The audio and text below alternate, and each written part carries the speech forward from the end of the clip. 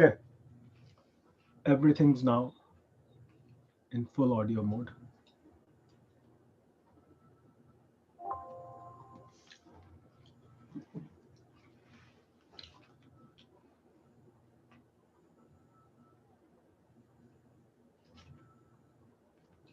Will there be a lag?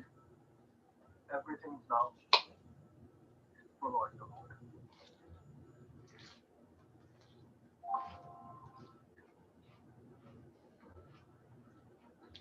Who do you want to watch? Right. Oh, we're watching NBC, right? Okay.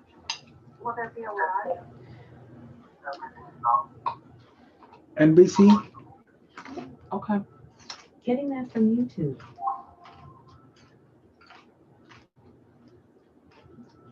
How will people be watching the same thing we're watching? They see Zoom. Will there be a lag? And then they'll watch something else? How are they going to? We're watching our TV, right? Getting that from YouTube. Is everybody else just going to be watching their TV and like talking to us? Mm-hmm. How will people be watching? So they'll watch something else? And then you'll hear their TV in the background? No, they just need to look at our Zoom. Will there be a lag? And then they'll watch something else? But this isn't on Zoom, that's our TV. We're watching our TV, right? Is everybody else just I don't understand. and like talking to us? They'll watch something else? And then you'll hear their TV in the background? See, what's there is the same thing there. And then they'll watch something else? But this isn't on Zoom, that's our, we're watching our TV, right? Is everybody else just don't understand and like talking to us? Also, like, why are we hearing ourselves? And then you'll hear their TV in the background?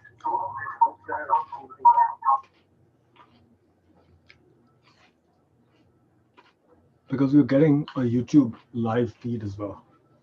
Okay, Trump is on his way. My man Trump got 11 seats in, Illinois? yeah.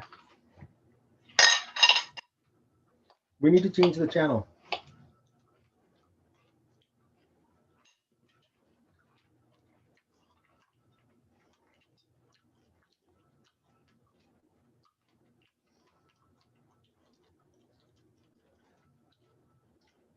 That should be Indiana. No. It's Illinois. Michigan. No, it's not Illinois. Indiana, then I guess. Probably Indiana. Illinois is reliably Democrat.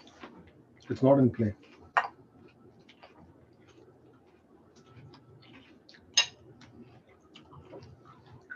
Ohio's the one to the right of it, huh? I really thought because like the Chicago's in Illinois, so I thought that Illinois was next to Ohio. Pennsylvania. Rectangular state is Pennsylvania. I knew that. That's Ohio next to it. Okay. And it's the state next to Ohio. Should be Indiana. I stopped paying attention once you get past Ohio.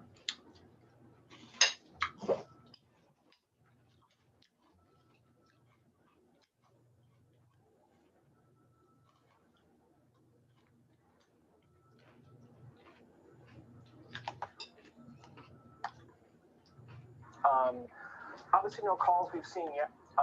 Okay, here's another part of this election that's very important. The character of the candidate.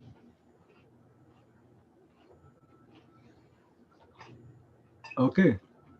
Fox News, are you gonna like talk to me? Or you just gonna keep quiet?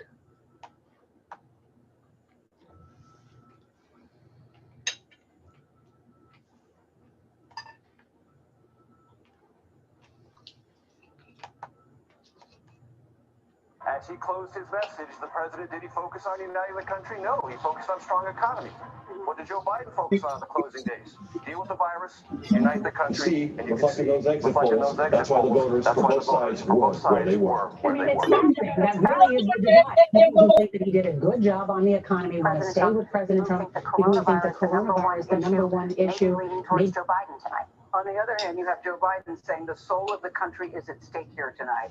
Be very curious to see if that resonated with the voters. And to your memo on the coronavirus or not, his supporters believe rebuilding the economy is by far more important than controlling the coronavirus. And that's a divide, and that's why it exists. How is That's that why he important if you're not emphasized- here to spend the money, though, Major? But it's all about their emphasis and reinforcing that emphasis. That's what politicians do. They reinforce the message their supporters most care about the most. And that fault line exists in a long-time debate in American politics, which is, do I get to make my own decisions about my life, or does the government tell me what to do?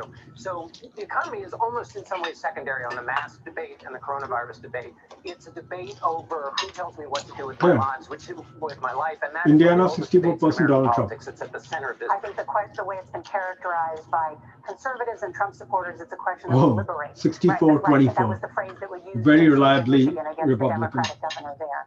And what Joe Biden tried to say in the last couple of weeks is you can be freer if you take some public health cautions. You can rebuild the economy. You can go back to Well, it's a close race. take some of the precautions.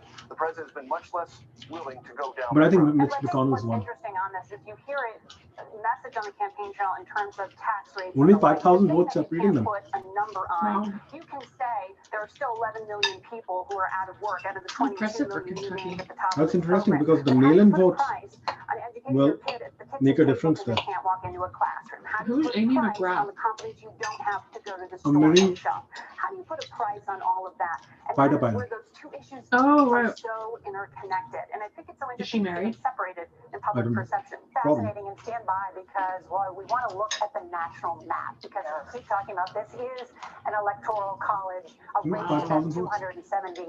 Let's go now to our elections director, Anthony Salvanto, who is at our map that we call the What Happens If map. What happens if, Nora? I want Who to won? start Oh, everybody Virginia. with the big picture, the national map as it was in 2016. Want to show you the states that President Trump is defending tonight. Now, in 2016, as everybody remembers, he famously swung a number of reliably blue Democratic states, Wisconsin, Michigan, Pennsylvania. But this year, coming in the pre-election polling, all of those states were either toss-ups or leaning blue. So I'm going to hypothetically take those out of his column for the moment. There's a second story going on here, and that is across the Sun Belt. Coming into tonight, Okay, Mitch Arizona McConnell's pulling was a ahead. toss-up. Georgia became a toss-up. Florida always is a battleground. Even North Carolina. So that subtracts from the president's 2016 map. Now, what does he have to do tonight? Well, for starters, he's got to take them back. He's got to replicate that 2016 swing, go back through Arizona, hold on to Florida. We'll be watching Georgia. We'll be watching North Carolina, which will be closing very shortly. And then to get back up over 270, maybe at Pennsylvania, that's certainly in his sights to continue flipping reliably, or what used to be reliably, Democratic states. For Joe Biden, his path also, I think, heavily dependent on the upper Midwest. He's going to try to pull back Wisconsin into the Democratic column, pull back Michigan from 2016, maybe Pennsylvania. That could get him back over. Or Joe Biden could also try to stake a claim to some of those fast-growing Sun Belt states. If he gets Georgia, North Carolina, or even Florida, maybe a more comfortable margin of victory. That's the way to watch tonight. Up through the upper Midwest and through the Sun Belt, lots of battlegrounds. Anthony, I want to return back to Georgia. That is a state that has closed at this hour. Let's put that board back up and tell us what you know about the state of Georgia. That is a ruby red state. And boy, Joe Biden, that campaign spent a lot of time trying to flip it blue. They did. It is a toss-up at the moment, Nora. So what we see out of Georgia at the moment is we're waiting for votes to come in. We're waiting for votes to come in. So you don't see any votes here yet. But as they come in, I'll tell you what we're going to watch very carefully. And that is going to be the Atlanta suburbs, the area around Atlanta. Because all of those counties, fast-growing metropolitan area, this is a place that has been trending towards the Democrats for the last couple of cycles. If Joe Biden is going to win Georgia, he is going to have to run up the score in Metro Atlanta. All right, and thank you, Anthony. Each of us here has a lot of data from the exit polls that we can look at and go inside there. And John's particularly good at working with the computer. After so much just hokum out in the world, we now have voters doing things we can count and come Talk real about it. You get a sense of what they really want from you get a little jumpy because you get to see what people actually think. And one of the interesting things that you and Margaret were talking about is white women with a college degree. That's a really important part of the electorate. They live in those suburbs. In Georgia, Biden leads Trump by President Trump by 1 point. Okay, in 2016, President Trump, then candidate Trump, won that group by 29 points. Whoa. So right now, according to the exit polls, that's a swing of 30 points. Now, these exit things change over the course of the night, but as of right now, Joe Biden leads by 1 point, and that was a group that Donald Trump won by 30. And he really courted those women, though, saying, you know, women, please like me. I'm saving your neighborhoods. The question is saving your neighborhoods from what, number one? Number two, and I'm going to help your husbands, too. To see, what year is this? That was President Trump you're talking about. Yes. One of the things that Anthony was following in his polls from the minute President Trump was elected is some of those women in the suburbs were turned off by President Trump, starting almost within his presidency. And the president was always trying to get them back, get them to take a second look. We certainly saw it with his convention. And we'll watch tonight whether he was able to. That's one of the key groups to look at, not just to see who's winning, but by how much. It's so interesting because we know that women make a lot of the household decisions on the economy. Yes. That is clear. They decide what cars to buy. Yes. They decide where to send their kids to school. They even usually buy their spouse's socks in many cases. And so in this case, if women switch back and forth, it's because they're feeling it at home. Their kids may not be able to go to school. People are getting sick. Their own parents that they have to take care of. So it's one of those key demographics we're going to be watching. And women are paying the higher price too during the pandemic.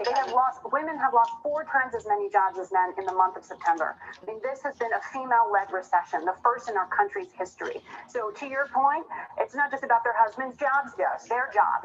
Yay, white And lady. the other big storyline that we are covering tonight is control of the United States Senate. So many competitive Senate races this year.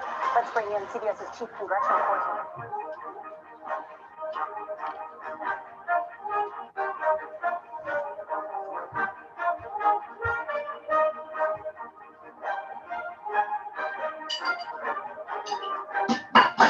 I'm Elaine Quijano. Thank you for joining us on Election Day 2020. It's the final day to vote during this historic presidential race that is unfolding amid a global pandemic.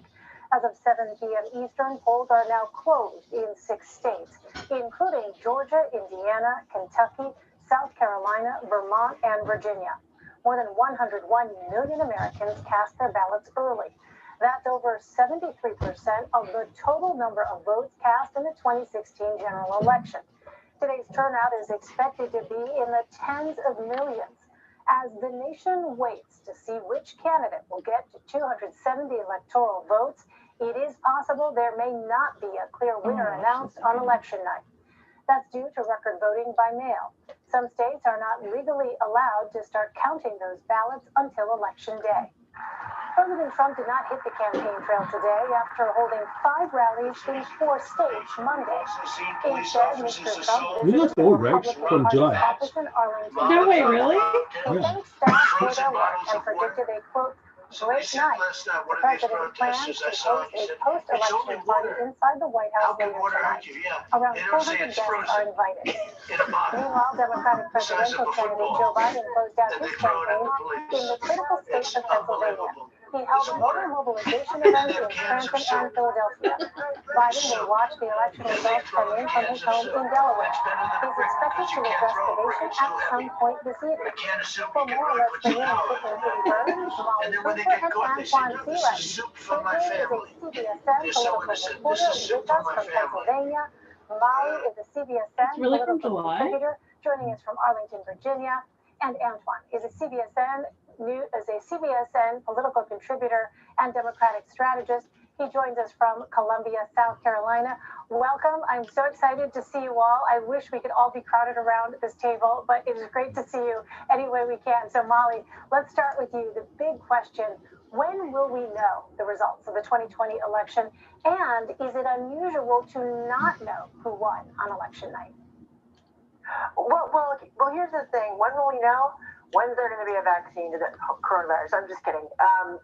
It's unclear when we will know because nearly half of the states have different ways that they get to count and process, or different dates by which they have to count and process mail-in ballots. So with that being said, some of these states can't even start processing the mail-in ballots until today, and that's or the next few days. So that means it's going to take a little bit longer than it has in the past. We're so used to, as Americans, we're so used to sort of this instant gratification, election night, results coming in, and the decisions being made. But that, that just doesn't, it's not going to happen tonight. And, this isn't that unusual when it comes to at least congressional races. I know in 2018, there were a number of congressional races that weren't called until weeks after the final counting because of the mail-in ballots.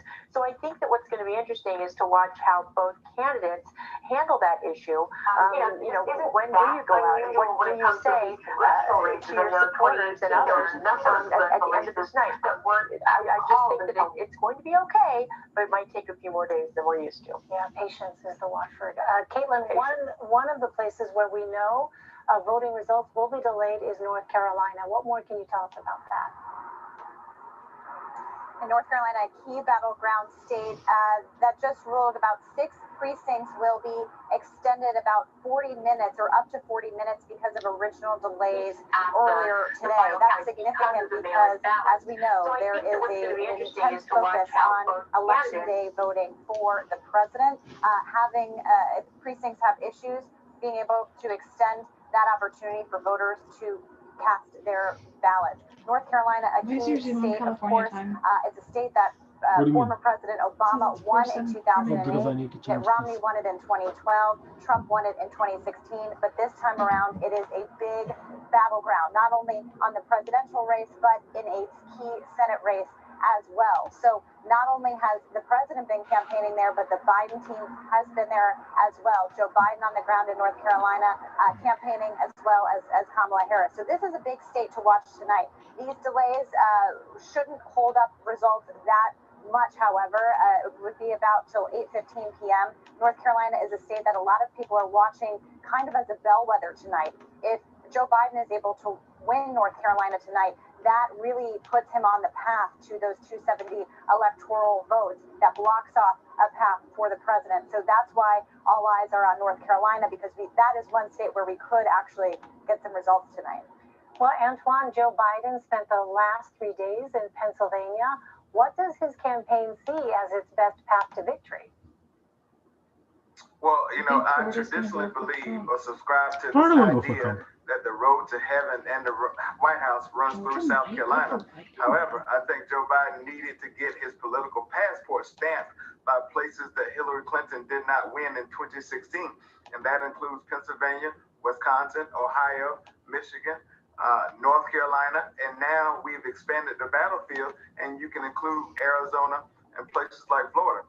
Here's what I know. There are states that Trump won in 16 Loeffler, that isn't she the Democrats one were who able sold to her win stock in when they 18. found out about Those will look very good tonight for Joe Biden. There are also states like Iowa and Georgia that have a U.S. Senate race on the ballot that's going to drive turnout like we've never seen before. I think that well-positioned Joe Biden. Conventional wisdom would tell us that we should look at geographics. However, we are not living in conventional times, and so we have to take add demographics into the equation. African-American turnout is high. Latino turnout seems to be high from some of the early vote numbers. This will be the first time in she's probably going to have to go into a runoff. Eligible African-American voters, 32 million eligible Latino voters, and with so many down ballot races with so much money being poured into voter engagement and voter turnout, I think Joe Biden has a pathway. Here's the other key point. There are states like Wisconsin, Georgia, North Carolina, Michigan, where the early vote numbers are so strong, leaning towards the Democrats, that Donald Trump has to overperform what he did in 2016 in order to make up the margin. For instance, in a place like Michigan, I think he literally has to have a 62% performance over what he did in 2016 to catch up to some of the margins. I think that bodes well for Joe Biden. However, we cannot call the race until we run through the tape. And so there's still some time left because people are still voting. Well, Caitlin, earlier today, President Trump was asked if he has prepared either an acceptance or a concession speech. Here's his response.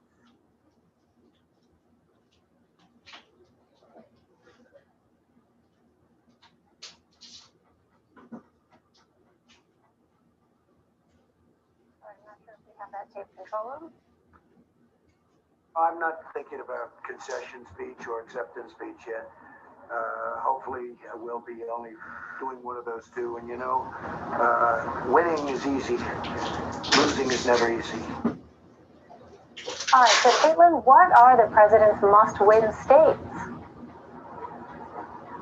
Well, the president's path to those 270 electoral votes is much more narrow than it is for Joe Biden. He basically has to keep all the states that he won in 2016 and prevent Joe Biden from cutting into any of his margins. So a couple of key states that I'm watching for tonight that can kind of tell us where this race is going. Florida, of course, is one to watch. It's always a really close battleground, but Florida is important because we've been reporting on all of the issues a lot of these states are likely going to have and reporting the results and the delays that will ensue. Florida actually kind of has it together. They have been able to process ballots and actually tabulate them weeks before Election Day. And officials that we have talked to when we were on the ground there recently said that they expect results on Election night. So if the president is able to win Florida, he's able to stay in this race. If Biden wins Florida, that really cuts off the president's path to victory. You're also looking at states like Georgia, which is labeled in our CBS News exit polling data as a toss-up. That is a key state, as Antoine mentioned. There's two key Senate races there as well. Georgia, North Carolina will be able to give us a good indication of where this race goes. Again, states that the president needs to hold, in addition to holding those states in the Midwest, where we see in polling that Biden has a lead. We're also keeping a close eye on Arizona, another state that has been increasingly becoming a battleground. President Trump won it by just 3 points in 2016. Democrats have been competing there. Another state as well that has been processing ballots before Election Day. That's kind of the key here to know. States that have been able to process those ballots and maybe get those results in on time compared to those like where I am and here in Pennsylvania, that just might take a while. Antoine, very quickly here, I want to turn to the exit polls when voters were asked about the most important issues. The economy was first and racial inequality was second. I know that you've been out talking to Democratic voters across the country. Help us understand what is... Let's look at Georgia. I think Georgia is the sneaker for tonight. What this tells me in Miami-Dade.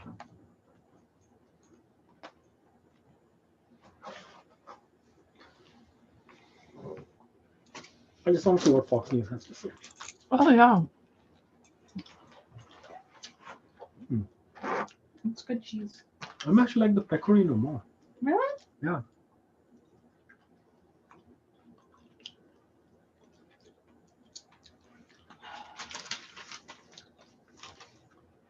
Huh. People don't seem to care about the coronavirus. They're over it.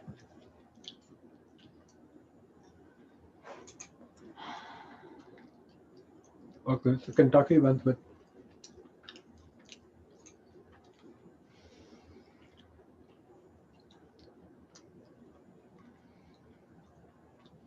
Don't spill the beer. It's there. I don't have anywhere else to put it.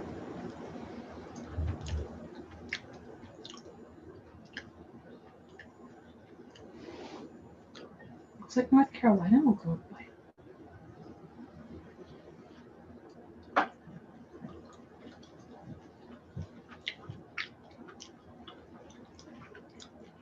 Where's the beer? On the floor. So Virginia's being called for Biden. Kentucky's being called for Trump, right? Wait, they think Virginia's called for Biden. Are you sure? Yeah, Democrat now. I thought it was like heavily toward Trump. No, it's Northern Virginia that throws them off. So? Those Northern Virginia suburb populations have increased so much that Southern Virginia, which is more conservative, and they no longer have a vote.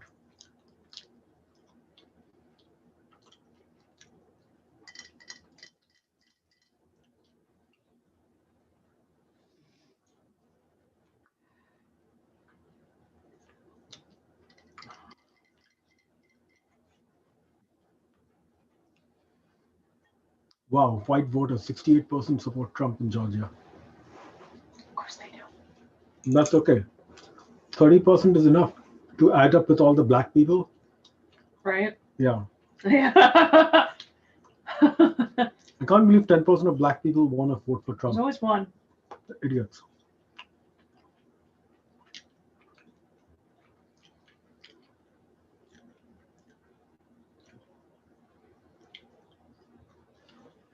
Voted. Voters definitely voted. Be a good time to have another baby. I'd be a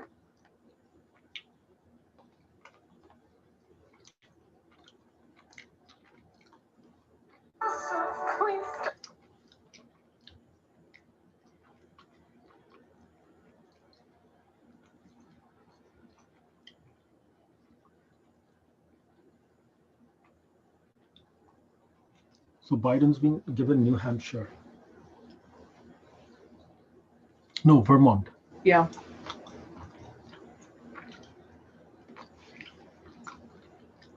That's it. There's only two. Wait. Nebraska and New Hampshire are the ones that split electoral votes.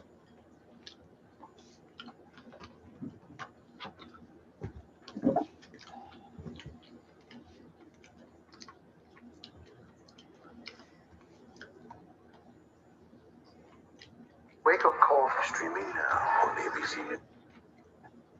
Get ready for. So are the only ones that are confirmed so far Kentucky and Vermont? That's the one that's been called so far, World's yes. richest royal families. Who is this person? He stole approximately $8.1 million. Where was all this money coming from? Buckle up. Just the tip of the iceberg. I'm Whoopi Goldberg. This is The Con. All new and royally good. Wednesday on ABC. Susan Powell was a young, beautiful.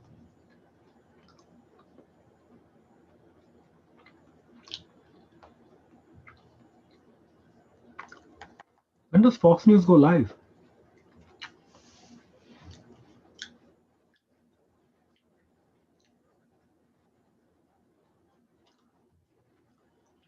See, with 3% votes, they're able to call Virginia and Vermont.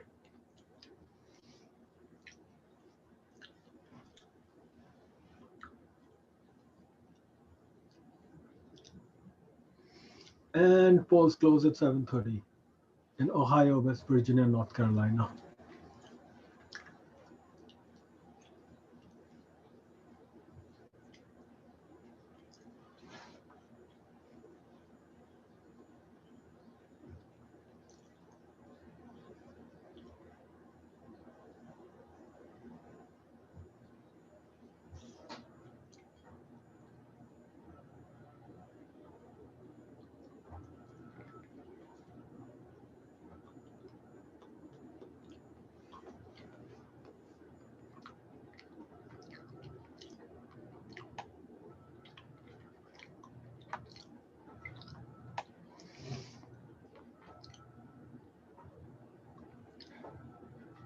I have voted.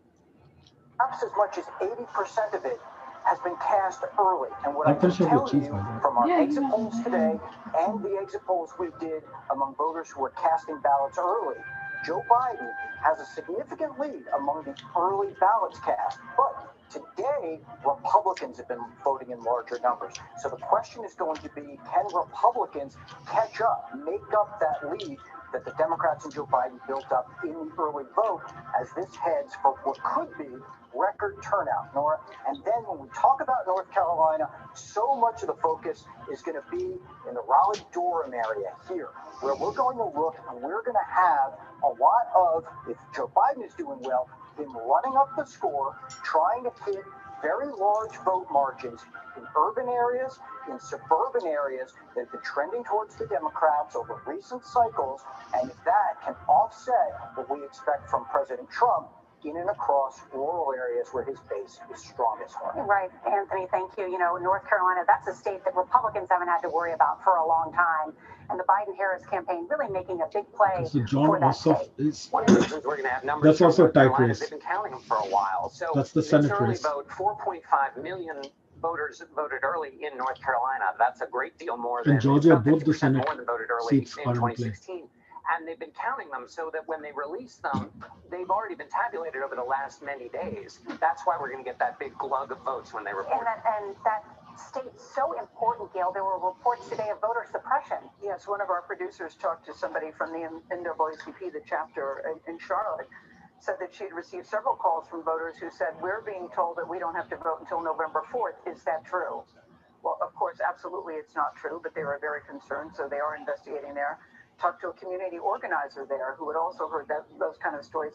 He had gone to 8 different counties and was taking along PPE and giving people gas money if they needed to go. He said they're thinking we'll count the ballots tonight and hopefully count our blessings in the morning. She's got a strap That's showing on assuming her if right it arm. goes Do you that way see? they want it to. And they got a lot of We attention got from Gail King's the right arm. president was there frequently in the past week. Biden. Is sent Marvel his wife, joining Dr. us? Jill Biden there just today to try to rally last minute support. One of the things that'll be interesting to watch, Cumberland County, Fayetteville area. One of the things Joe Biden talked a lot about since the summer is that report that the president had called members of the military losers and suckers. Yeah. That can resonate in a place like Cumberland County. 50,000 members of the military. That kind of Yeah. conversation, while it was everywhere, really can resonate in key parts of the state. And that's one place to watch. And Nora, just to come back to one of the themes that we have highlighted, white women with college degrees. If you look at that breakdown of the data that CBS is crunching, they are swinging Biden's way substantially. He has an 11-point edge with them. I always This get is the a last pick for demographic you. that Trump took by 8 points in 2016. So the trend is there. We don't obviously have a call, but this is a trend. North Carolina? Yes, so there's a 19-point swing towards Biden in North Carolina and a 22-point swing in Georgia. I had it a little high, so it's 22 in Georgia and 19 in North Carolina. So that's one of the things to watch tonight. I think that's one of the storylines developing tonight, the power there's like of women one and place this where they had election, just 15 as, of course, ballots. it's the 100th anniversary of the So 19th this guy got Amendment. 14, the Who other guy got women 1. Be the deciding factors in this election about who is the next president of the United States. I want to just check in quickly with CBS's Chris Van Cleave. He is in Raleigh, North Carolina, where some polling places are actually staying open later than originally planned. Chris? That's correct, Nora. While the polls closed for most of North Carolina at 7:30, there are 10 polling places that were given additional time up to 45 extra minutes because of either technical glitches or Kentucky, human top error 4. that delayed voting A Republican today. Now, to it's win not in unusual. Kentucky. This happens in every election, but per North Carolina policy, they don't release any results until every single poll has closed. So we won't get any of that data that Anthony was talking about until sometime after 8:15.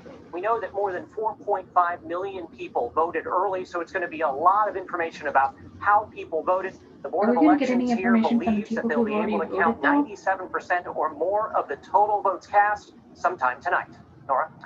In North Carolina, no, till the polls closed, you I want to can't give everybody release stay tuned. We've got some new information coming in from Florida. We're going to get to that in just a second. Yeah, It's like really for instance in interesting. New Jersey, Let's like check we in all first mailed with our Major stuff in. Garrett on what Are they going to people release vote the that way they information did after the in polls North Carolina, close? Major? It depends on state policy. Like in Florida, you can start counting ballots as soon as they come in.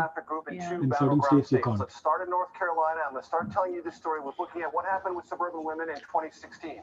Donald Trump carried them 54 to 44. What is going on with suburban women in North Carolina in 2020? Oh, still bad. Donald Trump 55, Joe Biden 44. Almost exactly the same ratio. But let's go to Ohio, another battleground state, and it's a completely different story, though it's the same demographic group. 2016, Trump carries at 52 to 43. I had no idea Clinton. suburban women What were is going on Democrats. in this election? Joe Biden 53, Donald Trump 47. So in North Carolina, things are almost exactly the same as they were in 2016, but in Ohio, there is a sizable shift, at least among suburban women, away from Trump and toward Joe Biden. You know, I've heard some of these women say, Major, yeah, we're a little disturbed by he's unpresidential and maybe his manners aren't so good, but he's very good on the economy. And I think other people say, but there's more to this country than just the economy. Right, and what you're seeing here is one thing I think the exit polls will remind They're on us. camera. You can have the same demographic group, but in different states come to different conclusions. In North Carolina, they're basically where they were 4 years ago. For them, nothing really changed, at least in terms of their preference. But in Ohio, at least, it appears that it has. You were going to go. Well, no, it's okay. I know what you're going because I teased it and I said we would go there, and so we're going to go there. We're going to go there. Yeah. Let's go there. Talk about Florida. You. I know you so well. I can read your mind. So you know, in Florida, we're getting lots and lots of vote in, and it's quite interesting. Why are we getting lots of vote in? There's been a lot of early vote. Yeah. So we're getting these puzzle pieces. These are for real puzzle pieces. So Miami-Dade, which is the largest county, 84% of the vote is in. Joe Biden is only up by 9 points. Hillary Clinton won that by 29 points. In this race, you've got to win and do well in your areas. That number is not a great number for Joe Biden. And look at the overall numbers. It's going back and forth. 40.0 to 49.1 just a few minutes ago. The president had a slight lead. It could be that kind of night in Florida again. But remember, even if the Biden campaign doesn't do as well in South Florida, they have been working to run up the numbers in Central Florida, places like Orlando and Tampa. And I know there's been a lot of concern placed on the Villages, for example, an area of the state that seniors. All of that is coming up. All of that is coming up. We've got it for you coming up. The newest information is coming in from South Florida. We'll talk to two campaign insiders, too, about how they're feeling about the state of the race. So many votes coming in. So exciting. CBS News 2020, America Decides. We will be right back.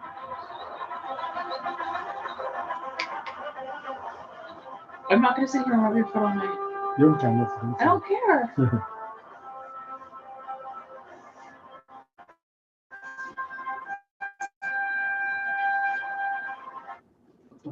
Stop it. The biggest names in politics. Whoa, that's news. Do you think that the president has? Face the questions you want answered. Did the CDC?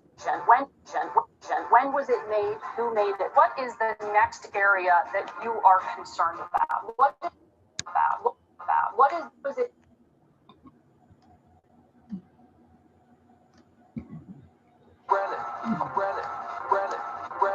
Brennan on CBS. Go to the ends of the earth right now. We got something crazy. Oh, and reach for the stars. Here we are. Tom. Yes, it's my comeback. Hey, this is pretty fun. Oh, wait, there's more. Experience, thought-provoking. Well, it's the idea of being a human being. Innovative.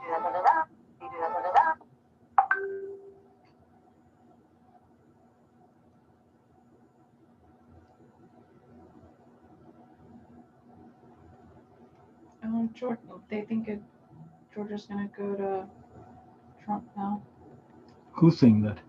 The New York Times. How can they say that so quickly? Well, they have a forecast. I don't totally understand it because it says 62% Trump, then it says Biden. I don't understand what the margin is. So it's leaning towards. As we've been saying, voters are voting. Polls are now open all across the country. Nationally, though, nearly 100 million people had already voted before this morning, more than twice than what we saw 4 years ago. And when you break down the early vote by party, more So of it's those leaning votes towards do Trump, belong right? to Democrats. More Republicans are expected to turn out to vote in person today. No, And of it's like course, they the just question is how many updates in more real time. could be the deciding factor in the key battleground states. And so, I breaking think we news can just give now, up U.S. on District Florida. Judge today ordered So Florida's going to lose postal this service inspectors or their designees But Georgia seems to keep going like back and forth. Earlier it was saying Biden. to ensure that no ballots anywhere in the country have been held up and that any identified ballots are immediately sent out for delivery before the polls close. What does Mulvey want? Hello, YouTubers. If you're watching this, it means you've checked out our channel, so thank you. Now do me a favor, subscribe by clicking on that button down there. Steve Kornacki, who has, I believe, our first look of any exit polls of the evening. Tell us about where these polls come from, what they say. That button down there. Click on any of the videos to watch the latest.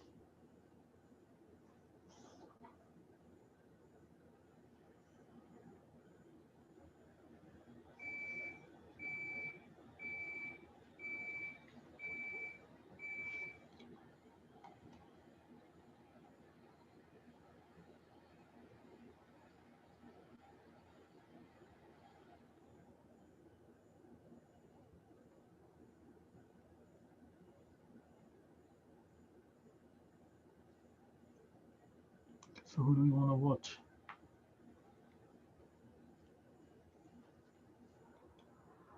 Yeah, I mean, you're right. It's the other big battle. President Trump has said the House is in play, and most people aren't buying that, but the Senate very much so. And, you know, the Democrats, frankly, do have some advantages here. They really only have one very vulnerable seat, and that's Doug Jones in Alabama running against Tommy Tuberville, the former Auburn football coach. But if you look at Maine, Susan Collins, of course, that's a very high-profile race. She's in for the fight of her life against Sarah Gideon. Place like Colorado with John Hickenlooper, he could pick up a seat, as well as in Arizona. Looks good for the Democrats as well, with Mr. Kelly over there. So there's definitely some bright spots potentially, but it's going to get tough. I mean, people a number of weeks ago said if Susan Collins is done in Maine, now that's tightened up, and it may not be the case, although there's ranked choice voting there, so that's another whole thing to get into in that state. But it also depends on how things sort of pan out, I mean, in other words, you got Georgia. A lot of people said, oh, that's going to flip blue, but you have 2 Senate races there that are probably going to be too close to call. There may be a runoff in January. If there's a blue wave, not only does the president win Georgia and they pick up 2 Senate seats, I think that's probably going to be pretty unlikely. But, all this stuff is still outstanding. Right now, we really don't know anything yet because, as we've both been saying, Jen, things have sort of played out according to plan and consensus, and nothing unusual or indicative, indeed, has happened yet. And we just have to note again the absolute all Biden has to do is win one had big with state. 100 million ballots cast before polls. If he wins Georgia or like something or the other. Andy brought up the Alabama race with Doug Jones. I think a lot of it's going to look Maybe he won like, Wisconsin. yeah, but it might just look like Trump's winning anyway because a lot of these, all Trump supporters are like voting in person because they don't believe in the pandemic. Senate race, and It's they're really like pouring big, money huh? in there to possible I think so. another kickoff And like they also for don't Democrats. Is that understand still how one to do to be like. watching tonight? I think it's one that Republicans definitely want us to be watching. I when it comes to the 2 seats that Republicans had a chance at this cycle, obviously Doug Jones in Alabama is a much easier win for Republicans. I wouldn't feel comfortable calling Michigan's the Senate race a toss-up at the moment. I think Trump would have to be doing a little bit better in the polls for that to be the case. He and his campaign have really seen his decline in Michigan, and we saw a real rebuke of Republican leadership in the state over the past 4 years. So those are kind of positive signs for Democrats. But the Michigan case is interesting. You have this incumbent Democratic senator who was a relative unknown to just about 36% of the electorate going into this election cycle. And you have this really strong, what Republicans see as a strong candidate, a strong recruit in John James, who is a veteran, young, Black entrepreneur in Michigan, and who has been Republicans have just been pouring so much money into this race. And even in the final weekend, the super PAC aligned with Mitch McConnell poured millions more into this race. They really see it as their only opportunity to kind of stave off a Democratic takeover. Let's get some final thoughts from John. John, you had pointed to the Miami-Dade results that were coming in. We know Florida's critical. What other states right now, where will you start to move to? What other numbers are you looking at right now that are key? Sure. I mean, I think now that we know Florida's going to be close, I think that's pretty clear. And actually, it looks like Trump actually is likely to win in Florida. I think that people are going to be looking at 4 states: Georgia, North Carolina, Ohio, and Arizona. Arizona will come in a little later. If Trump wins all of those, then it goes to Wisconsin, Michigan, and Pennsylvania. If Biden wins 3 of those 4, any 3 of those 4, I think do we have get water? away with winning just Wisconsin and Michigan. So those are the states in play. I would disagree with Andy a little bit here. I think we've seen a seismic development with the numbers from Miami-Dade. Biden supporters are not going to be happy to hear this, but it's a pretty big.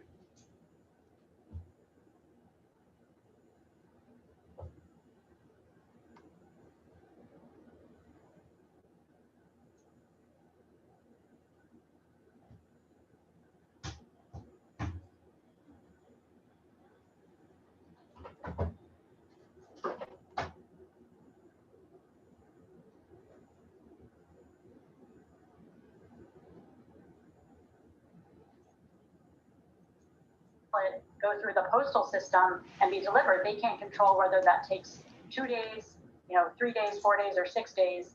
And so in Pennsylvania, they're allowing 3 days past that, past election day, past that deadline for when a ballot must be postmarked. So these are actually the things that are battled over. I think it's been a real education for many voters this election to understand that these laws that often are in the domain of the legislature have a real impact on voting rights. They have a real impact on whose vote is allowed to count.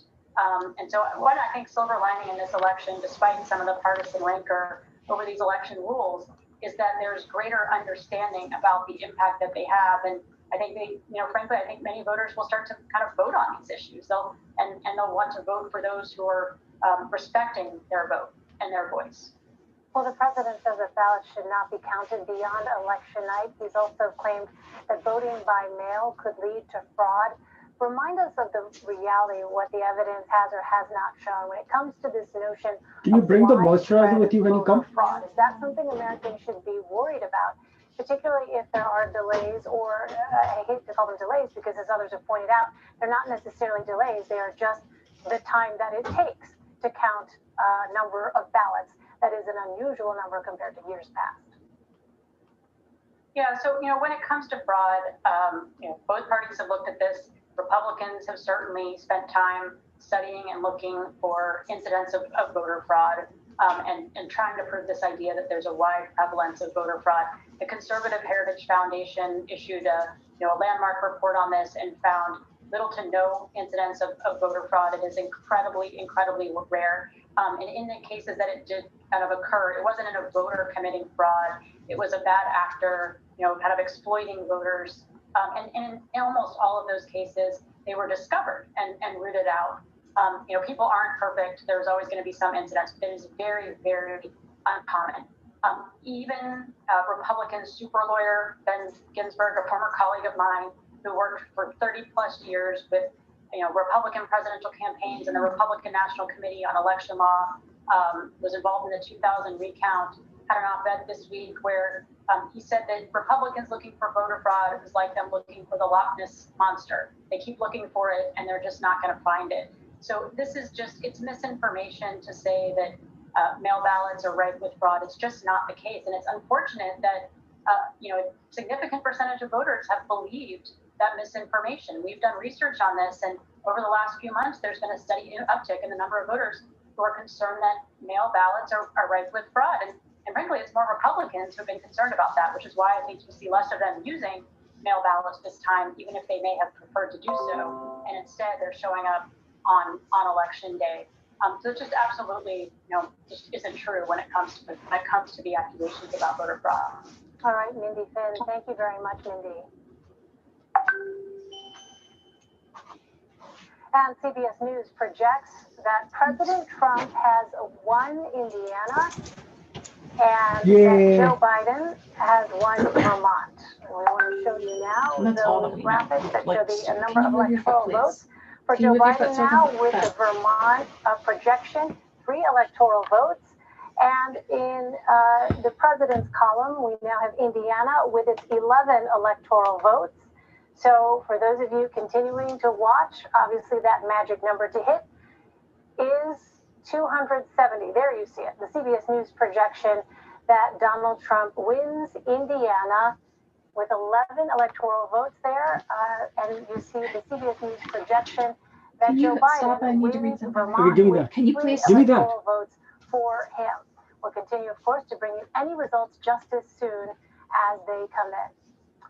Now, the pandemic has led to an election season unlike any other before it in the U.S.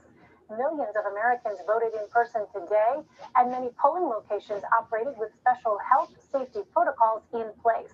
It is the first time that public health experts have issued such guidelines to help voters safely navigate an election. For more, I want to bring in Jessica Brown. She is a senior advisor for We Can Vote, a nonpartisan coalition. Oh, hey, but you can do something while you're doing that. The 2020 election is safe, secure, and successful in the face of the pandemic. Jessica, thanks very much for being with us. Some of the work that your organization does is to advise voters on how to protect themselves and their communities from the spread of COVID-19. How many people have benefited from this initiative? We've reached millions of Americans with our digital ads, with our print guides, and really the message was that you have safe and healthy voting options this year. whether it was casting your ballot by mail and returning it to a secure drop box, or whether that was going to vote in person and maintaining physical distance, wearing a mask, washing your hands. People had so many more safe and healthy voting options this year, and we saw that Americans really took advantage of these options. Absolutely incredible that we've seen over 100 million Americans vote early, and that made it possible for so many more millions of Americans to vote safely in person on Election Day. So this was really a huge success, and something that, you know, a number of months ago when we saw states struggling with some of their primaries when they didn't have as much time to prepare is a major turnaround, and the election officials and public health officials have done an incredible job in having safe voting experiences. Well, what were the challenges involved in the process, and how do people receive these health voting advisories? Some of the challenges were that the systems that we were trying to expand, these are things that usually election officials might take a number of cycles to implement, and they had to do it within a number of months. So it was really, the clock was working against us the entire time. But what was really amazing was to see the public health officials and election officials working closely together to figure out, how do you have safe polling locations where people could be spaced apart? How do you ensure enough protective gear and masks and hand sanitizer for polling locations? What are the things that need to go into educating the public about the new options available to them?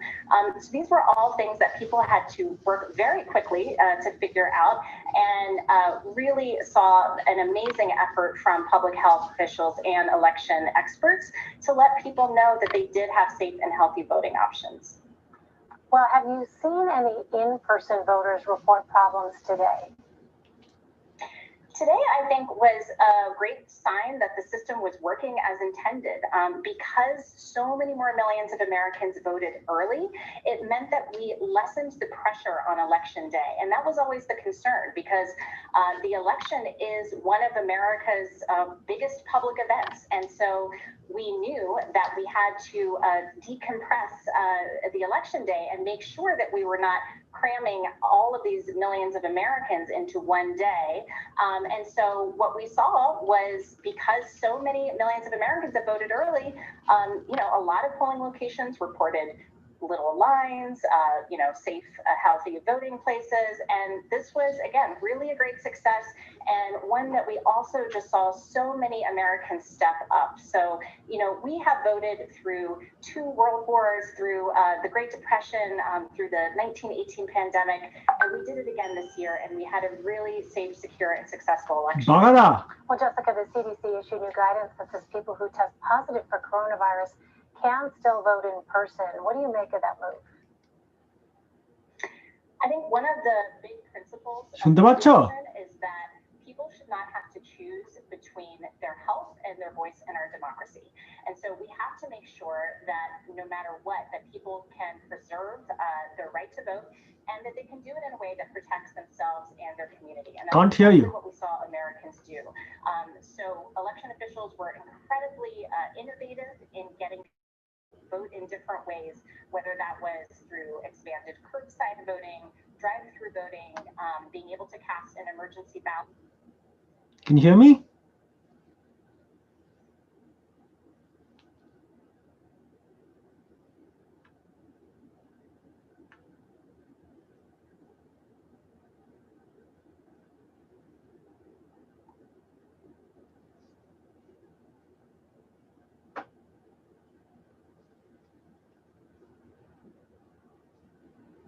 Hello.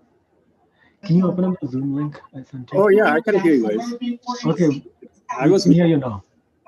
Yeah, I was mute. But my battery is dying. So That's okay. I don't think we're going to be getting results today anyway. Yeah, so, okay. Yeah, I will join after probably 1 hour or so. Let me charge the battery. This link will just keep running. You can join anytime you want. Okay. Can you hear audio on our screen? What is that? Can you hear audio? Yeah. Okay. Yeah. Okay, we'll see you whenever you get back. Okay, all right. Goodbye. Going for Biden, for Trump. Neck and neck, obviously, but that's still up over what we saw. Hey, what are you doing? I might as well just get, like, we're just sitting here waiting for stuff. I'm just getting ahead of time. I have a really long Why do you day open your tomorrow laptop? that starts at 8 a.m. What do you I mean? don't need to work on my laptop. I'm just replying to some You have to emails. remember to wake me up at 8:30. When's your appointment? 9:30. Really? Yeah. More states across the country. We're going to take a quick break, but when we return, it's a CBS News special report, America Decides. Stay with us. You're streaming 9:30. election night coverage on CBS Net.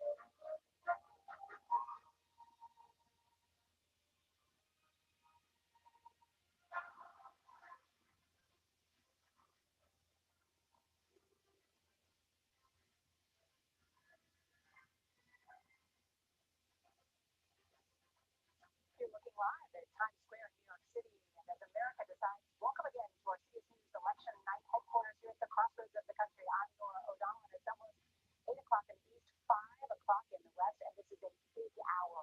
The polls are about to be closed in half of the states across America, and that includes two that we are laser focused on this hour, Florida and Pennsylvania. They are part of what we're calling our notable nine tonight. Those states that could decide the election and determine who becomes president of the United States. All roads to the White House go through Florida, especially for President Trump. It is his newly adopted home state. Florida, you remember, infamous for that 2000 election, but it could offer an early look tonight about who occupies the White House in 2021.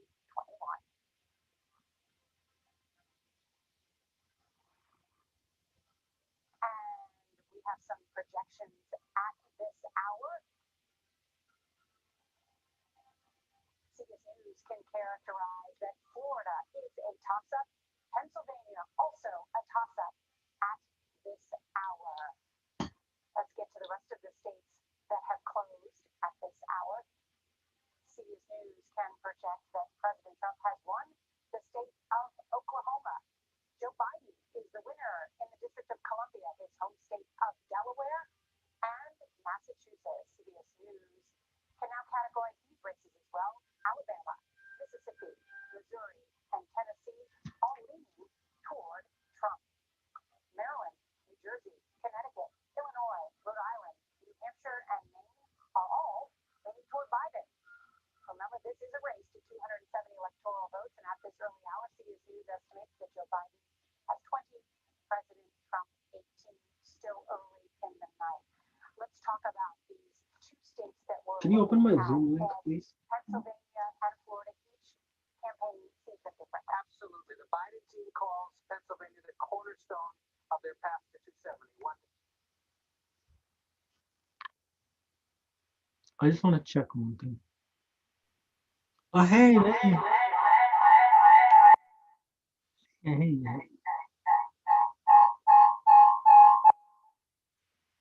Can you hear any audio? Just mute your microphone. I did.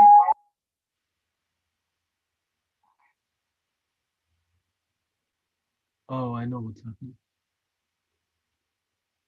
Can you turn off your volume? So you can't hear anything. I can, but I had to turn it off because I had to mute it on both. I had to mute this, and I also had to mute that. Because otherwise you get the feedback. So I just turned it up.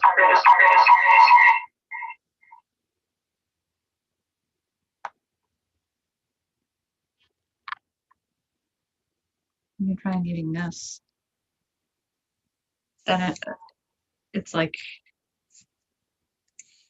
it's Do allowing you me. have your headphones? Yeah, I have headphones.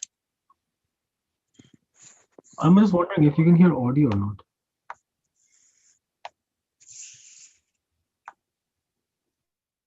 I'm hearing audio. Talk. The TV audio. Talk. No, the TV audio.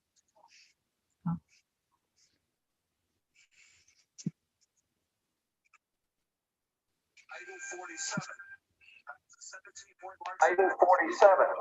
That is a 17 point in 2016, shrinking to a 5-point margin in 2020 among those voters. Now, let's look at Latinos. Again, I'll reset the clock to 2016. Latino voters, There's Hillary something, Clinton, there's sound coming Donald through Trump, here. 35. There's something that Latino hear voters sound flagging coming through now. here. Joe Biden, 53. Donald Trump, 45. So, Donald Trump is performing a little bit better than Latino voters. Can you hear me now? Composition of the electorate this election 2020, well, Latino voters. Maybe she go the other way.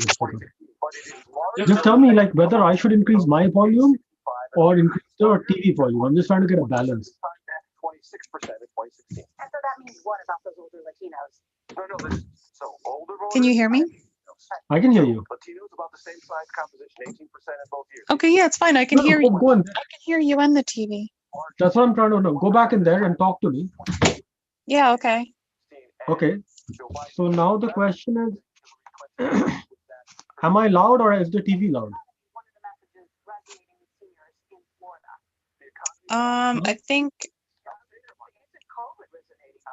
Hold on, I don't even have you on speaker. Keep talking. Okay.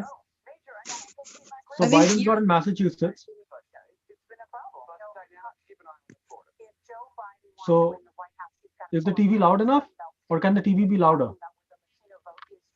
I'd make the TV louder. Make the TV louder? Yeah.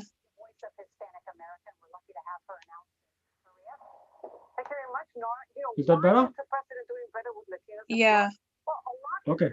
Cuban American voters who are coming out in support of Trump, as Major just said. Okay. The president's law and order and anti-socialism messages. Can I leave the meeting? Yeah. With Cuban voters, and also from voters from countries like Venezuela, Nicaragua, among others.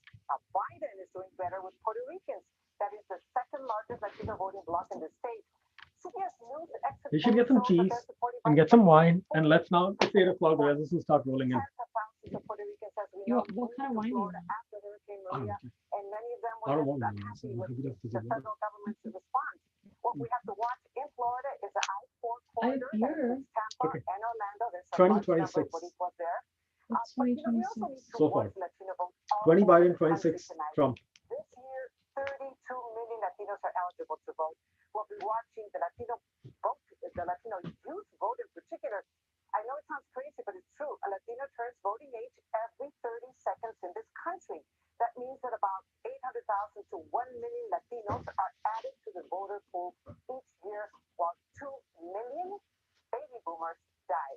So we're going to keep a close eye to these battleground states that may be tipped by this demographic, by Latinos. One is Florida, of course. The other one is Texas, Arizona, and Nevada, where Latinos make up more than 20% of the electorate. Let's see if Joe Biden was successful in getting them out to vote. Maria, stand by. I think Ed has a question for you. Elena, great to be with you tonight. You know, we've heard the president for almost 4 years talk about how Joe Biden and Democrats would enact socialist policies in this country. To a lot of Americans, that kind of goes over their head. But remind us why that resonates so much in South Florida and why it could be affecting Biden's chances tonight.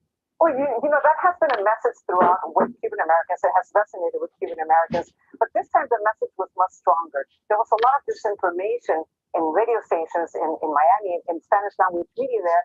And they really scared people into socialism. And especially now Venezuelans. Venezuelans only 2% of the vote, the Latino vote. However, they are coming out in larger numbers. So it really is the turnout that is being affected. You also have Central Americans. You also have Colombians. So that's why it's resonating so much. Another reason, besides the anti-socialism message, is the violence. A lot of people fear the violence. So law and order is also a huge issue for them. All right, Maria Elena, as we continue to track the Latino vote, thank you. CBS News can project that President Trump has won the state of Kentucky. Another call as he puts some more electoral votes on the board. Not a surprise there. And we'll check in with what's going on in that Senate race in Kentucky, a big one in a moment, because of course the Senate Majority Leader also on the ballot. All right, coming up, we'll check in with Manuel Bojorquez. He's in Florida, latest on the vote there. You're watching CBS News 2020, America Decides.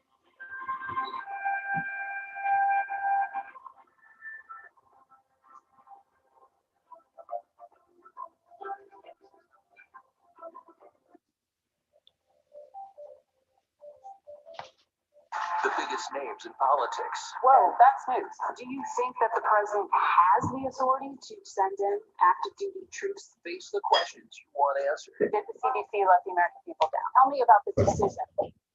Face the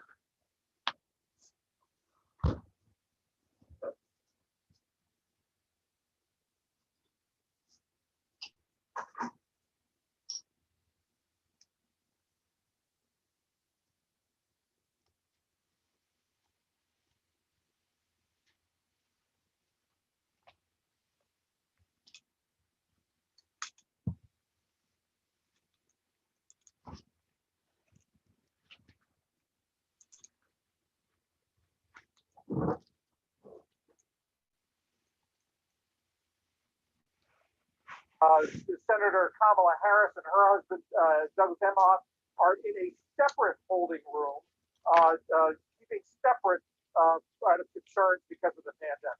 Judy? It is so interesting how this pandemic has completely not upended everybody's lives, of course, but also upended how we cover these campaigns and how they conduct themselves. John Yang, thank you. We will continue to come back to you. We also know that there are results in a number of Senate races where states have polls that have closed this hour, and we're going to give those to you now. In Kentucky, Mitch McConnell has been declared the winner by the Associated Press. Amy McGrath is challenging him, former Marine Army fighter pilot. I'm going to get it right.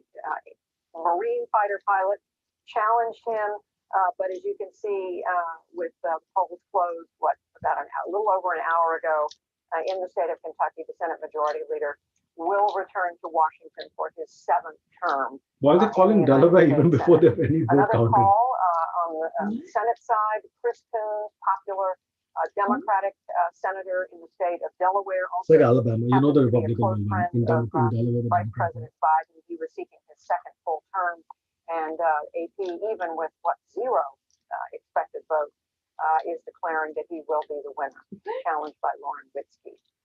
In Illinois, another a hold for the Democrats. That is Dick Durbin, who is the minority whip in the Senate. We're seeking his 5th term in the United States Senate, and he will be coming back to Washington. Another hold for the Democrats in New Hampshire. Jean Shaheen was looking for her 3rd term. She defeats Corky Messner, who's a Republican, a That lawyer. is such a That's a state where people are waspy, perfectly like New comfortable England name, splitting their Corky. ticket. The governor's race of the Republican is probably ahead. Chris Sununu, we will see in a few minutes, but right now the AP is calling the Senate race Indian lost. for Jean Shaheen. New Jersey, another sure hold he for was the a Democrat. Democrats. That's Cory Booker, who was challenged by Rick Mehta and a lawyer. But Cory Booker, seeking his 2nd term, is coming back representing the Garden State. And here's yet another hold for the Democrats.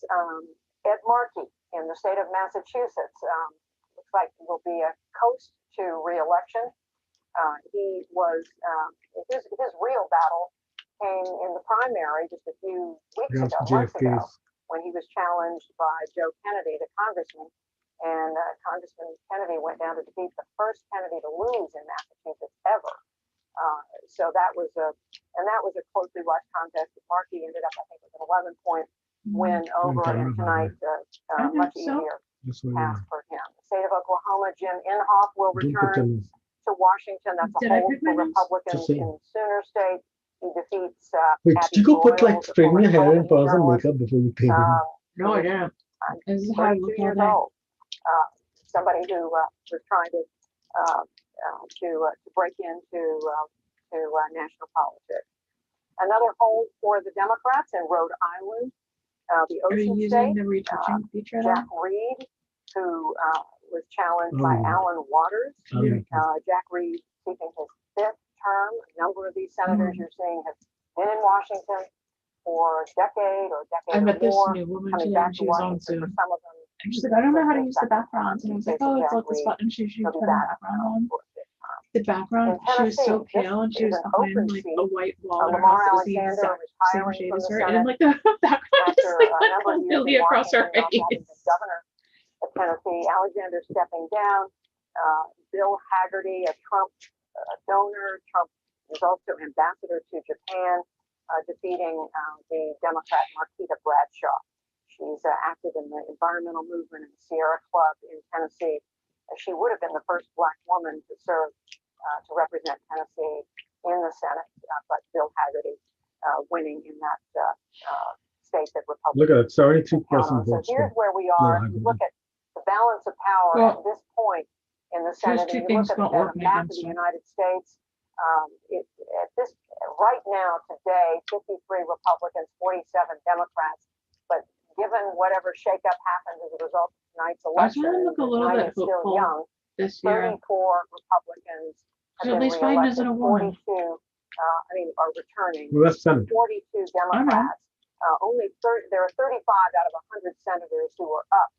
So They still we're hate just women everywhere. beginning to see these numbers come in. Those are the states you see in color, the Democrats, red, of but course, this is just a Republicans, reminder, blue, 2/3 of the Senate is Democrats, not running. but this is just a reminder, 2/3 of the Senate is not running. They are coming back regardless.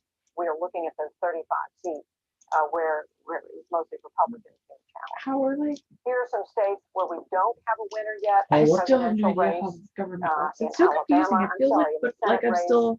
I'm going to go down the list. Mississippi, still waiting for. How can they only be changing some of the seats? Because senators have a 6-year term. Elected, return to So Washington every in the 2 state years, of a Maine. third of the Senate is up Big for the election. challenge for Republican Susan Collins.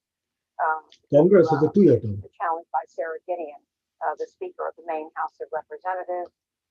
Alabama. So they alternate, like they just like phase them They in rotate, and out. yes. Yeah.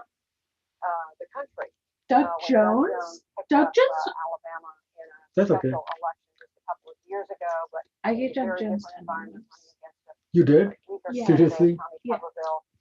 I started like rage donating, like when Trump would do something like really awful, like instead of like.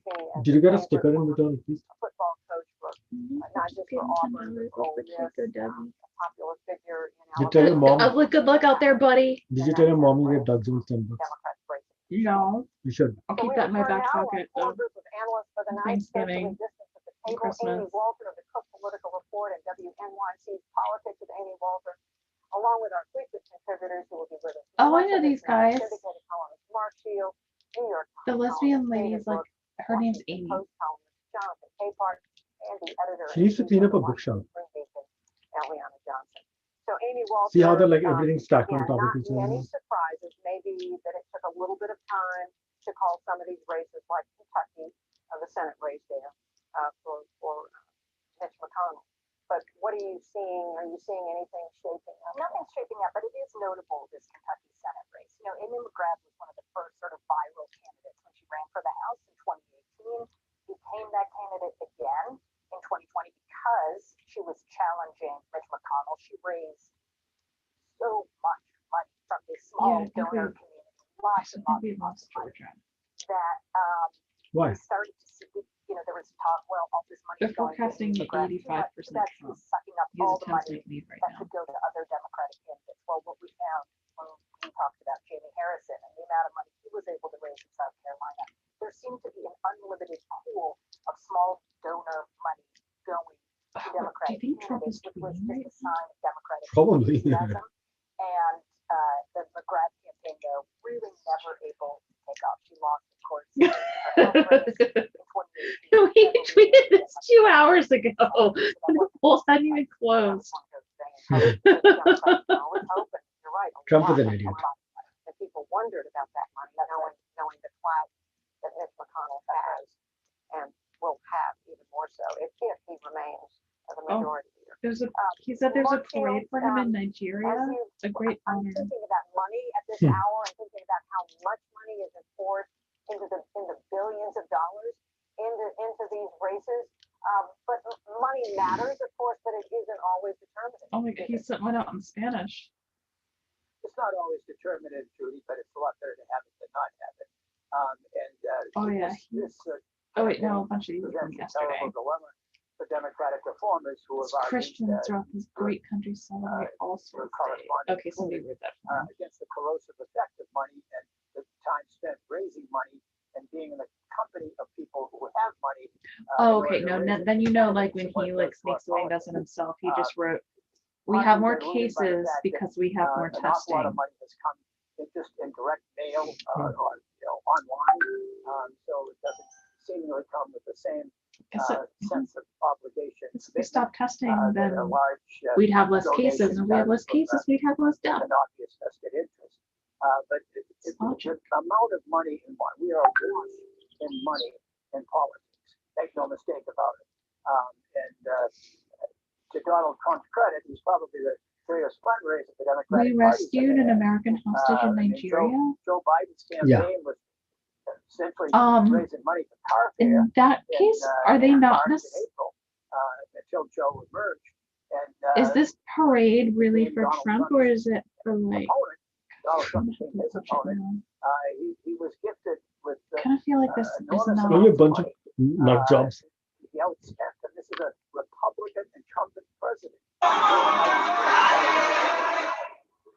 So, you know, I think there has to be some consideration, reflection, after the Democrats give up that idea of limiting and Nobody's wearing masks.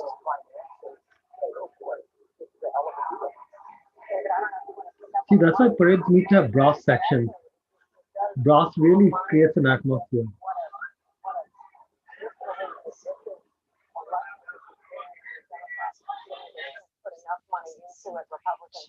Feeling the same way. I mean, none of it seems right. A lot of animus out there. There certainly is, and money follows animus, I guess. You know, Amy McGrath raised $88 million in her CPG estate, and it didn't do her any good. And I think it clarifies the role of money in American politics. It does for politics because politicians have great faith in the power of money, and they center their lives around raising money. It doesn't make much difference. Biden right now has a lead. Once a candidate's at threshold level of 85 to money get 55. known, all the other money that's dumped in, it just makes the level bounce. It does have any effect. Political scientists have studied this for fairly well. And big amounts of money in a high-profile campaign just doesn't matter. And I always tell people, if you are in the mood to give money to a high-profile campaign, lay down till the feeling passes, because you're not doing any good with that money. You're just making people on TV stations richer. So give the money to charity. I think the research is very clear on this, and Amy McGrath is the latest example. And Jonathan Capehart, I mean, it sounds so wise what David Brooks is saying, and yet in every election, the numbers just seem to, I mean, I'm old enough to remember the first time a presidential race hit a total of $1 billion. And I think I saw the other day we're at 11 billion or something in this race. These races are all.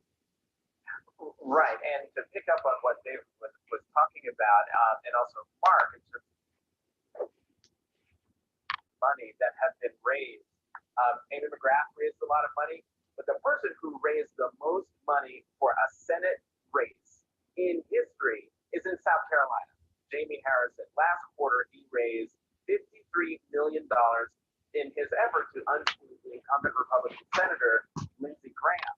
And we're about to find out if David's action, his rule is true, that a whole lot of money does not guarantee you or does not mean that you are going to win the race. Jamie Harrison got in that race going full well. It was going to be an uphill battle, but in the polls and surveys through that race, he has either been tied or Look, your boy Doug Jones is in the lead in Alabama. behind Lindsey Graham.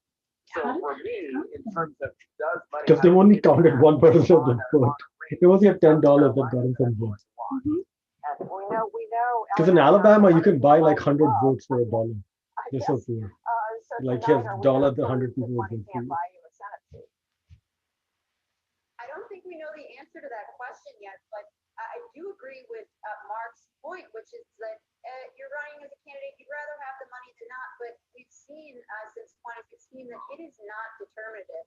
Amy McGrath outspent Mitch McConnell by $30 million, almost $30 million, and it didn't do her that much good.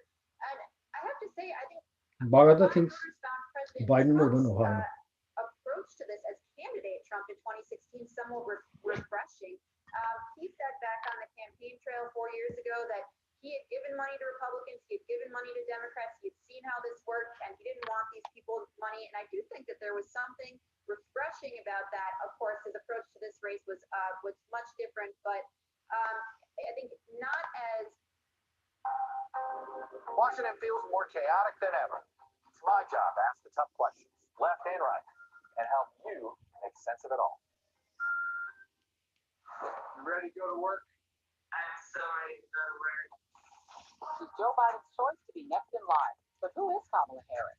Join me, Joy Reid, as I explore her life journey from Oakland to Washington on my 6-part podcast, Kamala, Next in Line. Maine is 88% Trump.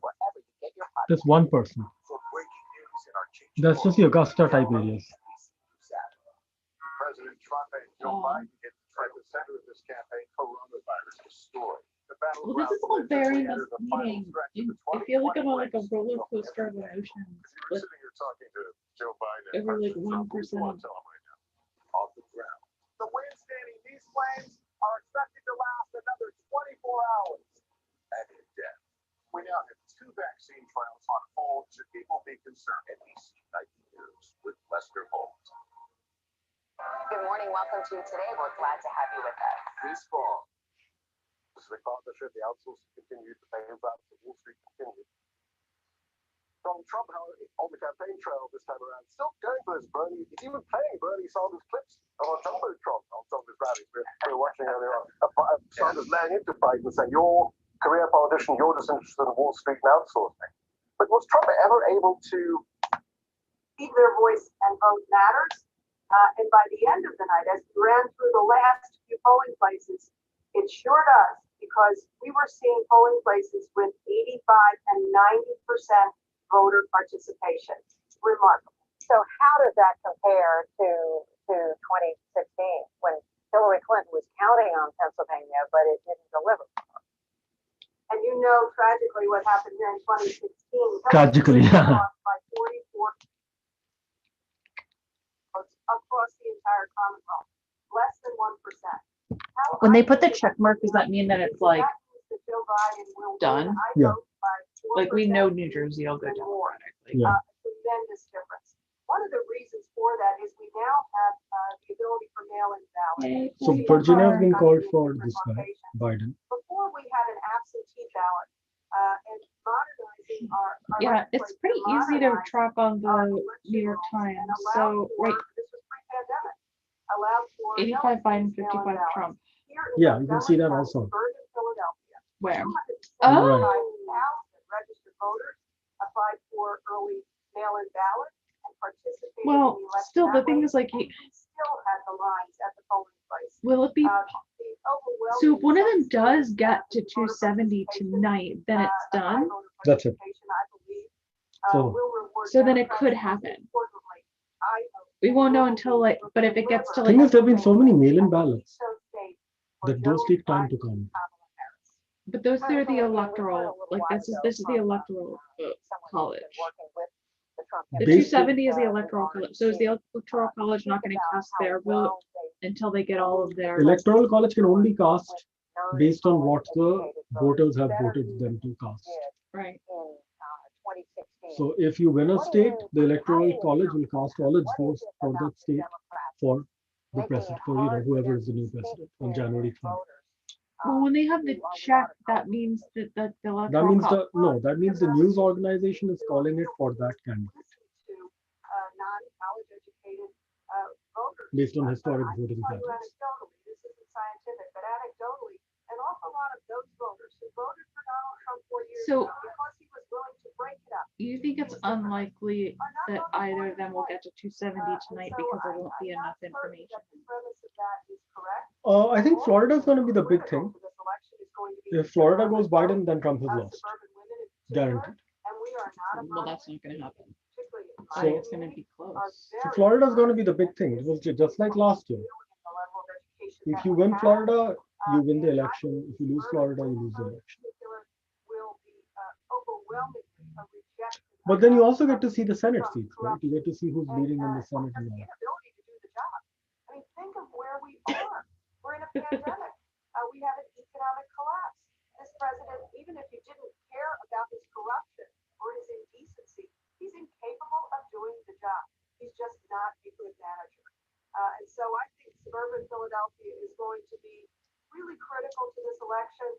Suburban I'm charging one of my voters, watches in the diverse sets of voters are overwhelmingly, I think, going to See how light this saying was? Joe Biden and Kamala Harris are the key to our future. Representative Madeline Dean of What do you Pennsylvania, think? thank you very much for being You're with not us. even We appreciate impressed. it. I'm in the middle of Thank sending you. a text. And now for a view from the other side of the aisle, let's bring in Oklahoma Republican Tom Cole. He's the deputy minority whip in the House. He joins us now from Oklahoma City. Congressman Cole, thank So you Doug very Jones much definitely for won? joining us again. I know you talked to us at the Republican He's during definitely the lost. Republican convention. What? I'm asking you what I'm No, asking I'm all asking, those do we know who about are Doug connected Jones to his yet? campaign. He's What lost. are you hearing Doug Jones from the lost? Trump Absolutely. Just and now? from your No, contacts inside even before a single vote was the counted, he was House and Senate called as he campaign? lost a seat. Well, frankly, a lot of confidence on the Trump side. I think right now. Like everybody But I knows. gave him money. Rates falling the way you would have anticipated it to fall. I'll pay you back if you Falling the do way this. they would anticipate, you would anticipate it to fall. That tells me we're in for probably a pretty long night here. And yeah, as I call around the country, I talked to a couple of my colleagues in Pennsylvania. They were I'm very trying to see what lecture on camera and then I'll make my extremely move. well here in the state. So just too soon to tell, but it looks like both sides. Yeah, I can see what shows up on camera too. They're active, and I expect a very high turnout, very expensive campaign. Well, you're right. We are hearing two very different stories. The Biden people saying they feel good about Pennsylvania, some people saying they feel good about Pennsylvania. But wrong with that, Congressman Cole, has the president been Yeah, 'cause that's the thing, like, serious all with like enough in the way 1%, they're he's like, talking yeah, it's good. about Hey, and approach this virus, What? this COVID-19 pandemic? Are you gonna go get ice cream? I mean, I could. Okay. Issue for many Americans. Well, here's a question. This is something that took the world unawares that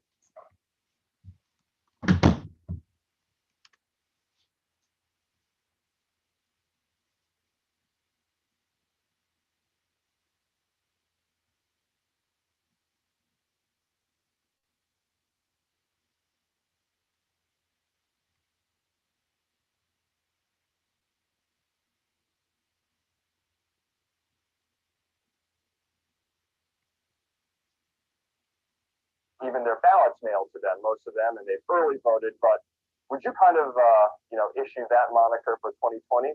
Oh, this is absolutely.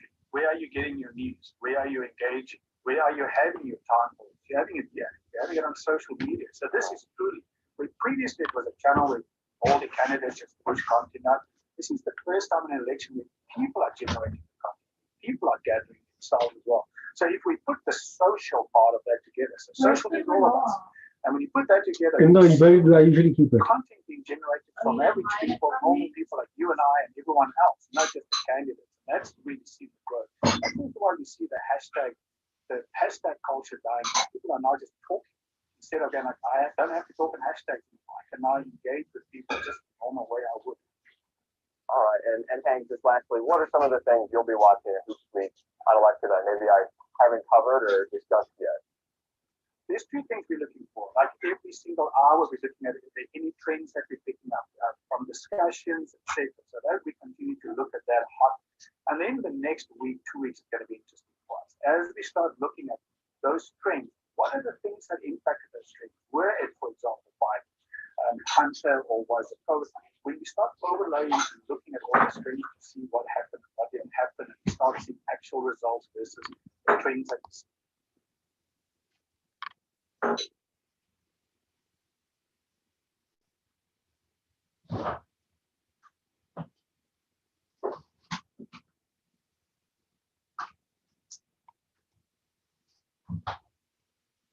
You really think? I thought Doug Jones was gonna win. We should give him a call and say, hey man, what happened?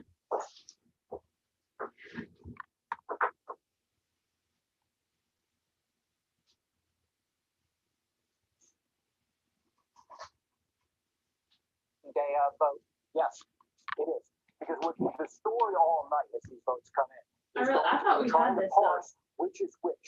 At this moment, we are not sure. And so what's going to happen is the Republicans, we believe, have done well. Donald Trump has done better on that election day vote, but it's that early vote, John, where Joe Biden, we think, has run up the score. So that's a very important point that's being made because it could still change without the night as more of the votes come in. Let me ask you, Anthony, about the state of Ohio. That has closed. A very important. No Republican has won the presidency without the state of Ohio. Indeed. So let's zoom in there. Now here we do have votes starting to come in, 42% of it, in fact. Key things to watch in Ohio. First of all, Cleveland. You should come and watch the Ohio vote. Okay. At the moment, let's zoom in for a second on Cuyahoga. Here's another place where Democrats have to do well. Right now, Joe Biden at 74.8. I'm going to show you the past history, 66% for Clinton. So if you're Joe Biden, you're liking that percentage. That's where you start. But then we're going to look at the counties around Cleveland, whether it be Summit County, how's he doing there? Better than Hillary Clinton.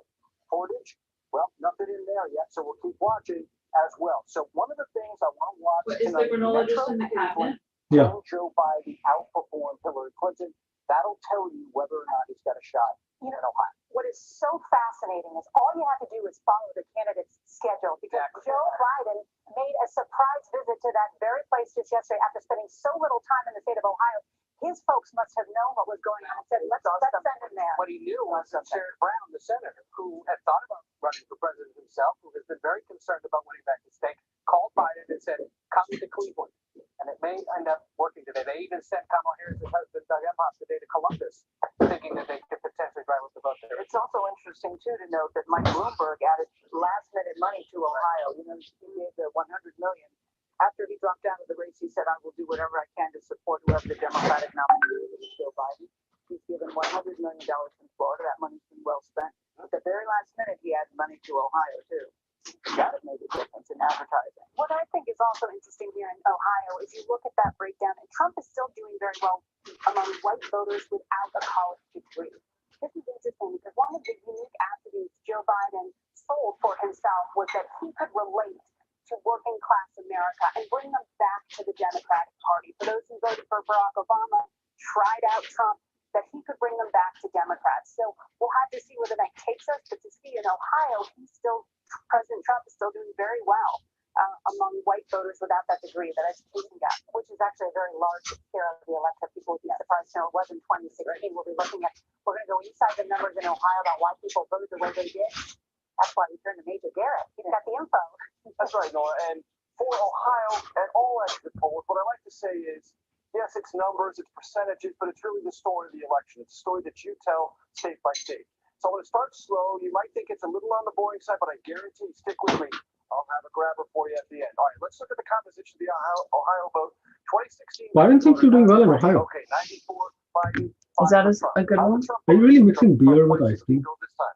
94-6. You're all saying boring. Come on, Major. Where's the No, I'm having beer first and then last one. These are voters who showed up this time who did not vote in 2016.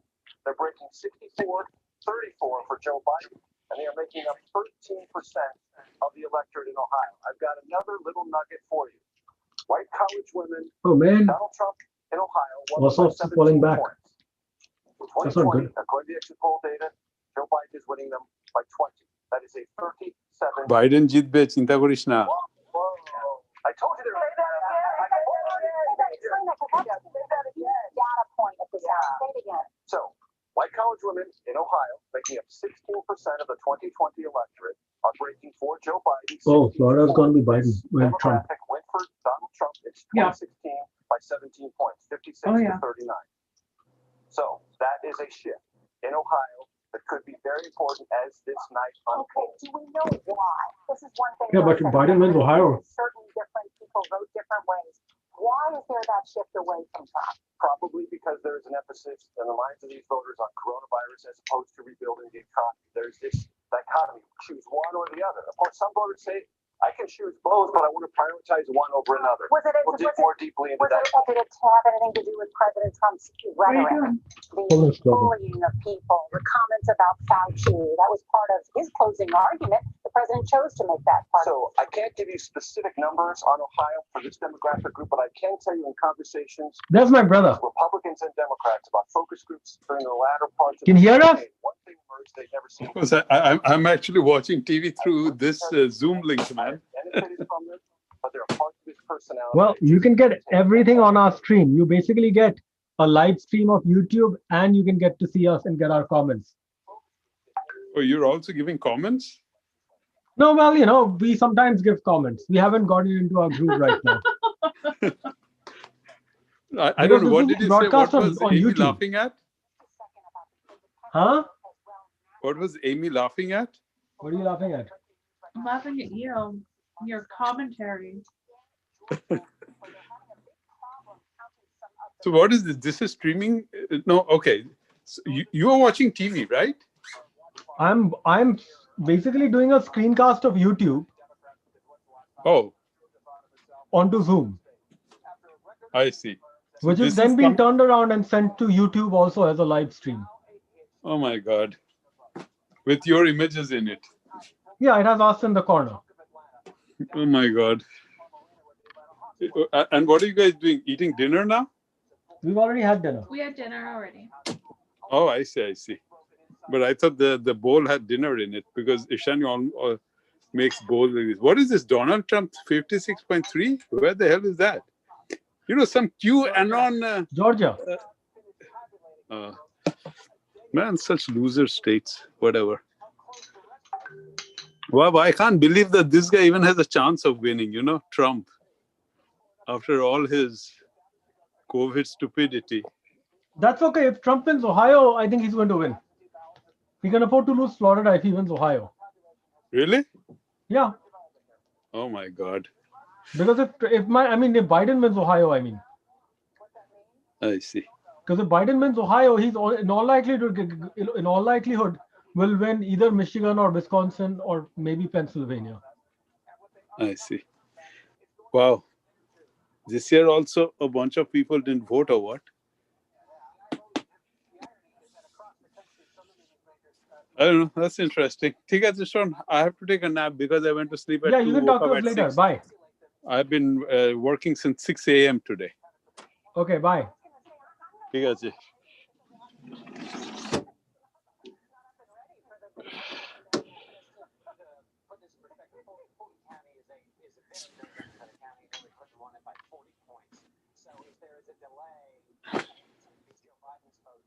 By the way, we'll keep our Zoom running, so you have to leave the Zoom meeting. I know. I'm doing that. Don't worry. Bye. Right.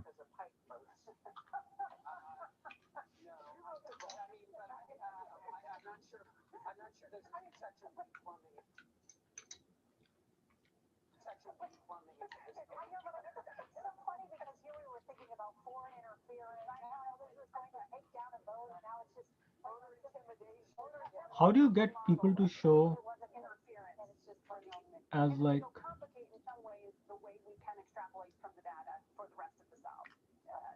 Could have some impact on our figuring things out with the people. Right. But we're going to keep everything in perspective. It is in one county. It's a big state. What are you trying to do? How do you make a gallery view so that everyone shows up? We're going to keep everything in perspective. Right. CBS News want to bring you a projection at this point because You click on one of those, but there's nobody else here. No, see out here, whoever's speaking shows up. I want to have more windows so you can see all the people at the same time.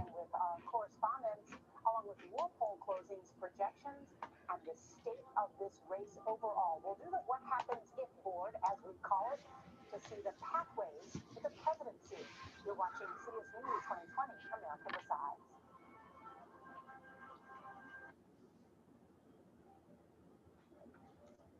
The biggest names in politics. Whoa, that's news. Do you think that the president has the authority to send in active duty troops? Face the questions you want answered. Did the CDC let the American people down? Tell me about the decision. When was it made? Who made it? What is the next area that you are concerned about? What does that mean for the risk of reinfection here in the United States? You bring up a very good point, Margaret. Margaret, that's a great question.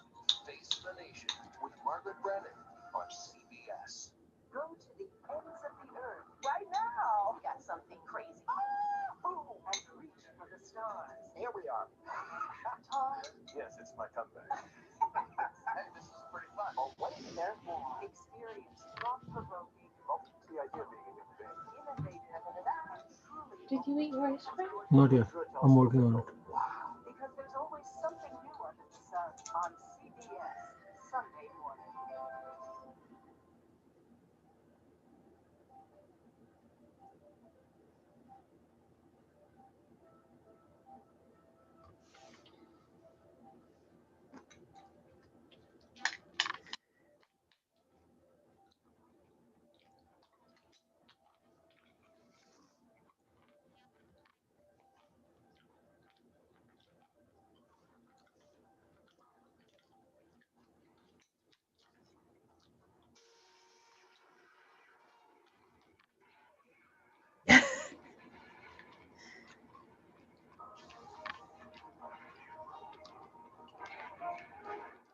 I get it. Florida.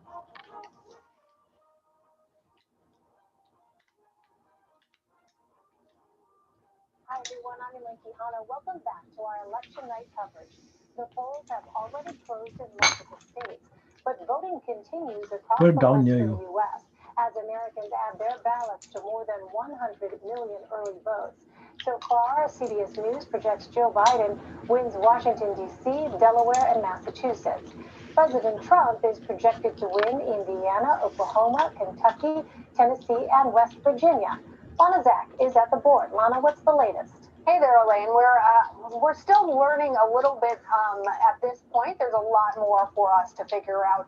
At this point, here's where we stand in the race to 270. It's kind of weird. It doesn't read well on Trump having camera now either. just called an additional state. West Virginia stands with 42 electoral votes, likely projected for him compared to 20 provided.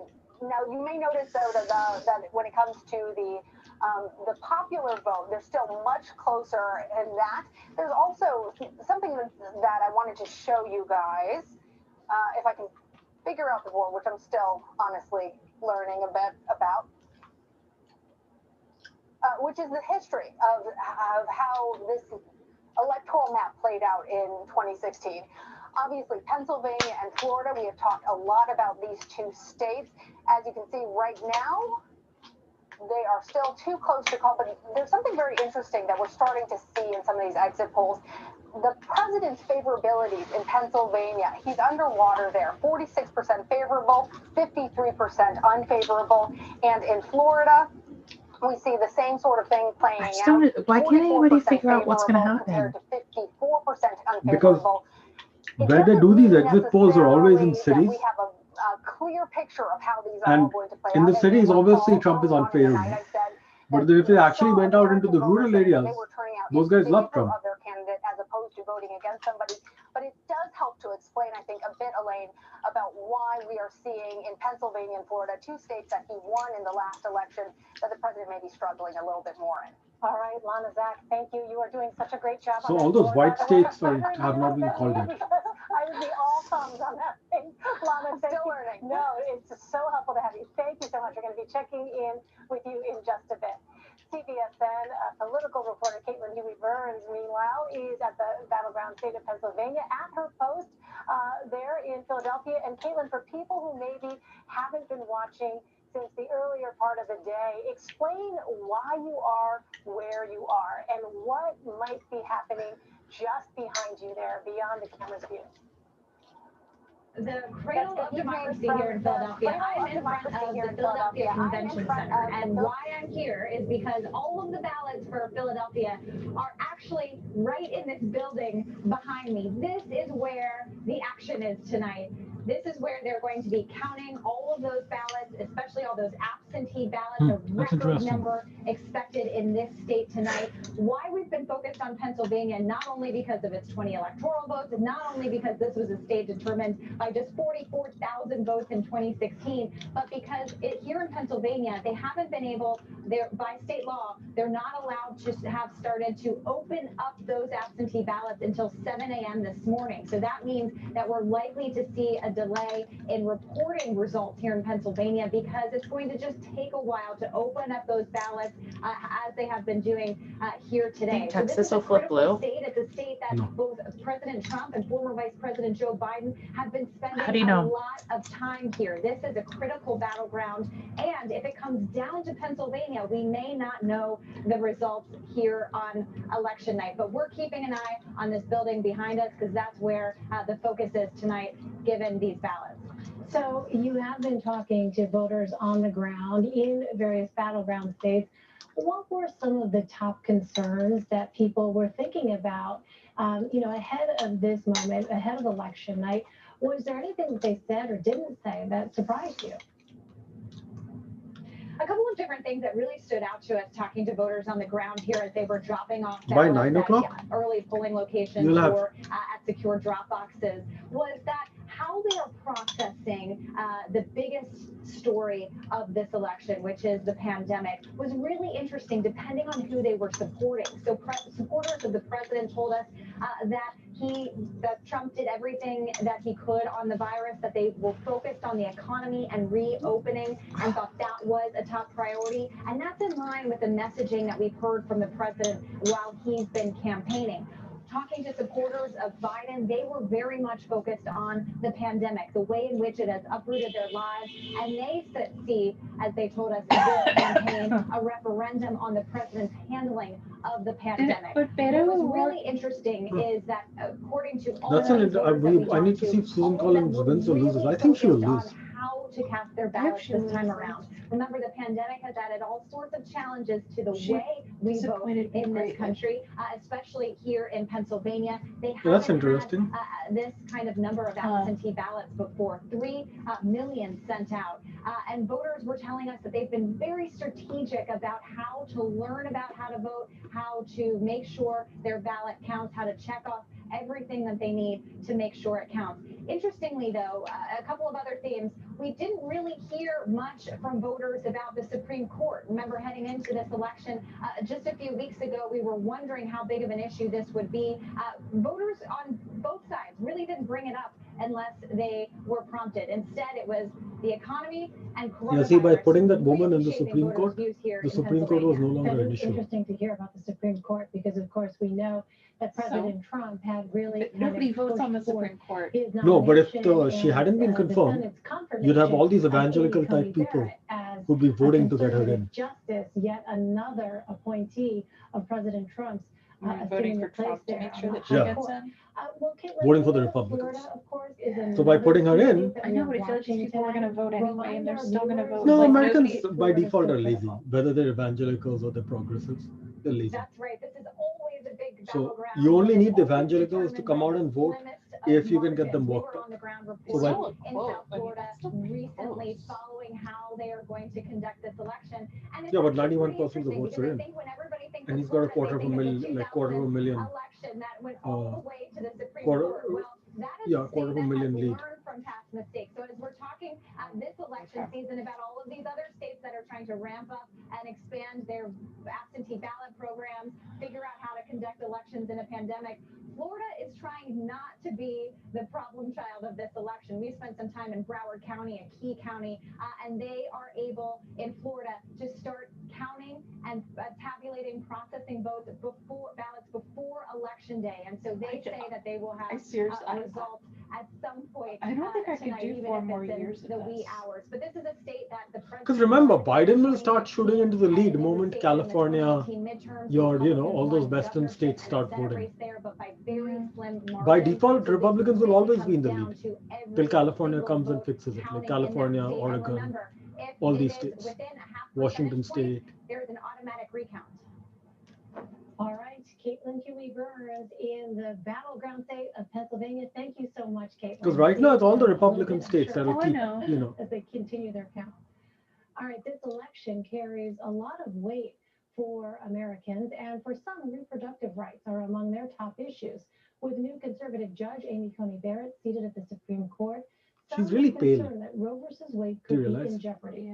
CBS News reporter Kate Smith joins me now. She's reported extensively on the issue of abortion rights. Kate, thanks very much for being with us. The candidates have vastly different positions when it comes to this issue. Remind us where they each stand. Ellie, these candidates could not have more divergent views when it comes to reproductive health issues. We're talking abortion, birth control access, maternal health. It's impossible to overstate how different these candidates are. Let's do a little recap. Former Vice President Joe Biden, his big thing is he wants to repeal Hyde. That is the amendment passed by Congress in the 70s that prohibits any federal funding from going towards abortion. That means that Medicaid can't cover the procedure, nor any insurance programs provided by the government. He also would like to codify Roe v. Wade into law. Now, that's especially important as we're seeing in the court.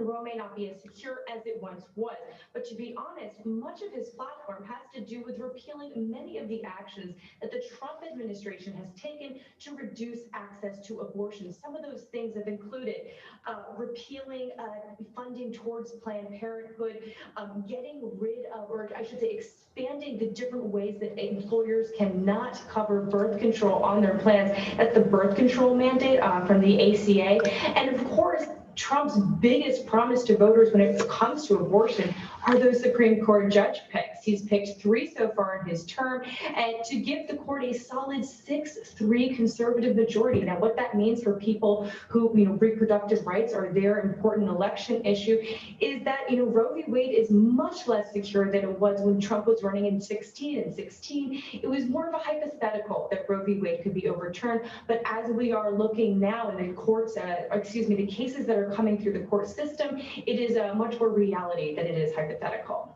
Well, the president and his supporters have tried to characterize him as the most anti-abortion president in U.S. history. What is the president's strategy? Why does it matter in this election?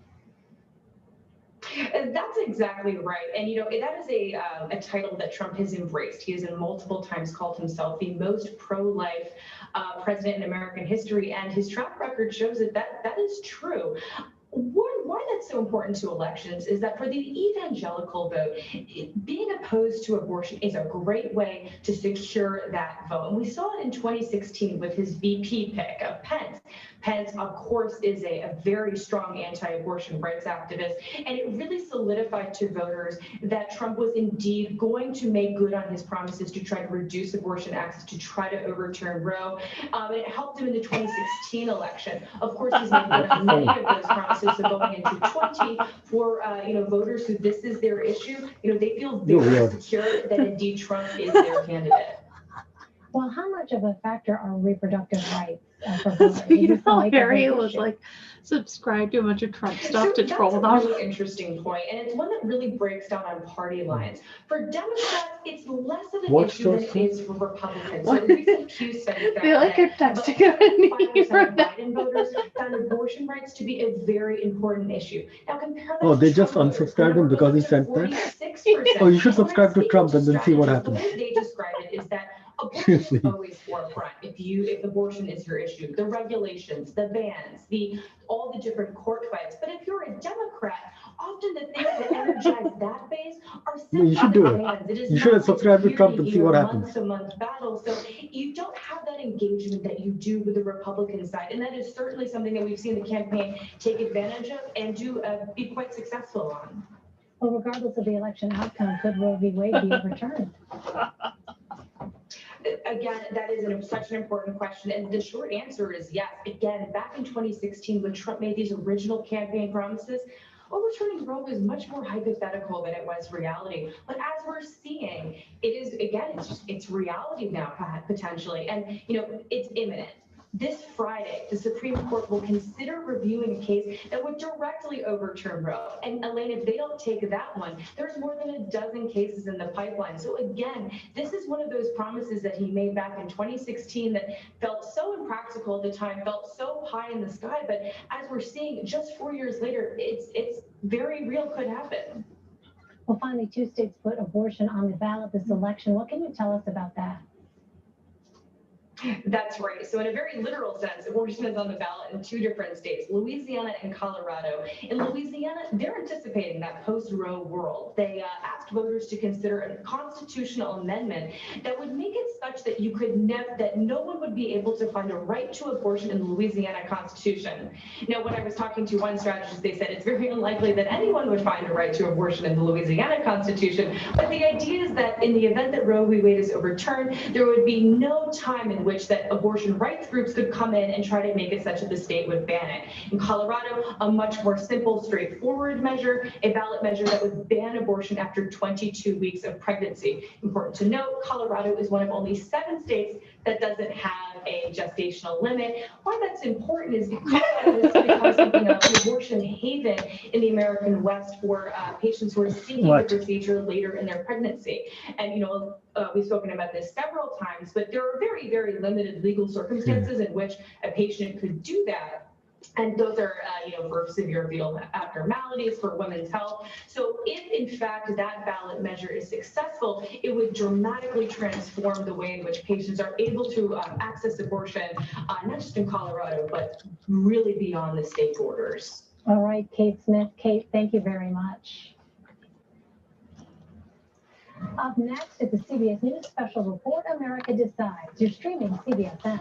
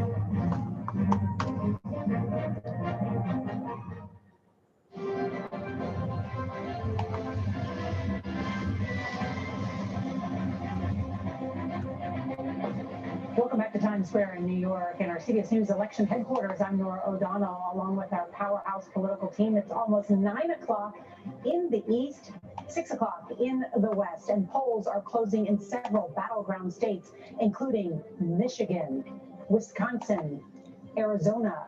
Polls are also closing in Minnesota, a state that the Trump campaign is hoping to turn red, that found itself at the center of the debate about racial injustice when George Floyd was killed there this summer. Texas is also closing. It's a state the Democrats are dreaming of turning blue again, even as the Republican leaders of that state repeatedly challenged attempts to expand voting there ahead of the pandemic. Counting is underway in more than 40 states, and results pouring in here at our election center, and we're just starting to get that picture.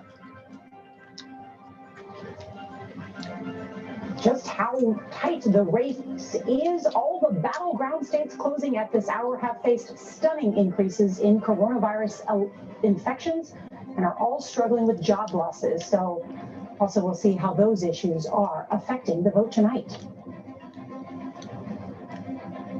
At this hour, CBS News is able to project that Minnesota is leaning toward Joe Biden. That is significant. As a state that the campaign had hoped to flip. And Arizona, Michigan, Wisconsin, and I don't think it will in Texas, Arizona. all toss-ups at this hour.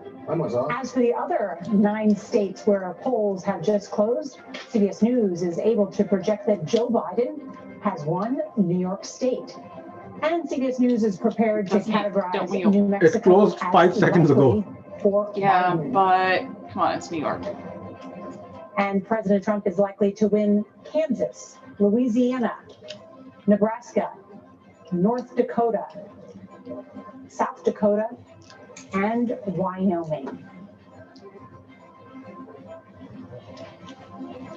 New York, a winner there for Joe Biden. There is a look at the whole map. Let's check in with our elections director, Anthony See, Salvato. 50 states in play. Hey there, let me show you a couple of states we're watching here at the toss-ups that everybody is trying to figure out here at the decision desk. First, North Carolina, still a toss-up. Joe Biden up in the counted vote. And if I turn on what we're running for our decision models, that is where the trend lines are headed, that stays at a Joe Biden lead. Now, one of the things that would keep you from projecting this is if I show you the remaining vote, President Trump only needs in our computations 55% of what's outstanding to catch up and tie Joe Biden. So that's not enough. That's not a wide enough lead yet for Joe Biden. And 74% of the vote is in, so you've got about a quarter still left. So a lot more to come there in North Carolina. The other thing I want to show you is Texas. Now they're starting to count.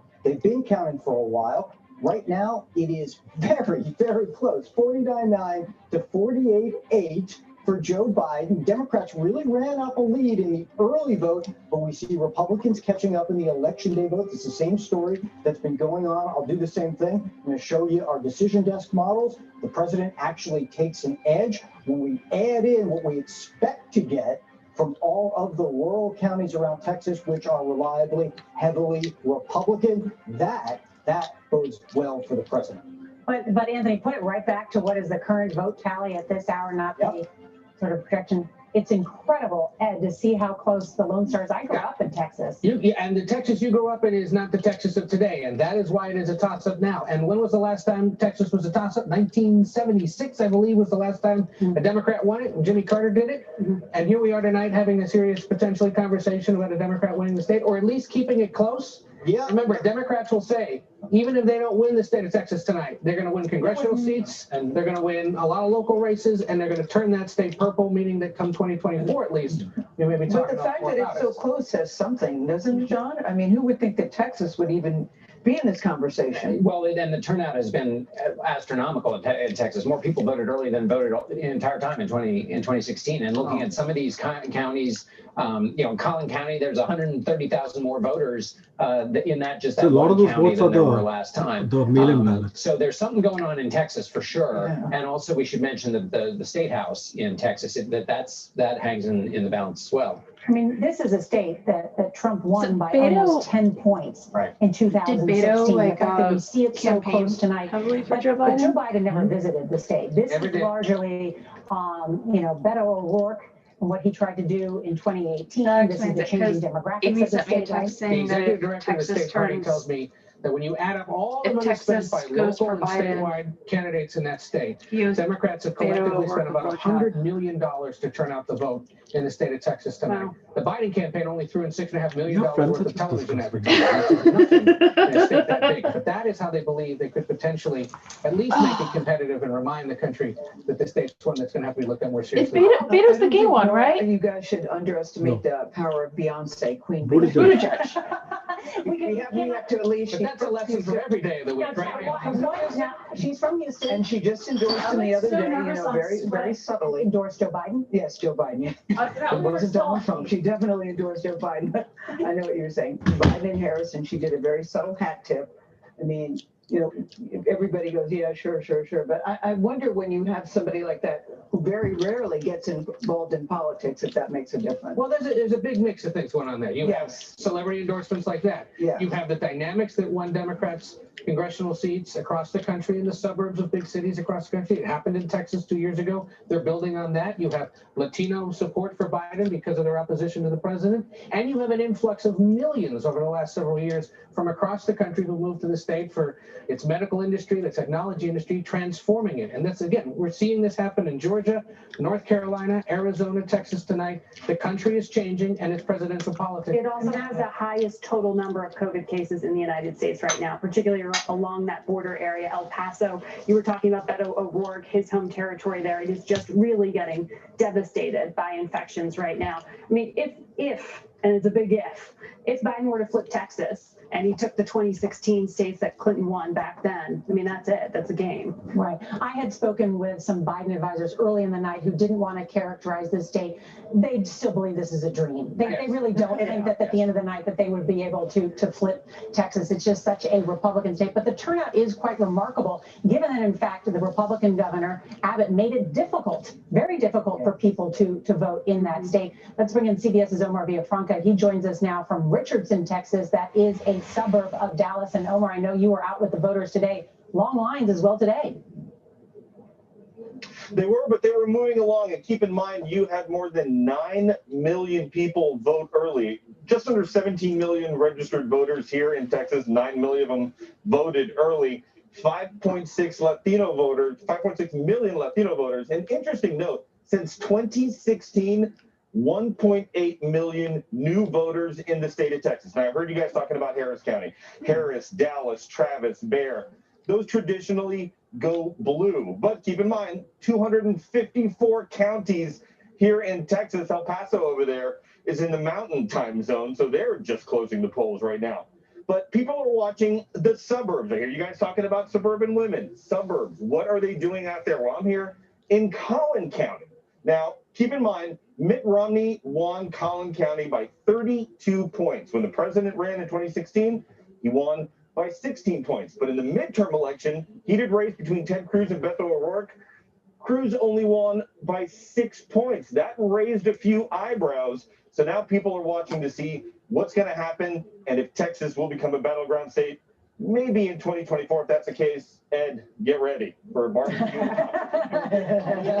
Every political reporter's dream come true to have to cover politics in Lone Star. And of course, we know that Texas is really the mother lode of electoral votes, 38 electoral votes. And just to update you on Collin County, which is in my head, President Trump won it. Candidate Trump won it by 17 points. He's only winning it by 2 points right now with 95% of the vote in Collin County. Those are those shrinking margins as Biden has been able to cut into the lead with those independents, with those college-educated white women. That is the shrinking of the margin that Trump had in the previous election. And Nora, just to pick up on a point you made about how tough it has been made to vote in Texas. It's one of the few states where you need an excuse to vote absentee. Being afraid of getting COVID was not enough. Yes, that's right. And he limited the number of ballot boxes per county to one ballot box per county. Harris County covers all of the Houston area. So for 5 million people, there was one drop-off ballot box. We did, as Janet Shamlian did an incredible story on the CBS Evening News about that people were driving 30 and 40 miles. That Harris County is bigger than the state of Rhode Island. So people were driving that far just to drop off their ballot. It's a reminder, though, this election, we talked about how much matters. We've seen people say, my vote is one of the most Did you know in important Texas, things Harris I can do. County, I can control that, and I want where my Dallas voice to is, be heard. or Houston, one of those places, they have one ballot drop-off box. Very hard to vote Yeah, in a way they haven't maybe in any of our lifetimes. One of the things we should point out at 9 p.m. Eastern, 6 in the West, the fact that so many states remain white right now. That is not, normal year, non-pandemic year, you'd see a few more of those states. They're toss-ups, that's right. They haven't been called. That's partly because we're looking at a more competitive horse race between the president and the former vice president, but also because the pandemic is making it harder to count ballots in a lot of these states, or at least it's slowing the process a bit. But the fact that several of those states along the East Coast and now in the Midwest, the fact that they can't be called yet is a reminder of that. Yeah, we talk about the changing America. We want to bring in CBS News contributor Maria Elena Salinas, because Maria Elena, Texas, I mean, it's got a huge Latino population. That's right, Nora. Almost 1 in 3 voters in Texas is Latino, 5.6 million in all. But turnout in this group has usually been very low. Only 40% of Latinos voted in Texas in 2016. But that's not the case this year. There's 2 million Latinos that voted early in Texas, driven mostly by young and first-time voters. That's a 25% increase from 2016. And that's just the early voting. 60% of them are supporting Biden. So, what's bringing them out? Well, President Trump is a lightning rod for many in Texas. They're particularly turned off by the president's anti-immigrant rhetoric and his policies like family separations and limits on legal immigration. There's also that mass shooting targeted Mexicans at the Walmart in El Paso, where 23 people were killed. And then there's the coronavirus, like Margaret mentioned, which is decimating border cities like El Paso and Rio Grande Valley. El Paso is in a state of emergency right now with morgues running out of space. So as far as Texas, Latinos who support the president, the biggest issues for them are law and order and the economy. So if Texas does turn blue, if it does, let's see if the Latino vote has something to do with that. All right, Maria Elena Salinas, thank you. And CBS News projects at this hour that President Trump has won the state of Arkansas. Also, CBS News projects Joe Biden has won the state of New Jersey. Coming up, Of course she would. There's no two ways about it. Hers was a very heavily Republican. Big change in 2016. Because her Democrat guy just gave up. He didn't even fight the election. He left the state.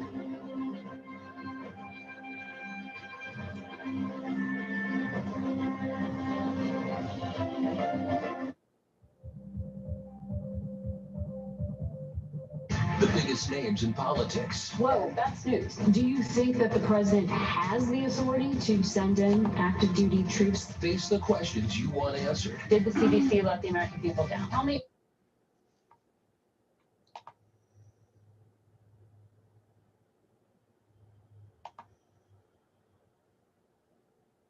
Pennsylvania just this past weekend alone, they had to cut ad spending there in the final weeks because of this cash crunch that they've been facing in the campaign, foregoing millions of dollars in ads. And George, you'll remember this. It's a minor incident, really, in the grand scheme of the things we cover here in this White House, but worth pointing out on a night like tonight. Remember this controversy from just a few months ago, where President Trump called for a ban on Goodyear, on the brand Goodyear, after he accused the company of banning its employees from wearing his MAGA gear. Goodyear is based in Akron, Ohio, George. As is LeBron James, and he's been quite active in this campaign as well. Mary Bruce, I mean, we saw that Joe Biden at the last minute went from Pennsylvania, jumped into Ohio on the final day, hoping to make a play for this state. Yeah, they believe that what they were seeing on the ground showed that this state competitive, and that appears to be reflected in these numbers that we are seeing so far tonight. Biden's team is encouraged very much so by what they are seeing coming out so far. And I want to hit on a point that Tom was making about suburban women, because in these preliminary Suburban exit data, women, suburban white women backed suburban Trump by women. 9 points in 2016, but tonight in this preliminary data, suburban women are narrowly backing Biden. That bodes well for Biden's team, not just in states like Ohio, but also as you look to those other critical Midwestern states like Michigan and Wisconsin, possibly even in Pennsylvania, as they try to rebuild that blue wall that Donald Trump smashed through 4 years ago. And it also speaks, George, to the power of women voters who tonight could determine the outcome of this election. They were critical to delivering Donald Trump the White House. Women voters tonight could be critical to taking it back. Martha Raddatz, you spoke to a lot of them on the road this summer. I spoke to a lot of them, and I can tell right now that there are a group of women I spoke to around those counties, around Columbus, Ohio, that Tom Yamas was talking about, who are very happy tonight. A group of women, several of them were Republicans, and they switched to Joe Biden. It was right on that character issue once again, character, chaos. Juju Chang talked about that as well. That's what those women were concentrating on. And let me channel the late Cokie Roberts here for a minute, George. This is the centennial of the 19th Amendment. Women have only had the vote in this country for 100 years, and as Mary said, they may determine that tonight. But you also want to listen to what Donald Trump has been saying to women, especially suburban women, which doesn't land very well with many of them. I'm also getting your husbands back to work. They want to get back to work, right? You know how many women are in the workforce. In 2019, 76 million women aged 16 and over were employed, George. Martha Raddatz, you channeled Cokie well. We miss her tonight. David Muir, what do the experts say about Ohio right now? Well, it's really fascinating about Ohio. I wonder if we're going to come back to what Heidi Heitkamp said earlier with President Trump talking down the mail-in vote across this country in the weeks preceding the election, that perhaps this is what we're seeing unfolding in Ohio tonight, because the exit polling tells a different story. A lot of the issues that Joe Biden sort of laid out, he said, we had to take care of the virus first. The economy will come with it second. The Ohio exit polls show that they believe fix the economy, open the country first before the coronavirus. They prefer Trump to Biden handling the economy. They prefer Trump to Biden handling the pandemic. So given what we're seeing in the exit polls, and again, one of the other trends that we're also seeing is Donald Trump is not underwater with approval in Ohio. It's one of his strongest showings tonight in the preliminary exit polls so far. So this would show portends a good night for President Trump in Ohio. I do wonder if the get out the vote and the early voting campaign by the Biden camp, the push for an early vote is actually helping them there significantly tonight. A lot of vote yet to come in the state of Ohio, 51-47 right now. Nate, let's take a look back at your forecast and show everybody what happens. Is everybody just Ohio okay goes with from red to people blue and dying? Joe Biden happens to win? So what For I have what? here is if Trump wins For the Florida, economy. Georgia, North Carolina, in which case it's a Republicans competitive don't care. race, but Biden counters by winning Ohio, then that Because all of a sudden Republicans live in so much fear undoes those positive results for that Trump. You'll see they're the numbers just come like up here. Biden's going to, I think, just wind up here north of obsessing with 99%. Because taking care of the if Trump loses Ohio, Emperor he's going to Trump. lose in all probability Wisconsin, Michigan, Pennsylvania, Minnesota, which are bluer states, and that makes for a losing map for him. Most likely. And that it really does show the importance right now, because you came into the night showing Donald Trump with about a 10% chance. So even if you give him those three key states we've been looking at in the Southeast right now, Georgia, North Carolina, and Florida, Did you you send flip the link to Ohio him? and it turns everything You around. sure you did? Right, so he has to win The Zoom both link? paths, right? He has to win the southern path and hold the states that he flipped On for Clinton in what? 2016 in the She north. doesn't If have he only that. one, then it'll be close. It will not be a Biden Send it to her landslide, as a text but message. Biden will still be elected Why? president. It is so Copy the close link. right now, Nate Silver. Thanks very please. much. We have to take another quick break.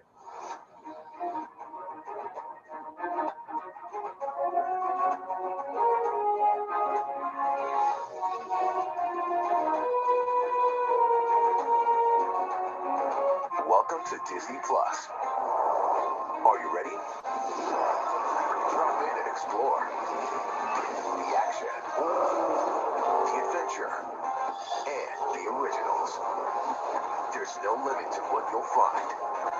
These are your worlds. So come on. Dive deeper into the universes you love. Wherever and whenever you want them. You'll find them all here on Disney Plus.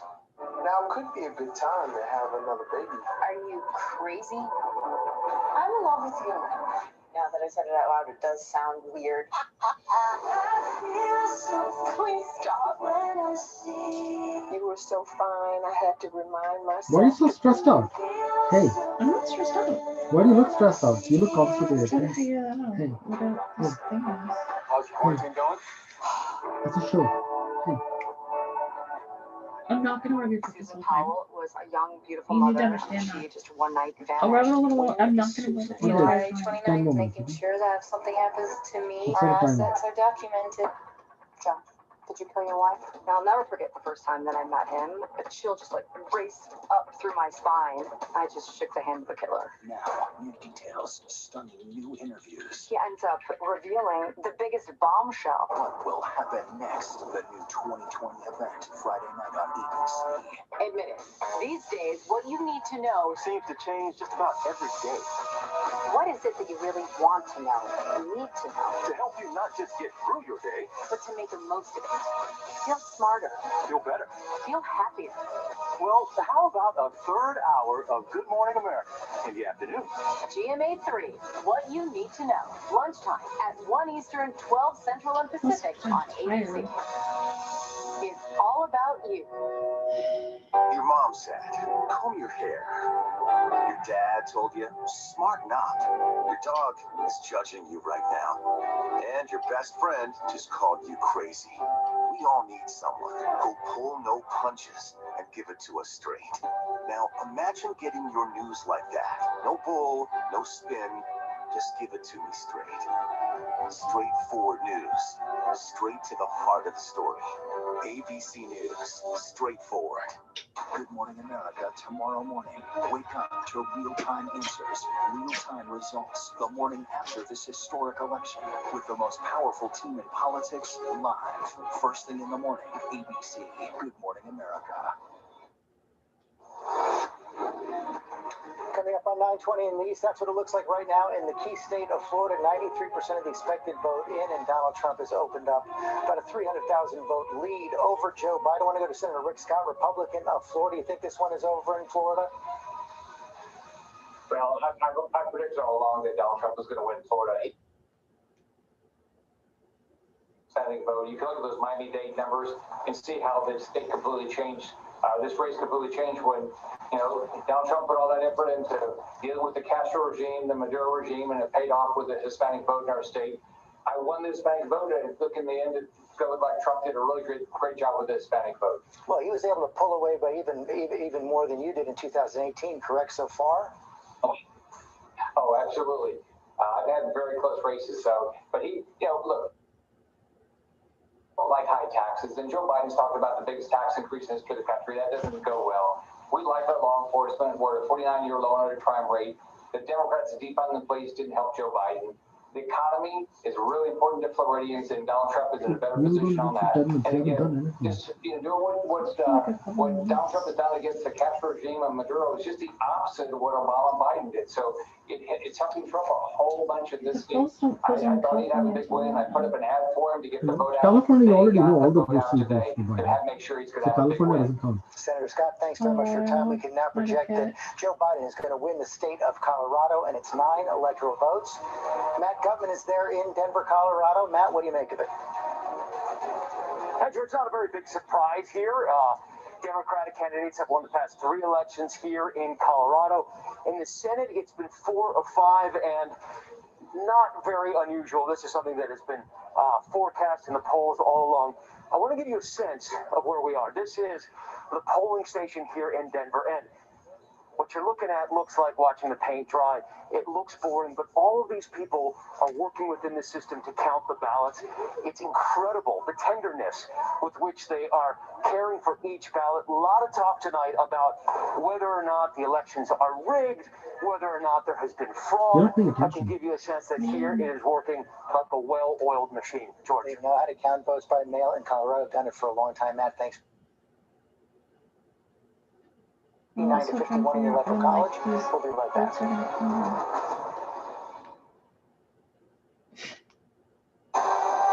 I've been quested to bring this one back to its kind. You know this is no place for a child. Wherever I go, he goes. The Mandalorian, new season now streaming only on Disney+. Wednesday night, get ready for a con so big, so outrageous, never seen.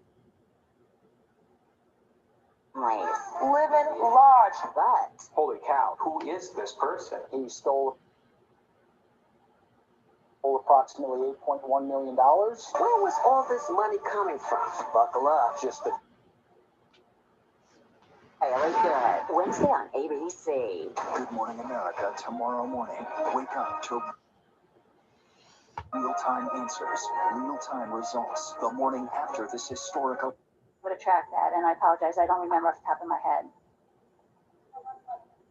Colorado, Oregon, Washington have been doing mail-in ballots for years. Others, like California and Nevada, are expanding mail-in voting because of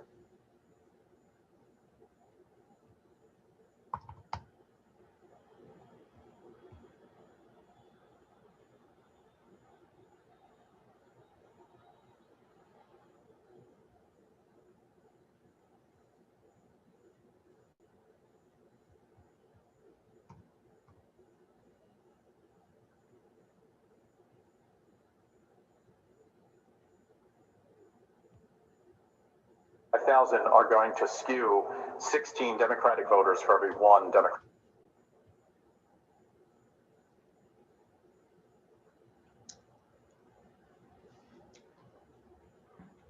So the Democrats have gotten 1 Senate seat. Which means who lost? Can you check? Huh? Yeah, I don't know.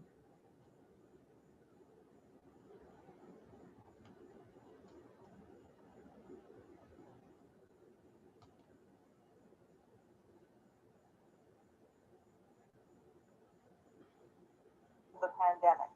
Some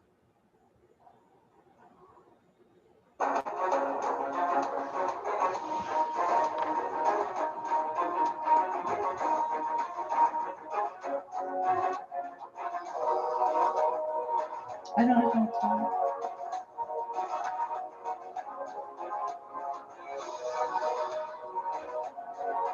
You're not looking at the press, you should be looking at the Senate. Yeah, I don't know how to get to other stuff. It's the tab here, Senate. I clicked on it and then it just went to North Carolina.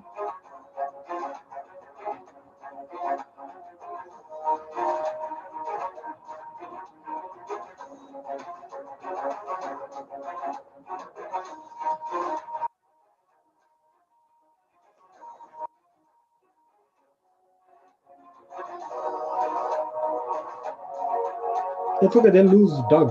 They're Alabama, so we'll be back to one loss.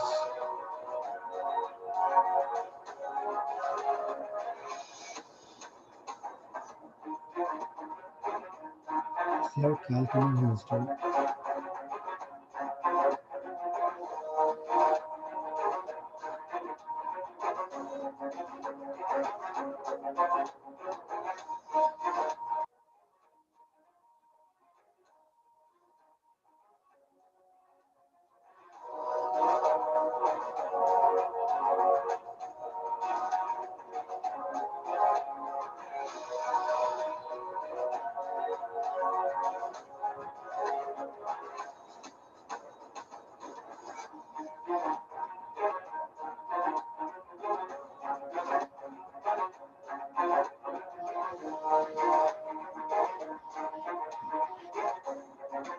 There are no surprises so far.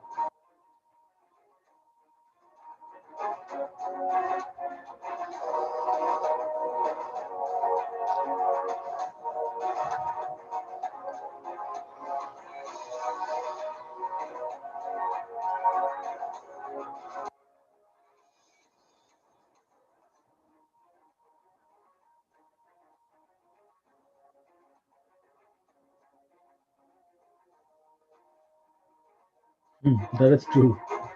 YouTube gave a major boost to Fox News because the first recommendation I've been getting from YouTube has always been Fox News.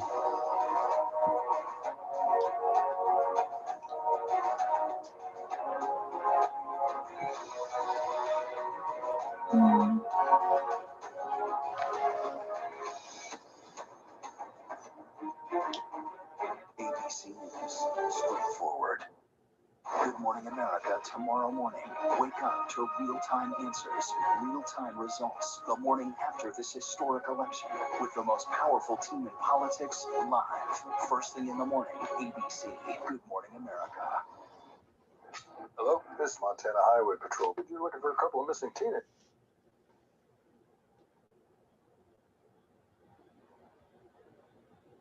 It is full of Democrats. Joe Biden has been declared the winner by the Associated Press. This is with 41% of the expected vote in Joe Biden winning it overwhelmingly. No electoral votes because I'm sorry, 3 electoral votes, but the District of Columbia doesn't have a vote in Congress, which stings a number of people who live in the district, and they keep bringing it up and keep talking about whether the district should become a state. Tonight, we are continuing to put a lot of focus on the Keystone State, Pennsylvania. It remains critical on the road to the White House. Our man, Dan Bush, is there right now in Philadelphia. Dan, what are you hearing? Why did she call him our man? If she said our woman. Well, Judy, results are just beginning to come in here in Pennsylvania, in the city of Philadelphia. This is a closely watched area because about a third of the vote is expected in the entire state to come from Philadelphia and the suburban counties around there. Still very few votes coming in. They are all mail-in and absentee ballots, Judy. I'm being told by officials the next wave won't come until tomorrow morning, and that's because, as Lisa said, the state was not allowed to begin counting these votes until 7 a.m. this morning. Here in Philadelphia, they can do about 30,000. They can scan and count about 30,000 ballots an hour. In smaller counties I've been to in the last couple of days, that number is even smaller. So it takes a long time, Judy, to process these votes. But as we're waiting for that to happen, there are already some signs of turnout that both sides are watching. Here in Philadelphia, I was just told by a senior Democratic official that turnout is definitely better for Joe Biden than it was for Hillary Clinton last time around. Trump is They're now even depending looking at on Florida and potentially Georgia to turnout push among him back Black voters, rivaling 2012, President Obama's re-election campaign. They see that as a very good sign for Joe Biden. On the President Trump's side, I've been talking to campaign officials. They were cautiously optimistic earlier in the day, Judy, about their internal numbers here in Pennsylvania, that the president could do better than he was polling coming into today. But we're going to have to wait to see where those results end up in the strongholds for President Trump, that is in rural communities, in the western part of the state, and in suburban areas. And finally, Judy, I did speak with some suburban voters earlier in the day who voted for President Trump. They said they liked the direction of the economy under President Trump. And then you stop. They Why liked are your the handling eyelashes of like the that? What's wrong pandemic, with these your voters eyelashes? said, and they had no equivocations about voting for President What Trump is a it on? second time. These are the Philadelphia suburbs, you're saying. Why do you do that kind of stuff?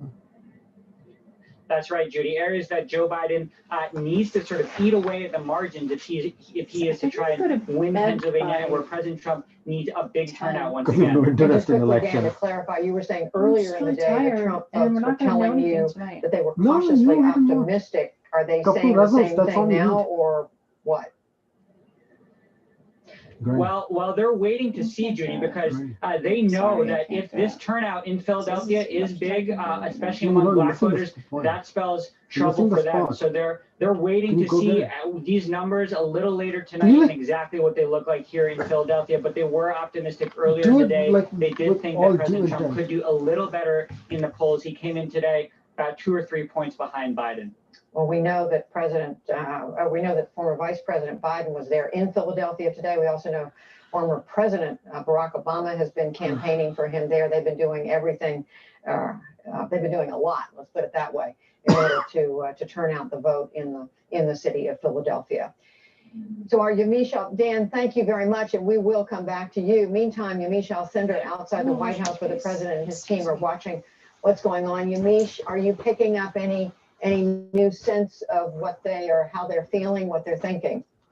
I am, Judy. The president feels like he really left everything on the field. He is sitting, watching the results come in with a raspy voice. In 4 days, the president held some 17 rallies in 8 different states. He really feels like those rallies were not just big gatherings of people, but that he was collecting all of those people's data to ensure that they all voted for him. So that was really, they say, about turnout. The president is feeling very good. It is true that in Pennsylvania, they were cautiously optimistic, as Dan was saying. Now I'm hearing from folks just in the last 30 minutes that they think Pennsylvania is still looking like a tie. They cannot say whether or not it's going one way or the other. That is different, though, when it comes to states like Florida and Texas. They say they still feel very, very confident that they will win those states. But surprisingly, I'm hearing that they are really worried right now about Michigan. Even though they said that they were doing very well in upper Michigan, upper Northwest, they are now very worried about that state. So the Trump campaign and people around the president say that while the president is still optimistic, he understands that it's anyone's race at this point in the night. Another thing to note, as we're waiting at the White House for this big election party that some say is dangerous,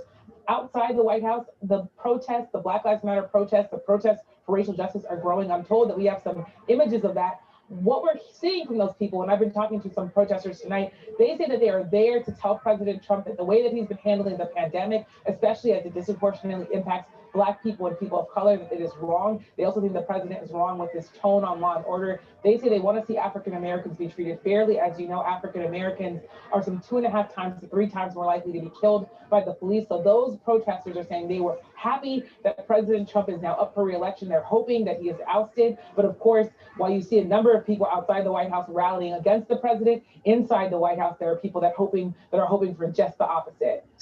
Yamiche Alcindor doing double duty tonight. She's not only covering the Trump campaign at the White House, she's also in touch with some of the organizers of the Black Lives Matter movement. And we were just showing video, Yamiche, as you were talking, of looked like several hundred protesters gathered there in downtown Washington. All right, Yamiche, we're going to let you go right now, but come back to you, of course, shortly. But our John Yang is in Wilmington, Delaware, where the Biden campaign is gathering and watching results. So, John, tell us what intelligence you're picking up. Well, the president's concerns about Michigan are Biden's hopes. This poll closings at this hour, we're getting into states where the Biden campaign thinks there are states that they can turn from Trump in 2016 to the Democratic side this year, particularly Wisconsin and Michigan, as Yamiche mentioned. They're also watching the vote counting in North Carolina. North Carolina says that they have now reported all the early votes and mail-in ballots, which they were able to process before today.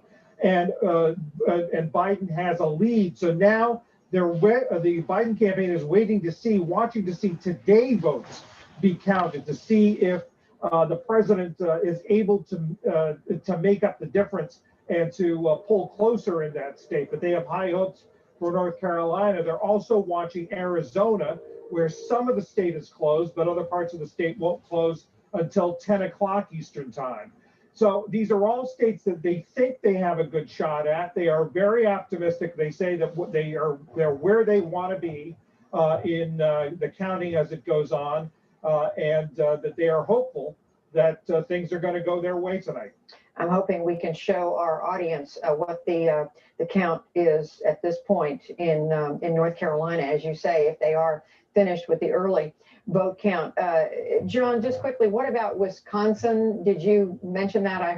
We heard Yamiche say the Trump folks worried about Michigan, one of the states the president won, along with Pennsylvania and Wisconsin, took away from Hillary Clinton in 2016. Anything about Wisconsin from the Biden people?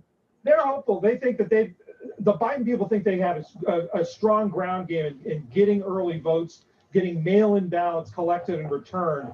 They think that they went into today with a substantial lead, and that the president would have had to really outperform with in-person balloting, in-person people who went to the polls today to vote. I just saw on the wires that Governor Evers in Wisconsin said that he's hopeful that the state can report nearly complete or as complete as possible returns by tomorrow. Milwaukee is still counting.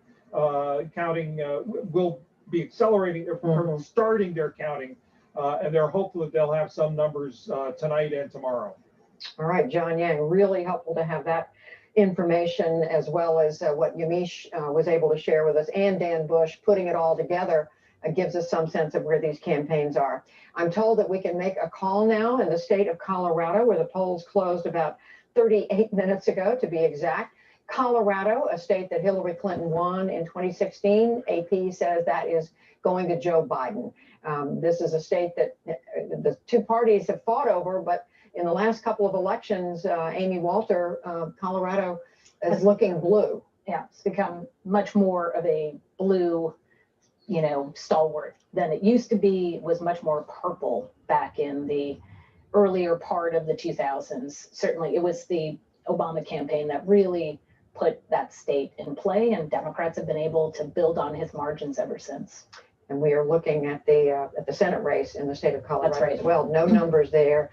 That is the first-term incumbent, Cory Gardner, who's being challenged by popular former governor John Hickenlooper, who also was the mayor of Denver, now running for the Senate. Right. All right, I'm going to keep Amy at the table, but also turn to Washington Post columnist Jonathan Capehart, and also the editor of the Washington Free Beacon, Eliana Johnson. So I think the two of you have been able to hear what our reporters are saying about these early threads of information, bits and pieces of information that are coming in from these states that we're watching so closely tonight: Pennsylvania, Michigan, Wisconsin, Florida, North Carolina, and so on. Jonathan, what are you taking away at this point from these early numbers, and frankly the fact that it looks like whatever the Biden campaign may have wanted in their wildest dreams, it looks like it's going to take a long time. Well, and that's why they're wildest dreams. You hope they come true, but you won't be so surprised if they don't. But from the information that we heard from Yamiche and from John, this only goes to confirm what we knew going into this, that all attention will be focused on Pennsylvania, Michigan, and Wisconsin, because those are the three states. Those were the blue wall. President Trump was able to crash through those three states. If Vice President Biden can build that wall back and take those states back, then he's on his way to the White House. But the fact that we are sitting here talking at 9:40 p.m. and both the White House and the Biden campaign sees silver linings in the numbers just tells you and reminds us just how close this election is going to be. I'm squaring what Jonathan is saying, Eliana Johnson, with what our reporters are saying about these states, and also thinking back earlier in the evening as we've been hearing the president doing better, at least according to these voter surveys, with voters who are white, don't have a college education. I'm sort of reluctant to divide people up by education or not, but we do that in covering politics. We try to understand what motivates people. But what does it tell you, perhaps, about the president's message that appeals to these voters who could make the difference in states like Pennsylvania, Michigan, and Wisconsin? Well, I think 2016 saw the beginning of the transformation of the Republican Party from a party of the wealthy elite personified by Mitt Romney, the 2008 nominee, into a more working class and largely white party. I think the effort among Republicans is to make it, and I think somebody said this earlier, is a multi-ethnic working class party, because relying simply on white votes is not enough to carry a candidate over the finish line. And by contrast, Democrats who, you know, going back to FDR, were once the party of the working class, I think are becoming more a party of the elites and the coast. So we're in the midst of this transformation. I think most surprising tonight is we're seeing surprising Latino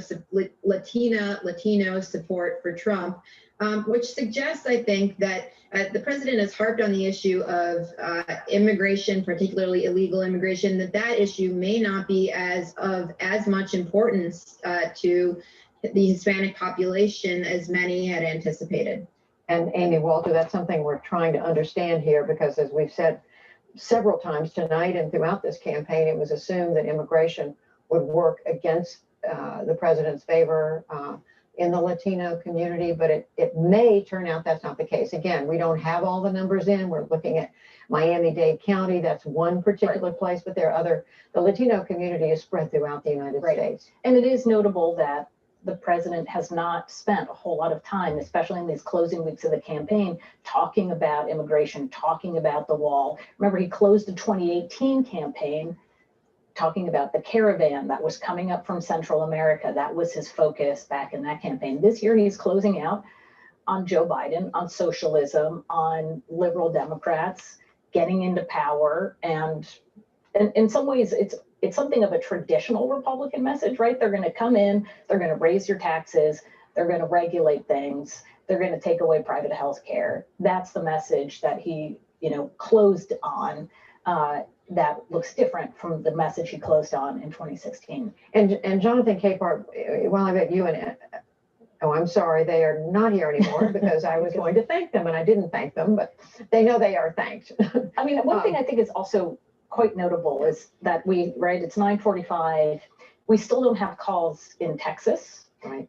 In Georgia, in North Carolina. These are states, obviously, that we know they're still counting the votes and had huge turnout and huge early vote. But I think that's also quite notable on just how long of a night this could be, and how now those states, even the fact that they're in play, is quite something. Right, and we were told in I know Texas had a huge early vote. It was what, 9 point something. Well, Texans turned out before Election Day. Right. Way beyond. In fact, they had more turning out before Election Day than the total of 2016. In 2016, yeah. And we assumed we were going to see some of those numbers early. Again, the polls just closed in Texas 45 minutes ago. Right. But that used to be a state that was really quick to be called for Republicans, for the Republican presidential candidate. And I did hear a Texas election official being interviewed in the last day or so saying, we expect to get it early, but for whatever reason, early. We don't want to rush them. No, because we know it just, what it goes to show is how close the margins are. These are very, very, very close right now. All right, we have some more House races to call in the House of Representatives. Oh, I'm sorry. This one is actually a Senate call in the state of Colorado. It's for John Hickenlooper. That is a loss for the Republicans. Cory Gardner, Amy and I were just discussing that. Cory Gardner, first-term senator there, challenged by, as we said, very popular former governor, former mayor of Denver, now will be going to the United States Senate. The AP looking at that result, they have 80, is it 68 or 88? Somebody has to tell me, I can't tell the difference of the expected vote in, 68%. And with that, they feel comfortable calling that is a pickup for the Democrats. Now we have two House races we want to call. This is the president's former doctor, Ronnie Jackson. He's running for the House in the state of Texas, and the AP is projecting that he will defeat Gus Trujillo, the Democrat, Republican. And one other House race, Madison Cawthorn. This is a young man. I believe he's in his early 30s. He was injured. We saw him during the 29 years old. I'm corrected. 25 years old. All right, I'm corrected again. 25-year-old Republican running in that open seat. I think this is Mark Meadows' seat. Amy's telling me. Madison Cawthorn, we saw him at the Republican convention. He does use a wheelchair. Big supporter of President Trump, and very enthusiastic in his support for the president. A lot of the vote is in here, 97%, and you can see a convincing win, 54 to 42. So they won Colorado. Davis, so they managed to offset that Doug Jones loss. The results with us tonight, national political reporters Aaron Haynes, editor-in-chief of the 19th, a new nonprofit digital outlet focused on women and politics. Aaron, no, Biden's anyway won Colorado. There's no two ways about it. It's not a state that's in play. What are you seeing at this hour that is remarkable in terms of either the women's vote or women being elected to Congress or to whatever seats they were running for? Well, you are seeing women be elected. Sarah McBride, the first transgender person that's going to Congress. I mean, that is something that is really remarkable, a story that we were certainly following at 19th News, and that I encourage everybody to go and check out our coverage of that victory. But we are seeing women begin to start to post wins in Congress tonight. You had out of Georgia, you have the non-incumbent GOP candidate who was had gotten some attention because of her subscription to QAnon theories, but now had disavowed her interest in QAnon kind of towards the home stretch of her race, having been elected tonight. Listen, I just heard out of Georgia, of course, the votes are still being counted there. That's my home state. I know places like Fulton County are still counting the votes there. You have voting rights advocates like Stacey Abrams. Unlike saying, you, I'm a very be analytical patient person. and wait until all the votes are counted down there. So it probably is going to be a long night in places like Georgia, where typically, you are not going to have results coming in. I'm making my hour. prediction. It would be kind of later on in the evening, but Based on certainly what I know.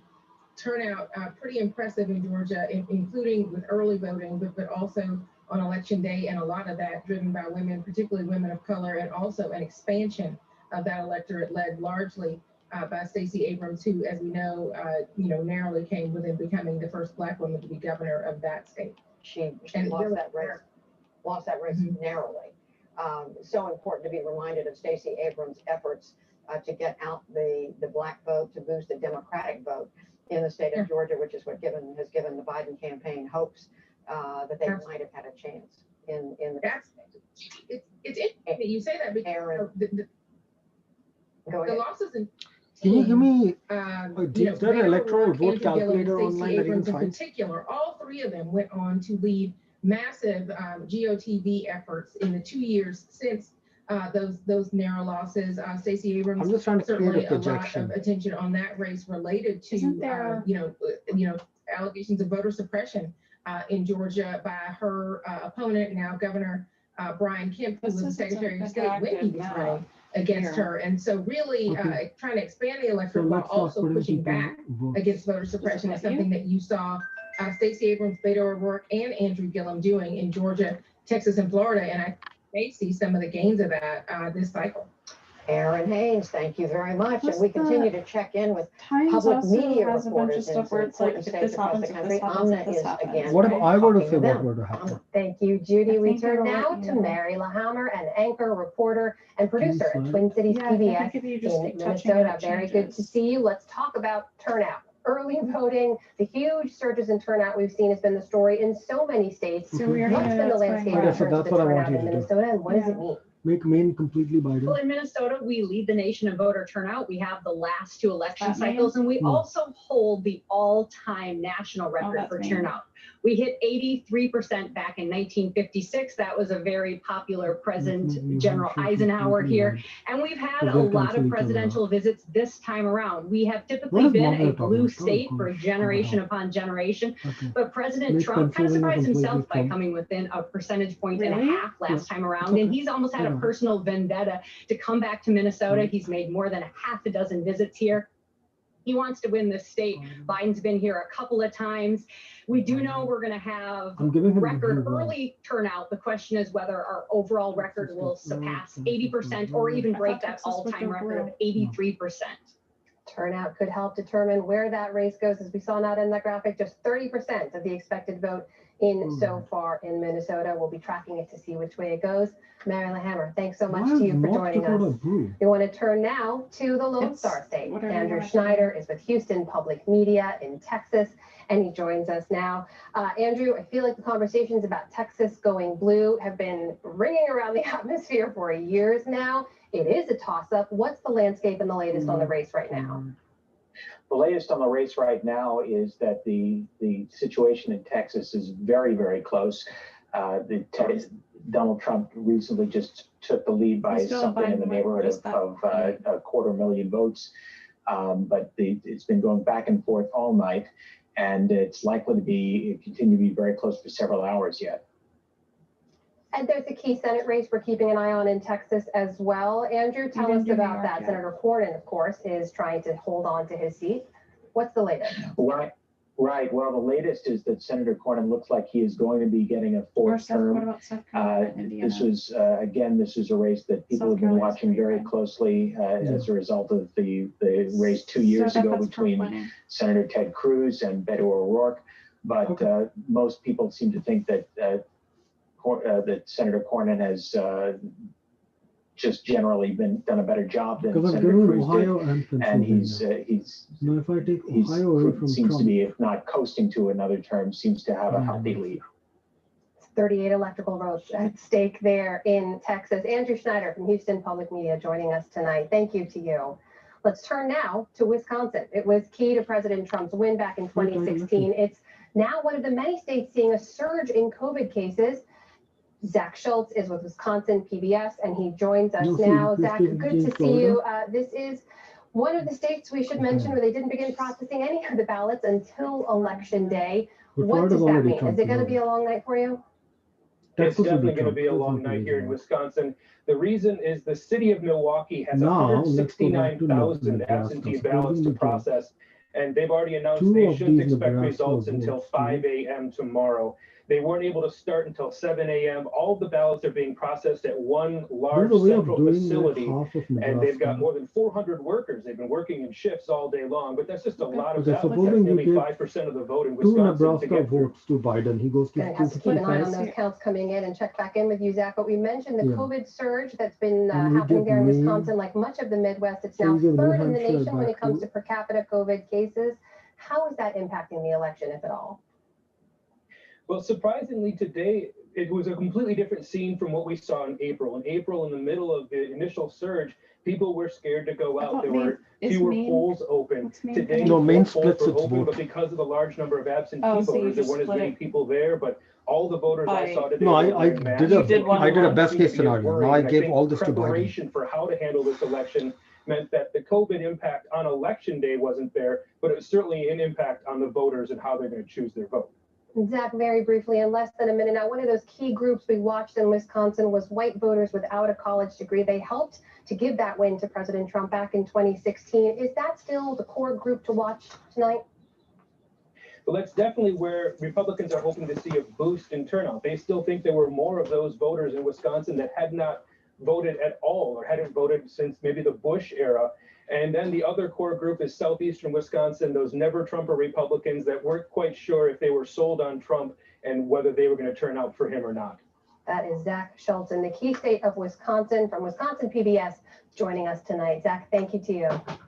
And Judy, back to you. Thank you, Amna. And we are hearing, I think I can say this on the air, is that right? That MJ Hager, the challenger in Texas, picking up on Amna's interview just now, it is reported that she is going to concede to John Cornyn. That race has not been called by the AP. Please stay with us. We're going to take a short break. We'll be right back with special coverage. Yeah, it's 267, 271 in my best case scenario. I'm joined again by journalist Jeff Greenfield. We're examining seminal moments in the presidential Close election, campaign. And Jeff, a major story in the weeks leading up to this day was, of course, Trump's nomination of Amy Coney Barrett to fill the Supreme Court vacancy left by the death of Ruth Bader Ginsburg. Of course, mind you, in that case, no, you do realize Trump loses Pennsylvania and Ohio, that's it. To nominate one of our nation's most brilliant and gifted legal minds to the Supreme Court. Ilhan Omar won her. She is a woman of unparalleled achievement, towering intellect, sterling credentials, and unyielding loyalty to the Constitution. Judge Amy Coney Barrett.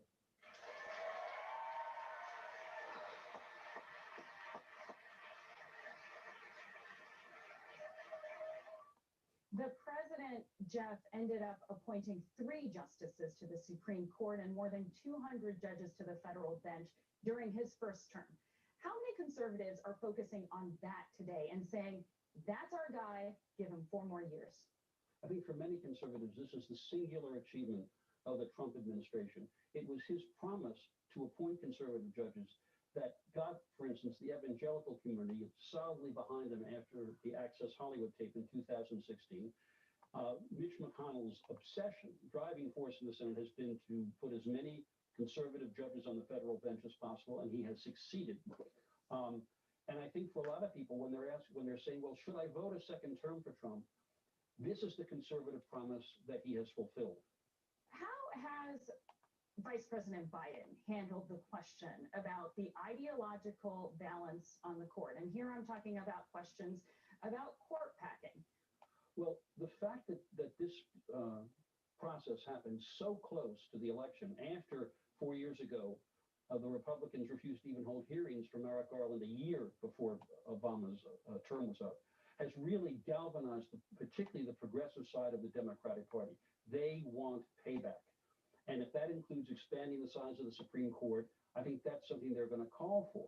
The problem is, first of all, Biden in the past has said he's against court packing, and he's going to need a Democratic Senate to do it. And he's going to need a Democratic Senate with enough of a majority to make up for the fact that there are some Democrats who are opposed to court packing.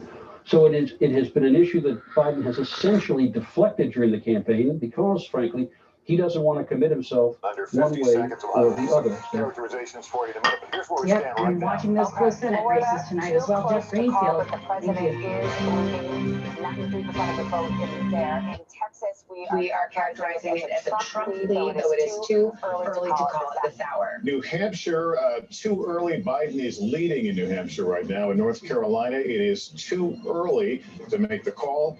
Ohio, also too early. Georgia loves to watch there, too early to call. Votes are still coming in. What are you giving such a dirty look for? Come on camera. Hey, come on camera. Hello. Leading, but it is too early to make an Come here. call. Hold on, I tweet. Stop it. Come here, please. You're off I'm camera. not doing this for your thing. Like, I'm And nervous. Pennsylvania, it's too early to call. Minnesota, too early. Same story in Maine. And Arizona, which I don't think we've seen any vote come out of Arizona. Yeah, there's Maine and Arizona, which the polls closed about an hour ago. 85% of the voting is by mail in Arizona, and they are allowed to tabulate and count well before Election Day. But we await the great state of Arizona, my home state, and let's look at Kansas. Too early to call, but as expected, the president is leading. Now we've got some calls to make here at 10 o'clock. Iowa. Iowa, first off, is too early. Nevada. Dude, just call it for Trump. Let's see what's going on in Montana. Not only do they Nevada's going to be Biden. race, Do you know why? a pretty competitive Because governor's 75% race. of Nevada lives Just in closing Las there Vegas. and in Utah And they're heavily as well. Democrat. Too early to call. Let's look at the road to 270, the map, and show you where things break down. But it's all right desert, now. right? So nobody lives in Nevada. And right now, Biden with 89 electoral votes, Trump 72 on the road to 270. Everybody kind of holding on to the states they were expected to hold on to. We haven't had any shockers yet, any flips. We do have something to report in the Georgia Senate race. There's actually 2 Senate races, and this one will advance to a runoff. Raphael Warnock there, the Democrat, That's good. having sufficient votes. We're projecting to get to that runoff, which will be held in early January. Chuck. Right, and the question's going to be which one of Loeffler or That other Collins one joins should just go Warnock to in there. prison now. But you Other realize nugget on Virginia, Doug Collins that Mark and Murray, Warnock, they're both just Republicans. learned. Between them, they have Virginia 60% is vote. the exact opposite. They've been So only once you doing get rid of election the day other vote. Republican, They're going to count they'll their turn early around vote and vote for starting the at 11 Republican. p.m. So Only if you're reason wondering what's Warnock going on makes in it Virginia, is that because we'll they tell you about split. Virginia. Texas, you noted why is Trump ahead? Well, I can give you one. I can get you one reason why he is. I'm going to take you to what those Trump 2018 counties. These were counties that both Beto O'Rourke in that Senate race against Ted Cruz, where he made us think maybe Texas is a battleground state. I want to show you around the Austin media market here. Austin, Travis County is a huge, big Democratic center.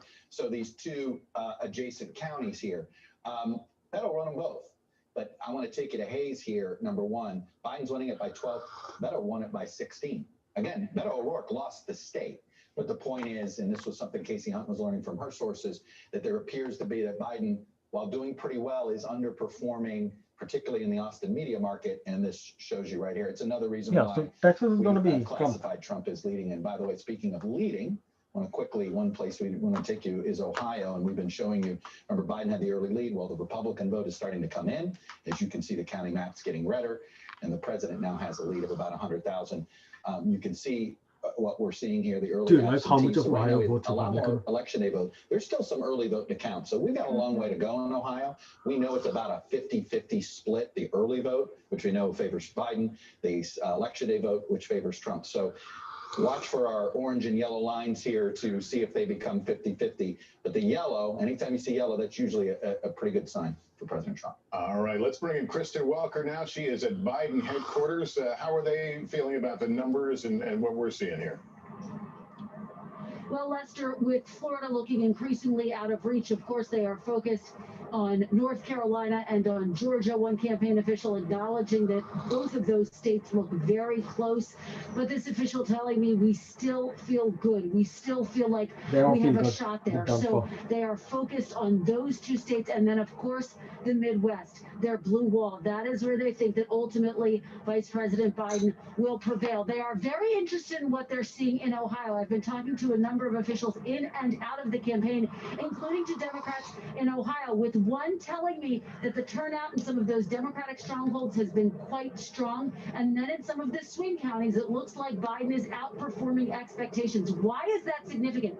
Even if Biden doesn't carry Ohio, they believe it could have implications for the all-important battleground state of Pennsylvania. And that is really where we began this discussion tonight. Why Just like has Ohio Biden to spent Trump. so much time But in it's a close Pennsylvania election, which over means the Wisconsin, past Michigan several goes to weeks throughout the Biden. course of this campaign? Because ultimately it could be make or break for Joe Biden with its electoral votes. That's why he was there today in Scranton and in Philadelphia, urging voters to turn out. Of course, back in 2016, the Obama coalition underperformed, and that's why Hillary Clinton fell short there. So he is trying to win that state back, and without Pennsylvania, very difficult for President Trump to return to the White House. So it is a critical state for him as well.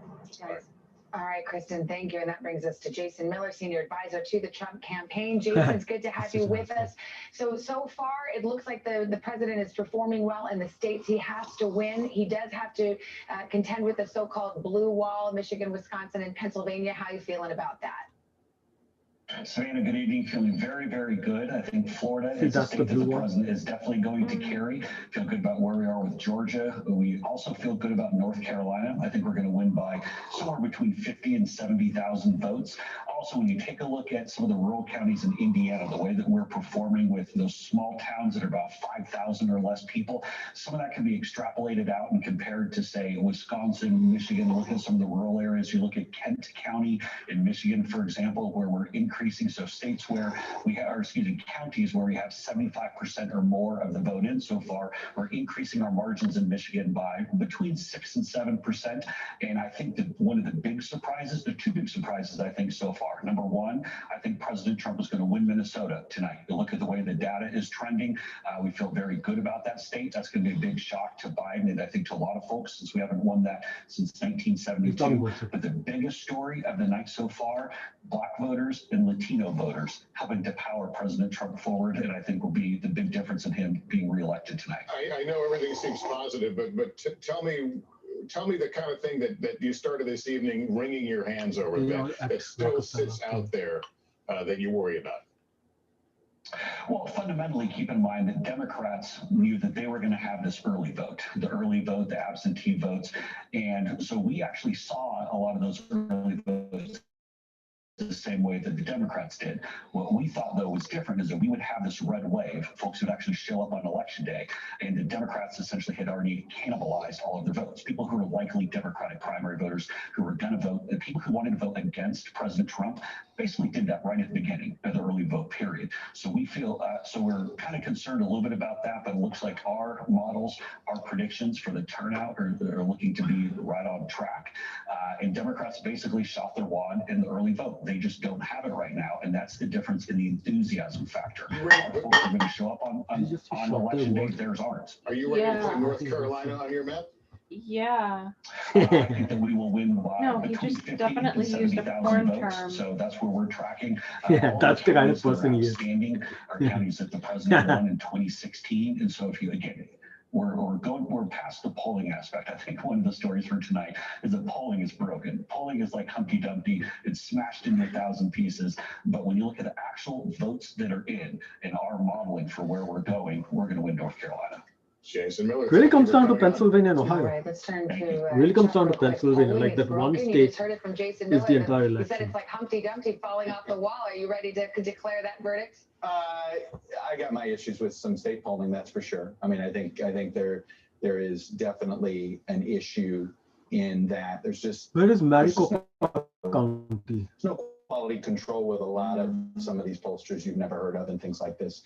There's no doubt. We're finally starting to get some Arizona. Okay. Yeah. See, you want to hear some Arizona? By the way, they did the big dump. I told you that's what they do. We went from 0 to 69%. Okay. Just to give you an estimate here, as you see, there's a significant chunk. They're doing what they said they do. They said they'd be able to handle both their early vote and some of their same day vote. They'd be processing it together. And as you can see, we got a big chunk of it already out. So And Maricopa Biden is where has, Phoenix is. a good lead here. Savannah, as you know, you could argue that it's a one county election. It is. And because Maricopa's Maricopa, so one popular. instance in the last decade where some statewide candidate lost Maricopa County, which is home of Phoenix, arguably the largest suburb in America, and somehow won statewide, but that person lost about like 1,000 votes. So as you see here, a 10-point lead right now in Maricopa with 77% in. And just so you can see, Donald Trump carried Maricopa. Mitt Romney carried Maricopa. John McCain carried Maricopa. Obviously, he was an Arizona native. So look, How much of Maricopa County is in? 77%. Okay. So this is a good chunk. This is a big lead. Look, they needed something in the Sun Belt right now. I know the Biden folks are feeling a bit antsy. North Carolina's making them antsy. Georgia, we still got a lot of vote for that to come in. How many votes We know does Florida, Arizona have? Can you appears put to be Arizona gone. on the Biden I know camp? we haven't officially called that yet. So early on right now, and it's a lot of vote in, It's gone because Arizona we looks didn't like open it it in may Chrome. actually make pollsters feel better. Let's turn to Casey on that. I am from Arizona, so I know that, yes, while Maricopa County and Pima County are important, so are all the other counties, and they're largely red counties. What are you hearing, Casey? Well, Savannah, my sources are saying that they expect, and Chuck touched on this, to have a little bit of a roller coaster here in terms of counting. That it'll look good initially for Joe Biden, that then we may see them start to count some votes that may turn this toward Trump, and then there could be another batch that'll swing us back again. So my sources are urging patience on that front. But I will also say that there does seem to be a difference between how Mark Kelly, who's the Senate candidate in this race, the Democrat, is doing versus how Joe Biden is doing. My Republican and Democratic sources are expecting that Kelly's going to do better than Joe Biden. Okay. And I think the big question mark right now is what is the impact of the Hispanic vote in Arizona? We obviously have talked a lot about the unique qualities of the Cuban American community, the Venezuelan American community in Miami-Dade. Remember, of course, we've talked at length about how that really swung. What about the pandemic? It'll President never Trump. end. But Democrats think that that swing was big enough. They're nervous that it could replicate itself with other Hispanic communities. They've seen a little bit of it in Texas, and take it back. It will will in end. Arizona in the context Everybody of who's the going to die will presidential just race. die. So I'm watching to see in Why Arizona are you if we talking actually in get a such a weird way? split result here. If we see a Democrat I don't win think the you want Senate it seat because you're and being so potentially see flippant President about Trump it. carry the state at the presidential level, Savannah. We need somebody to well, come in and it's take been a care lot of the time. The president's campaign has spent a lot of time raging in pandemic. Arizona over the years. And We've got Trump a has new already call said to he tell won't you do it, about. and he'll It is fire too early to Fauci. call in Ohio, but we are characterizing it a bit more, saying that the president is leading. Let's go to David Plouffe and Mike Murphy, two strategists, one Democrat, one Republican. So we've got the whole campaign covered here, although I will say Mike Murphy, Republican, who does not support Donald Trump. Mike, what are you seeing? What is giving you pause tonight? Well, I think the Democrats wanted a quick knockout in the Sun Belt, particularly in Florida, perhaps in North Carolina or Georgia. And we have to wait on North Carolina or Georgia. But Florida's interesting, even though it looks like Donald Trump is going to be president for life of Miami-Dade County, which is what bailed him out in Florida. Biden did very well switching some swing counties there, which is a So all good the sign, Latinos I think, voted for Trump. for Arizona. In And Miami. what I'm seeing in Ohio, which is a tight race with Biden in the hunt in the lean Republican state, is a very good sign for Michigan and Wisconsin and Western Pennsylvania. There's no Miami-Dade County in Michigan, Wisconsin, or Western Pennsylvania. Are you not paying So we just gotta attention? wait and count it, and it's I going to said take a keep it while. on. But the quick I knockout, couldn't. I have my hands are full that's right just not now. gonna Okay, happen. don't like David, that. has there been too much reliance going down the stretch on this Sun Belt strategy? And are the paths now considerably more narrow, or appear to be more narrow for Biden? You heard that? Well, I think the Biden campaign is focused like a laser on Michigan, Pennsylvania, Wisconsin. You had some other states come into play. Look, North Carolina is going to be very close. I think you're going to see a lot of votes still coming in the Atlanta area. That's going to make Georgia It's going to close. become like the Clinton thing. Arizona, I imagine that will tighten, but the 70% that's in looks good for Biden. So I think Arizona is crucial, obviously. And then I agree with Mike. I look at Ohio. It would be nice to win it, but that was a long shot. What does it tell you Is about Norville going to Western join us? Tell her we've been like Pennsylvania, waiting for the like last 3 and hours. Wisconsin. And so yes, this is not going to be an early night. She said she It's might not join. gonna I be don't think. electoral I'm not college counting on her landslide. joining. But Why? until you show me numbers that suggest that Donald Trump now is the favorite in Arizona or Pennsylvania, I think Joe Biden still maintains the best route to 270. And the question in Arizona is some of the weakness we see in the Rio Grande Valley, and then certainly in Miami-Dade with Hispanic voters. Does any of that carry over to Arizona? And when we really unpack the precincts, we'll get a sense of that. All right, David and Mike, gentlemen, thanks very much. Before we pause for a quick break, an update from North Carolina's governor's race. And the incumbent, Cooper, will win. Will continue to be governor. All right, and in New Mexico, we've got Joe Biden prevailing in that state. It'll pick up New Mexico's 5 electoral votes. We're back right after this. Got it here.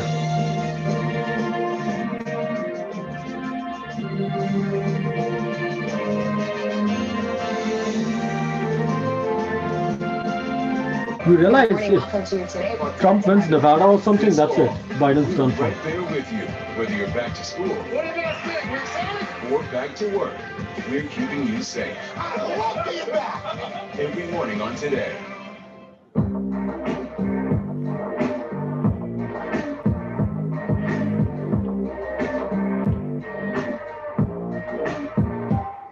Good morning. Welcome to Today. We're glad to have you with us. This fall, We're right there with you, whether you're back to school What did I say? We're excited? or back to work. We're keeping you safe. I love being back. Every morning on Today. Police murder of unarmed black men has been an American way of death across centuries. After seeing the most comprehensive police reform bill ever introduced in Congress, I've begun to wonder if now is the time. If now is the time the protesters finally win. The Last Word with Lawrence O'Donnell. Weeknights at 10 on MSNBC. You ready to go to work? I'm so ready to go to work. She's Joe Biden's choice to be next in line. But who is Kamala Harris? Join me, Joy Reid, as I explore her life's journey from Oakland to Washington on my 6-part podcast, Kamala, Next in Line.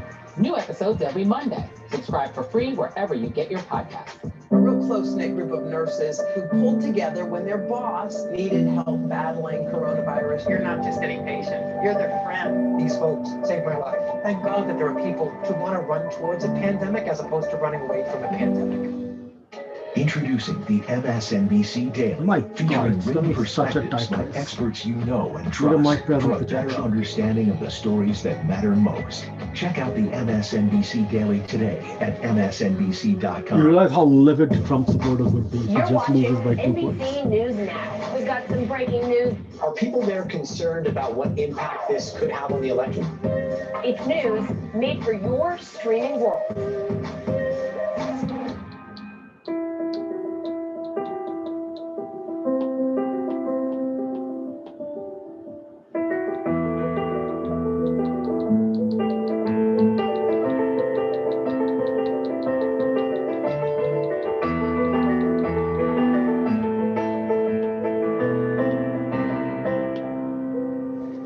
Watch what they do, not what they say. Cool. Well, at least New Jersey legalized weed. President Trump and Joe Biden hit the center of this campaign. Well, they may legalize, but they need to pass a bill. The bill won't pass that easily. To the 2020 race. From every angle. Whatever, we If you were voted. sitting here talking to Joe Biden and President Trump, what would you want to tell them right now? On the ground. The wind spanning these flames are expected to last another 24 hours. And in depth. We now have 2 vaccine trials on hold. Should people be concerned? NBC Nightly News with Lester Holt.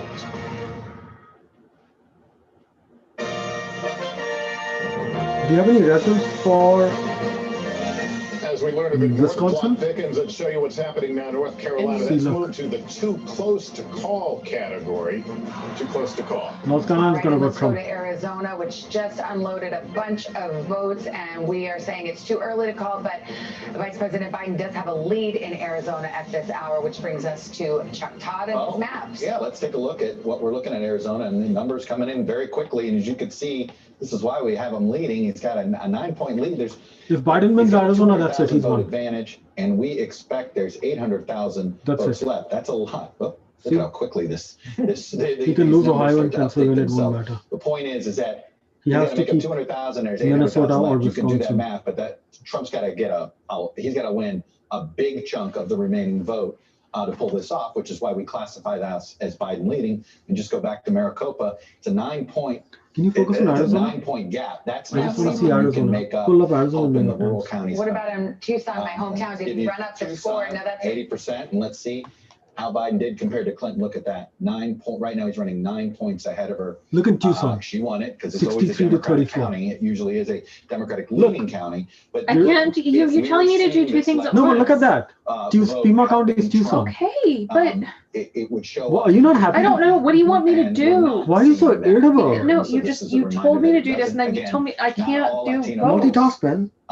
Are the same when you're trying to compare them, particularly if you're in the Southeast versus the Southwest.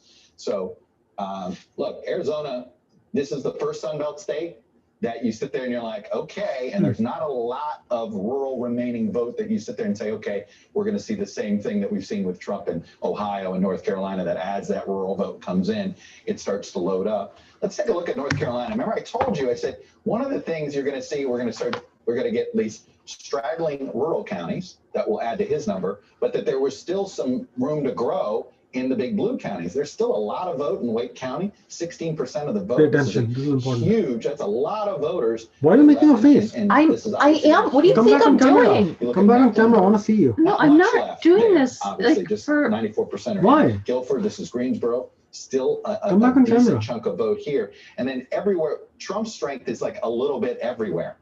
And that's the thing. You go, and I go back, I'll tell you, this rural African-American turnout is just such a, and I just want to just show you here where Trump is over. Can you move the camera so it faces Robeson you? County, this is where he is able, he's adding to his numbers. We don't see this in some of these Is that places. African American voters not turning This is out, not turning out. because the president has made an effort to attract African Americans? Look, we're not seeing enough evidence there. This is not, this to me looks more like not turning out. Okay. On that front than it does anything else. Because you look, it's basically Biden's number and Clinton's number. They're not that different, 95% in. So you've seen in other places where there's some huge Biden overperformance here. These border counties along South Carolina are going to be, if the Democrats, if Biden comes up short, I would argue that's where he's going to find the votes that he should have gotten. The black people didn't vote for Biden. In order to make North Carolina. Because they're lazy. Okay. Yeah, Minnesota. Let me quickly ask you about Minnesota. Jason Miller came on and suggested that the Trump folks feel good about Minnesota. Look, they talk, we'll see. I mean, we only have about a third of the vote in, and just so you see, this is election day vote. So it's, let's look at some of the big, I mean, look, if Biden's got a big lead right now because Hennepin County, that's Minneapolis, and we've got most of the vote in. So yeah, as the rural counties come in, this state's likely to get closer. It was a 3-point race last time. We'll see. Okay, we'll see. I've always been a bit of a skeptic for the Trump campaign to get over the top in Minnesota. But again, it does, Minnesota's a state that is certainly trending long-term towards the Republicans. Yeah, and the Trump campaign certainly visited Minnesota many times and That's made right. an effort there. We had two tales of the Amy Klobuchar. Because as their Minnesota industries said have the shut Democrats down, will they've hold become things more until the Republican. Trump campaign says All the same half hour. There's an important Democratic Senate. Because they're just bitter Yes, and there is. resentful So now. we'll check in, and there's a lot of Senate races. In fact, a hot one out in Montana, Andrew was just reminding me of. We'll check in on that one as well. Take a Oh yeah, break come on, right tell me here. about Senate. Continue with our Decision 2020 election night coverage right after this break.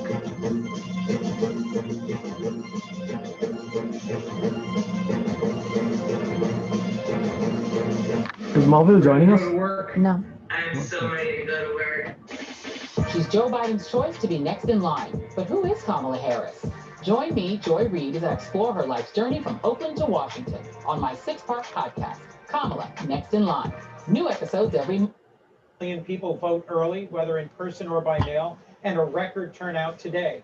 We need to make We just sure need to that figure out every one of those Arizona. votes gets counted, and that may Like, be we several just need to things. know I'm Arizona, optimistic. I Wisconsin, still believe or strongly Michigan, like Joe one of Biden will these be our next president. 3 states, And I and think that's that we're you can gonna go to have bed some after good news that. over the course of the next few hours. But we most importantly need to make sure that every single vote gets counted.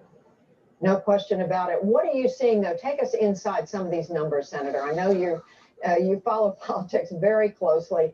Take us inside what you were seeing in turnout in some of the places that Joe Biden needs in order to turn these states in his favor.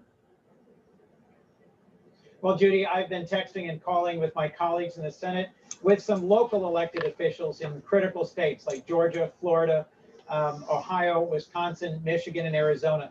I'm optimistic about a Till number of those states. 8 years back, The core thing to Virginia remember used to be is that Joe hardcore Biden's Republican. always had several pathways to So, the you know, presidency. For President Trump, it's a fairly narrow path. He can't afford to lose any. there one of wasn't the like key much states, way that he won that to Biden eke could out have a won, narrow victory except that 4 these years ago. places changed. And so that's Did the reason Virginia we go continue to blue? look Yeah. hard at Hardcore Pennsylvania, blue. at Wisconsin, at Are you Michigan. stressed? Right Why are now, you the stressed? president No, I'm seems just to be doing tired. well. Why don't you just chill back and like at least watch he's TV? You running like ahead watching at this TV. hour in You Georgia, just sit doing back and a watch tired. TV. little bit ahead Yeah, so sit in back and Texas, in lean Florida. down, get So it, I'm get curious it to this know thing. what you're seeing that gives you hope.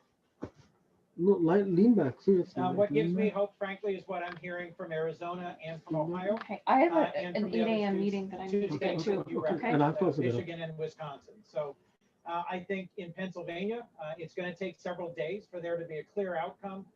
And I think there are paths What do we do that don't tomorrow? We need to rely just perform on tomorrow? Pennsylvania. But What? part of why What do we do Joe tomorrow? Biden's been a compelling You have a candidate problem. since he got in is that he's someone who's never forgotten where he's from. He grew Did you up finish all in the peach Pennsylvania, next to Delaware, and Nectar. blue-collar, working-class towns, and he's always fought for America and for the middle class. He's the right person to lead us out of the mess that Donald Trump's gotten us into. And I think that message is resonating today all over the country.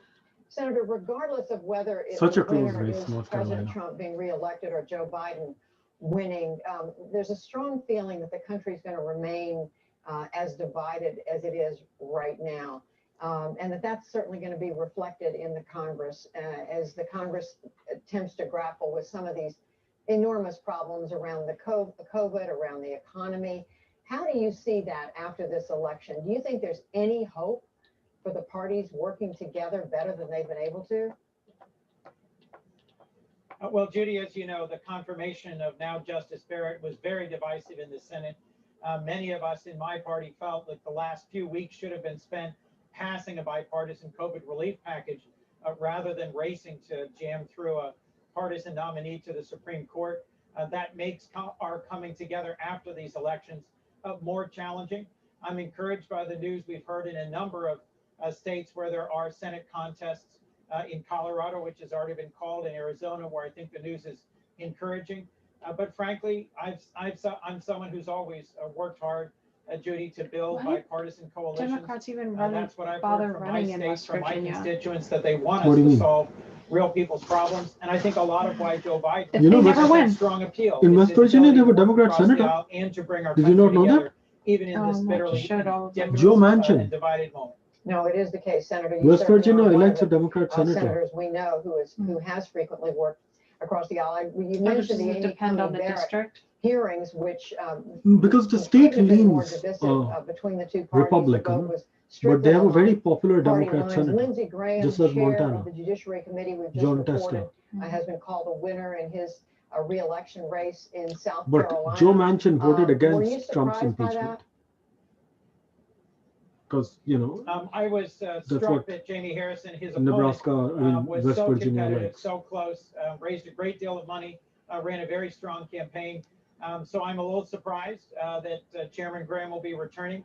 But frankly, South Carolina is a deeply Republican state. So That Lindsey this Graham was won. even close was a surprise to me. I think Jamie is a great candidate and ran a strong race. But you know, at the end of the day, South Carolina is a state that was always going to go strongly for Donald Trump. And I think that may have helped pull Chairman Lindsey Graham of the Judiciary Committee over the line. And very quickly, do you hear anything about the Georgia races that should give Democrats hope? Senate. I haven't had a recent update on those, but there are 2 Senate seats up in Georgia. And as you know, one or both of them may end up going to a runoff. All right, we are going to leave it there. Senator Chris Coons of Delaware, we thank you very much. He's and a again, very popular congratulations senator. on your own race. Thank you, Judy. So we are watching many demographic groups tonight, and one important one, of course, as we've discussed, are Latino voters and who they're supporting in battleground states. Daniel Garza is in Miami tonight. He's the president of the Libre Initiative. He previously served on the White House staff of President George W. Bush. And Patricia Lopez is an editorial writer for the Star Tribune in St. Okay, what does Fox News say? Let me see. Fox News. They are calling Maine blue. They have calling New Hampshire as this thing, which is what I had originally predicted. And Oh, it's yellow. yellow means they're not calling it as yet. So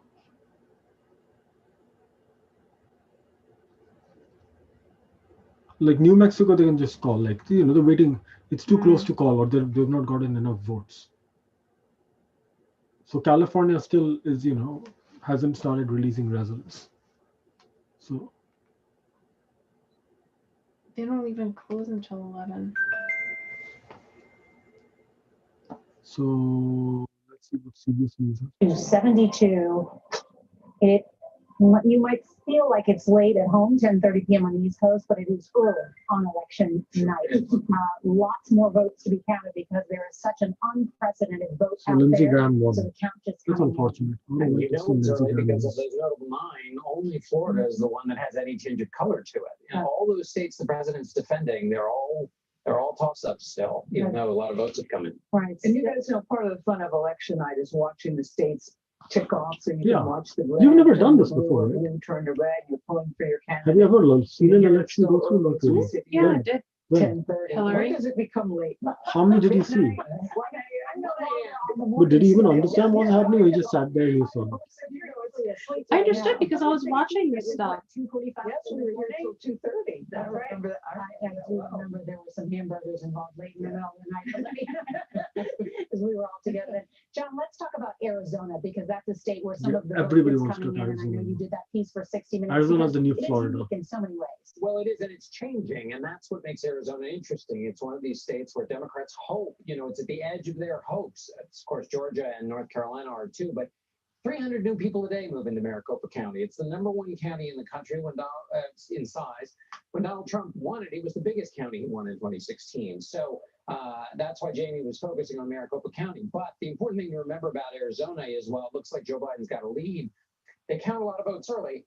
There are votes on election day. And as we've seen on the East Coast, the president's doing better on election day than in the mail-in vote. So if anybody wants to get their hopes up about Arizona moving from being a red Republican state to blue, you've got a lot of waiting to do. Hey, John, how about that endorsement from Cindy Biden? Cindy McCain. Cindy McCain, yeah. Yes, it's still up to Joe Biden. See, it is late. Yeah. It's 3:24 North. Let's rewind. Let's go back to Cindy McCain's endorsement of Joe Biden, longtime family friend, right? But certainly on the other side of the aisle. Do you think that made a difference? She said, I hope that women will take a look and step over the line as I did. We'll see. I mean, there are two parts of the Cindy McCain endorsement that are interesting. One is she said suburban women look at Donald Trump and they don't feel secure. Remember, the president was saying, I'll keep you safe. Don't worry about my personality. She said it's his personality that makes people feel unsafe. That's one of the conversations going on tonight as we talk about white, college-educated women and them turning Joe Biden and away from President Trump. The second thing is there's a change in the Republican Party in Arizona. They see their future with Donald Trump. Jeff Flake was bounced out of the party essentially. And Cindy McCain said, I didn't leave the Republican Party, it left me. Of course, the Republican Party says, well, which of our policies do you disagree with? If you just disagree with Donald Trump, well, that's a personality thing, but we still promote the same things. That's the debate going on inside Arizona. Nora, will you stand by? Yes, we have. Thank you, Margaret. Yes, CBS News has a projection at this hour, and that Joe Biden is the winner in the state of New Hampshire. Donald Trump had made a couple visits trying to. So New Hampshire goes to Biden. This is a state that is going to be Joe Biden's. Those are 4 very valuable votes. Electoral votes, and there is the national map at this hour. It is early yet, and not a lot of those electoral votes on the board just yet because of those notable 9 that we talked about, those states that are in white, outlined This in is good for Biden. We will decide this election. Because New Hampshire was in play.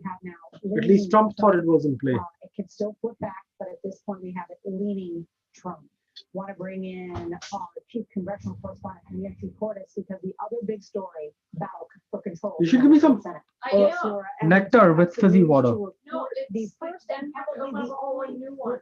Oh. Pickup in the Senate. Can you get me a beer? Tonight, CBS News is now projecting that Doug Jones will lose his Senate seat in the very red state of Alabama. He's going to be losing to Tommy Tuberville, who's a former Auburn football coach endorsed by the president, who campaigned for him. But Jones could get a consolation prize if Vice President Biden wins the presidency, because he's been discussed as a possible cabinet pick. Another big piece of news to report in the Lone Star State Democratic hopes dashed there as well, because John Cornyn, we can project, will be the winner, and he will pick up a 4th term. Democrats had high hopes for the former military helicopter pilot MJ Hagar, but we're now projecting that John Cornyn is going to keep his seat. You'll recall that he sensed that he might need to create a little distance between himself and the president. He saw the president's poor poll numbers, and so he did an interview a couple of weeks ago where he said that his relationship with Mr. Trump was kind of like when you get married and you think you're going to be able to change your husband, but after 4 years or so, you realize you're not going to. Yes, I Do you know. realize that? Hey, do you realize that? President Trump will remember this. Good. I'm sure he seems to always remember when a member of Congress says something negative about him. But in this case, clearly, Joe Not Biden clutter, was collector, neck collector. and neck for Joe Biden and Donald Trump in Texas, and he thought, I need to show I am not in lockstep with Donald Trump, even though he has, for the most part, been over the past 4 years. Stand by. We have an important race update right now. CBS News is now characterizing Arizona as leaning toward Biden. Now, this is a lean. It can change. But we want to check in with Anthony That'll be a Salvato big because thing. this is a state that Donald Trump won in 2016. It is something that Joe Biden had wanted to add to the Democratic column as a safety against some of the other states. Explain what we're seeing, Anthony. Part of the larger story across the Sun Belt, where a lot of these states that the president won pretty comfortably in 2016 are now in play. Okay, so Arizona at the moment in our models, this is why it's a lead, not a projection, in our models has Biden up. And a lot of that comes from, John, as you well know, Finish up Maricopa County, man. now, this is where a majority of the votes are going to be cast in the state. And at the moment, you see Joe Biden with a lead. Well, if you get a lead in a place where the majority of the votes are going to be cast, that helps out. And then the other thing I'll show you is we're always watching tonight is what's been counted and what's outstanding. Yes, still 400,000 votes to go, but what we want to see here is can Donald Trump make up the margin? At this point on the trend lines, it could be difficult for him. So that's why I want to just lean it for the moment. But that's where we are in Arizona, all about Maricopa County. We'll watch going forward. And why we are characterizing this state as lean Biden also has to do with what we're hearing from the exit polls and some of those voters. So I want to check in with Major Garrett about why people voted the way they did. Exactly, Nora. There are two pieces of demographic data from Arizona that I think reveal why Anthony just moved this to a lean Biden. And again, this is exit poll data collected not just day of, but for those who voted early in person and who voted by mail and were then called by the exit poll surveyors. So let's go first to 65 and older in Arizona. Joe Biden leading President Trump 52 to 47. Look at that. Trump won this demographic group in Arizona by 13 points in 2016. So that is an 18. Trump can't win if he swing in loses favor the of senior former vote. vice president. Let's look at women in Arizona, our second board. Joe Biden, 53 to 44 over President Because Trump. Florida was not Hillary Clinton won women in Arizona by in play. 4 Neither was percentage Georgia. points in the So now exit Arizona poll comes in into play. 2016. So for women, he's doing better. That's the former vice president. And among seniors, he's doing better.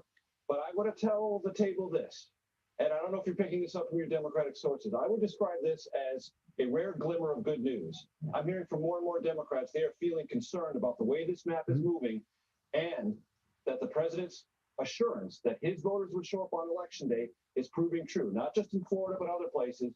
And they are increasingly concerned about the trend lines they're seeing in day of turnout. And there are still Republican voters in line in Maricopa County, according to some of our producers out there. But one other good glimmer of hope for Biden in Arizona overall, he's leading among independents, 52 to 39%. Another example of him potentially drawing them over. But you're right. At this point, Biden campaign much more looking at that blue wall as they try to restore it, believing that their fortunes may messed up. The early idea that Florida, Georgia, North Carolina would fall early is becoming less and less something that the Biden campaign is not only banking on, but even some sort of squinting look at the data and saying, well, it's maybe still possible. They are beginning to rule that out more and more as I hear from people and having to shift their focus entirely to Michigan, Pennsylvania, and Wisconsin.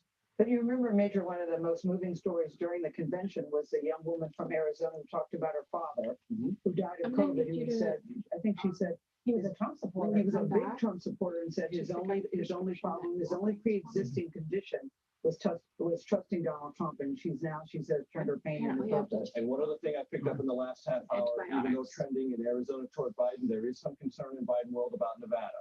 And that was one thing the Trump campaign said would offset Arizona if they got wobbly there. So I just want to put that on the table. And there has been concern about Nevada among Democrats for quite some time. Better not lose It's a very Nevada. difficult state given the Because the economic Democrats are condition of getting it. It now, relies on like, tourism. It's been struggling. And its politics rely on people actually having a job and being members of the unions out there. in the hospitality industry, and they've struggled to be able to mobilize people. So it is a big possibility that Nevada could be closer than expected. All right, so we're at that point of the night where people are saying, should I brew myself a pot of coffee? Yes. Yeah. Why not? Absolutely. Yes. Or yes. Do it. And could you bring some pizza? Do you hear that? Lots ready to more eat the ahead. table. And at this hour, CBS News projects that Not President gonna Trump be has won like a walkover. Utah. They're not gonna know. Republican Utah's state there. Donald There's Trump. a lot more still ahead. More poll closings, projections, and the state of the race. You're watching CBS News 2020. It's such a close race. There's like 50,000 votes separating them in North Carolina.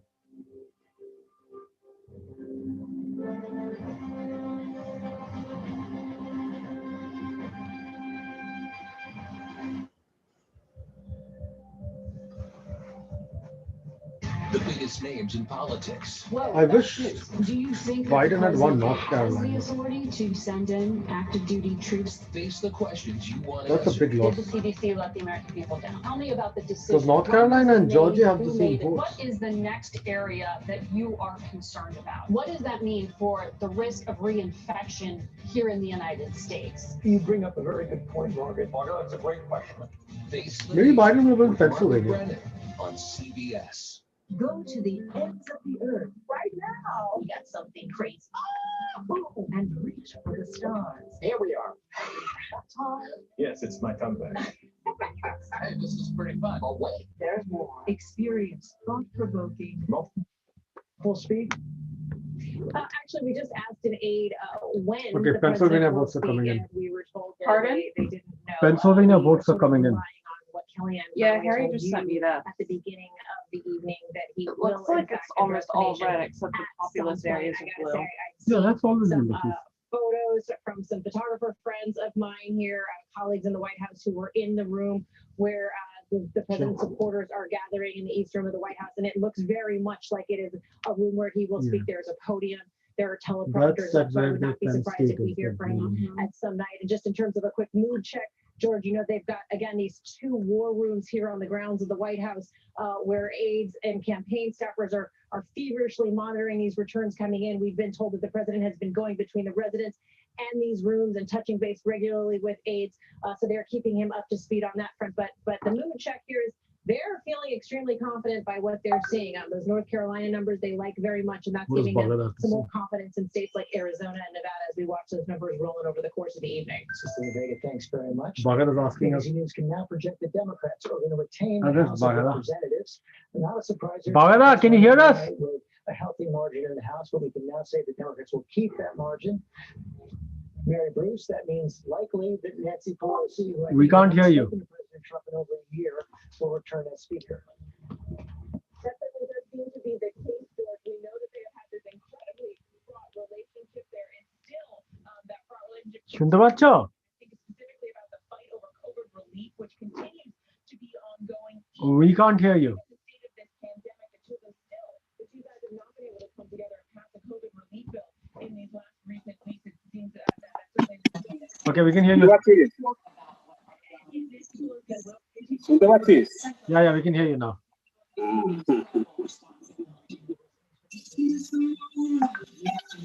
So yeah, interesting result so far. It's not, I mean, essentially, Arizona looks like Trump is going, Biden is going to win. So if it is Biden wins Arizona, so essentially to the north, essentially Michigan, Wisconsin, and Pennsylvania. Yeah, basically this.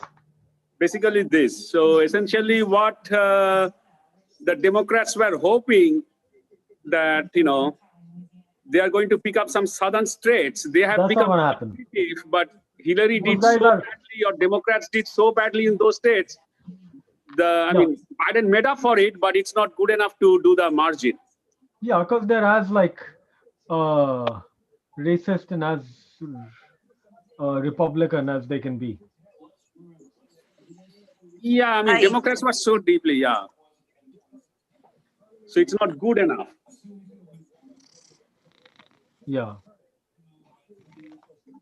But I'm glad they're getting Arizona. Amy is there. Hey, Amy. Hi, Sanjit. Welcome to our watch party. Thanks. This is my cousin, Bagada is here with us as well. Oh, hi, Bagada.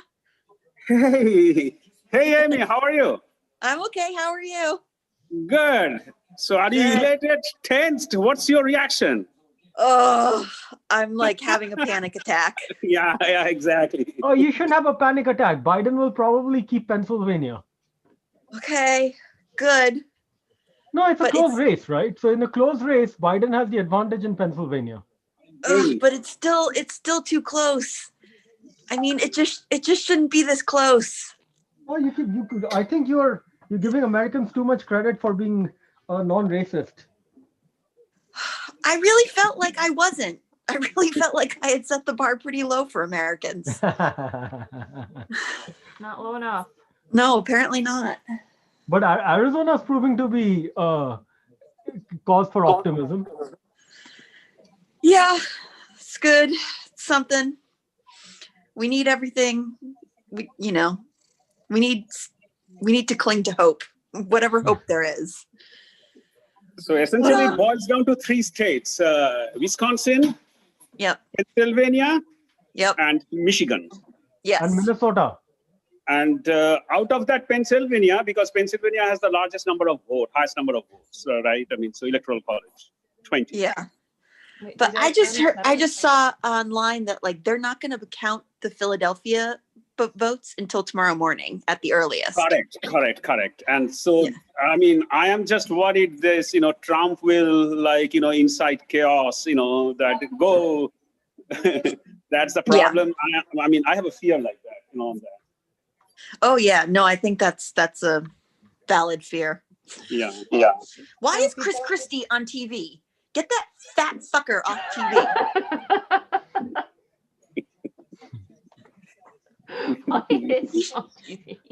He should not be on TV ever. Nobody who has supported this president should be allowed on TV ever. Oh, fucking America. Well, at least New Hampshire voted for Biden. Yeah, New Hampshire, it was close, but still it voted for Biden. I mean, Biden was expected to win there, but yeah. No, but Trump was really hoping to get some at least one of those New Hampshire split their vote.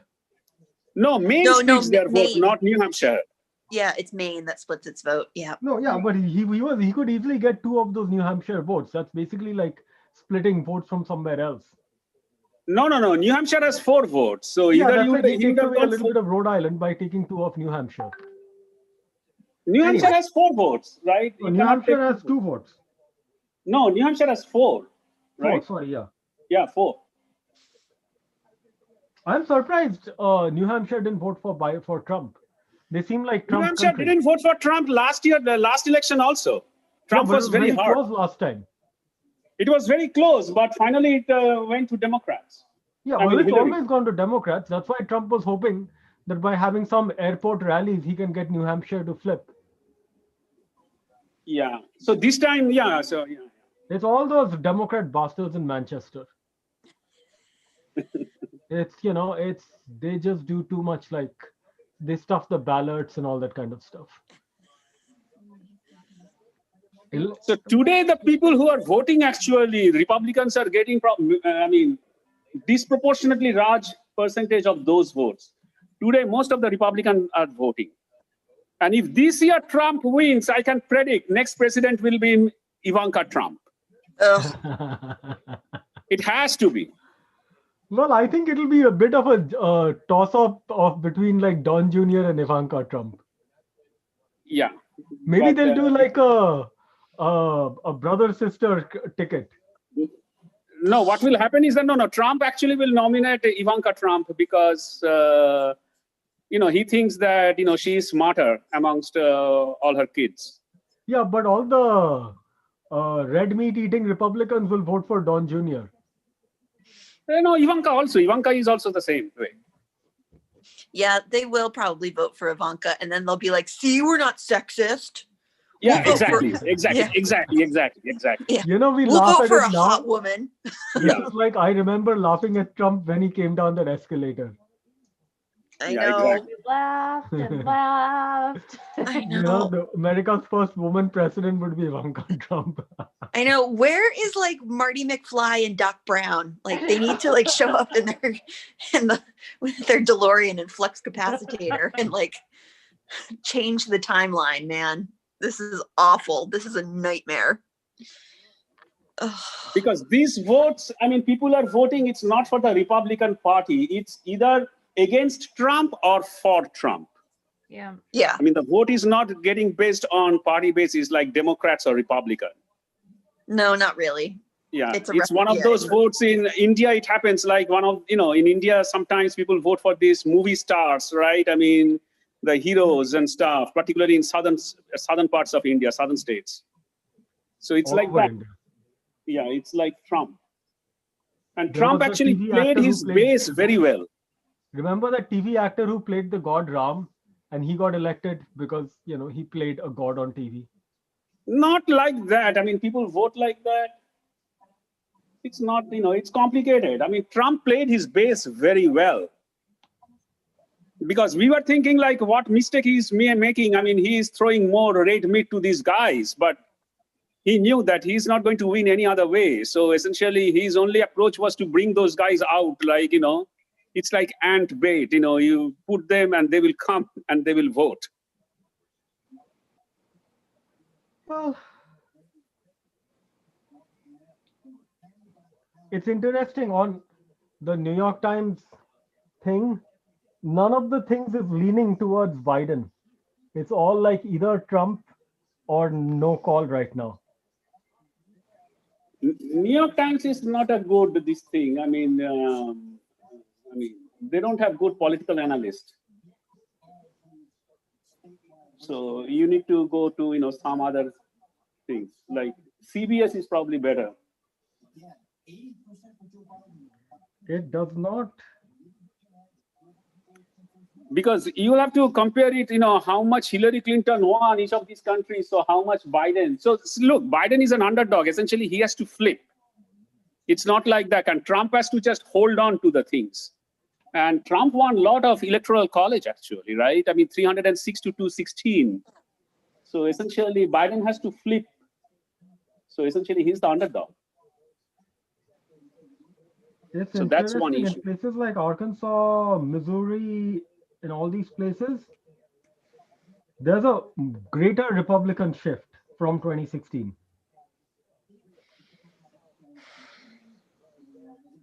That's really amazing. You'd have thought after 4 years of Trump, there'd be more Democratic shift, but it's not happening. Yeah, because those states benefited for some. I mean, it doesn't matter if you are so very poor, then does not matter who does, what, right? I mean, Yeah, well, there's still Pennsylvania.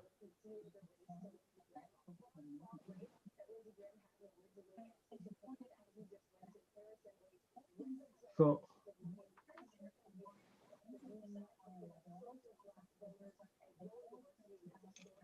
the election will be lost if Biden loses Nevada.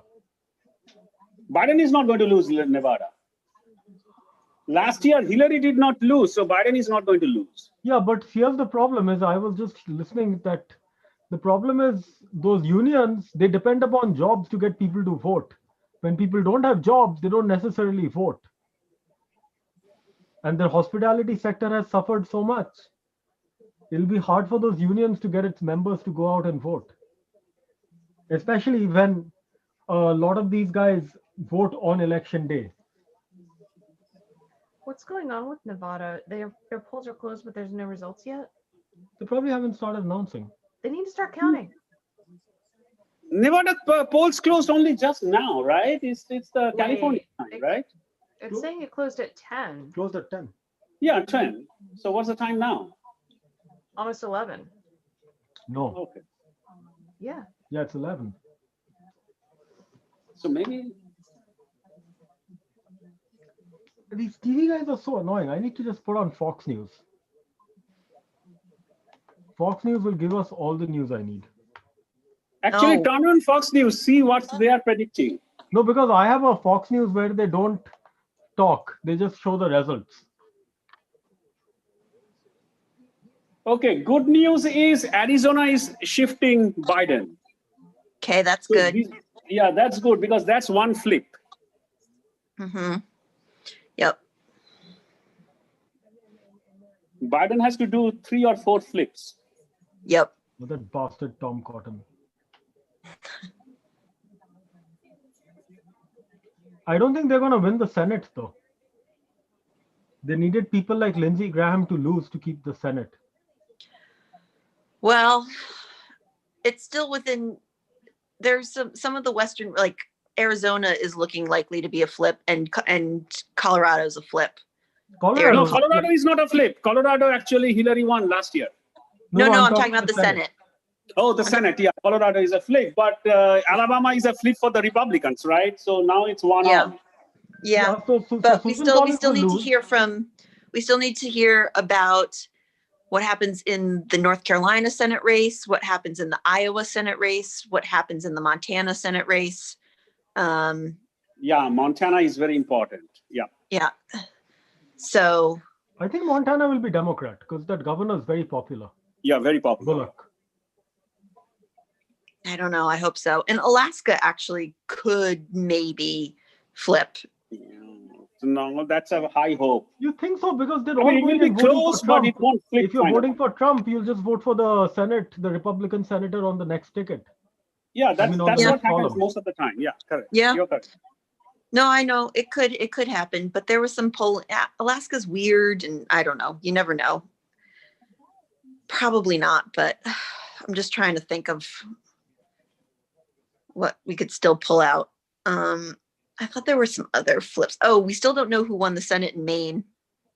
We still don't know if Susan Collins or Sarah Susan Collins Gideon is won. winning big time, 61-39. Last I saw. No, Yeah, but but how they're many count- seats had been but they're- counted? I mean, yeah, how they're much votes counting- had been counted? Yeah, they're counting really slowly in Maine. Yeah. And they haven't counted, I don't think they've counted like the big population centers, which is southern Maine. Right. Yeah. If Susan Collins has a Hopefully. big lead, that means they're counting in the north and not in the south. Right. So hopefully Sarah Gideon will pull it out. That would be a Hopefully flip. Sarah Gideon will pull it, yeah. I don't expect So- Susan Collins to win. Yeah. So if there's like Maine and Colorado and Arizona, and then I think we just need one more and it's safely Democrat. Or you So- need the presidency. Right.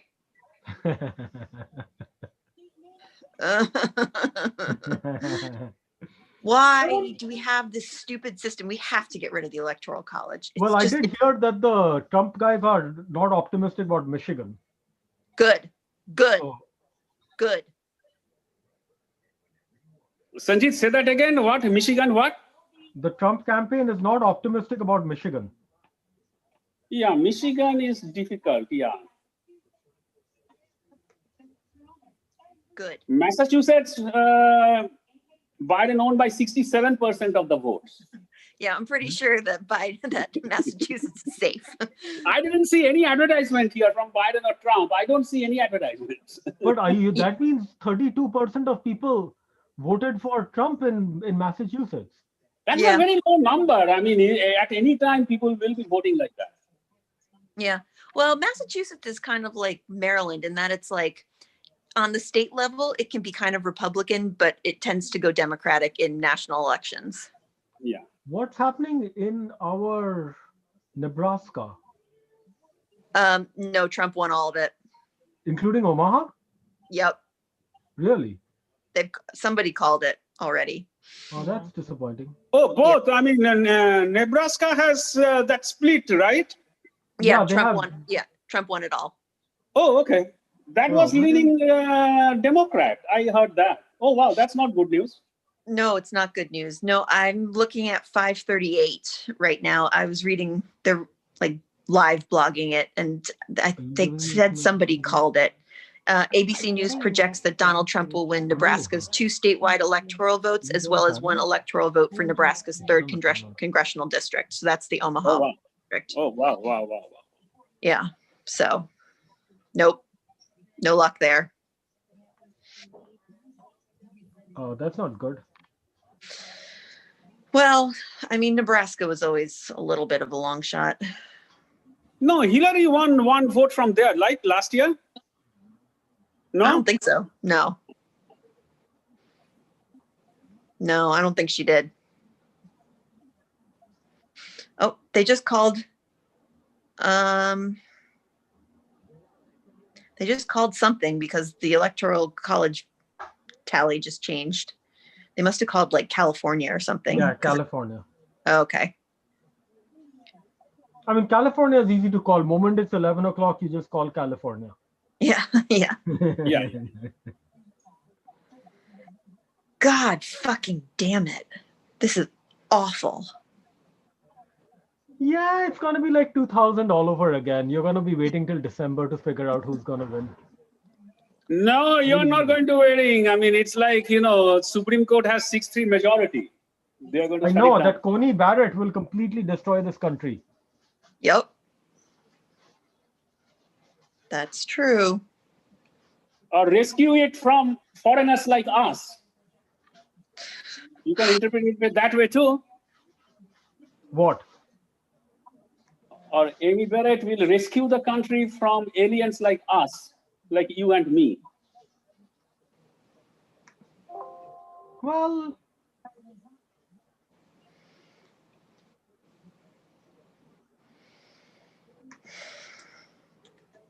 when does Nevada announce results? Okay, so we're getting Arizona. Yeah, Arizona, Nevada. Arizona was toss-up, but Arizona looks like turned blue. So Arizona turned blue. See, Clinton got 45 last time. Biden has 54 this time. 45, 54 in what? Last time Clinton got 45% of Maricopa. Biden right now has 54% of Maricopa. Yeah. Maricopa, yeah. So, and that decides the thing. That's a pretty big shift. Yeah, Arizona has a big shift this time. Because that's stupid. There, that fighter pilot senator will lose. She already lost. She already lost. Yes, correct. You mean the one in Kentucky, or do you mean the one in? I think there are Arizona. two. Arizona fighter pilot, right? Martha McSally against Mark Kelly. Oh no, that's Arizona. Yeah, there was a fighter pilot running against Mitch McConnell in Kentucky, and she lost. Yeah, she lost. Yeah. McGrath. Yes. Yeah, she doesn't stand a chance in Kentucky. Yeah, Kentucky's hard. Okay, Yeah. so they called all the other states that just. Yeah, they called those the West are Democrat Coast. states by default. I know. we'll Just call like them. to see the numbers go up. Wait, Texas goes to Trump. Because in this closer race, there is no way Texas has to go to Trump. Yeah, no, I think Texas will go to Trump. Texas, Georgia, and finally, I believe North Carolina will also go to Trump. North Carolina will go to Trump, yeah. So essentially, the entire southern belt goes to Trump. So essentially, again, I mean, Biden has to flip the northern one. Yeah. Michigan, Wisconsin, and Pennsylvania, those three, which we were hoping that he does not need to do. So he has to do it. And Pennsylvania, as usual, becomes that's the main thing. That's the pivot. Yep.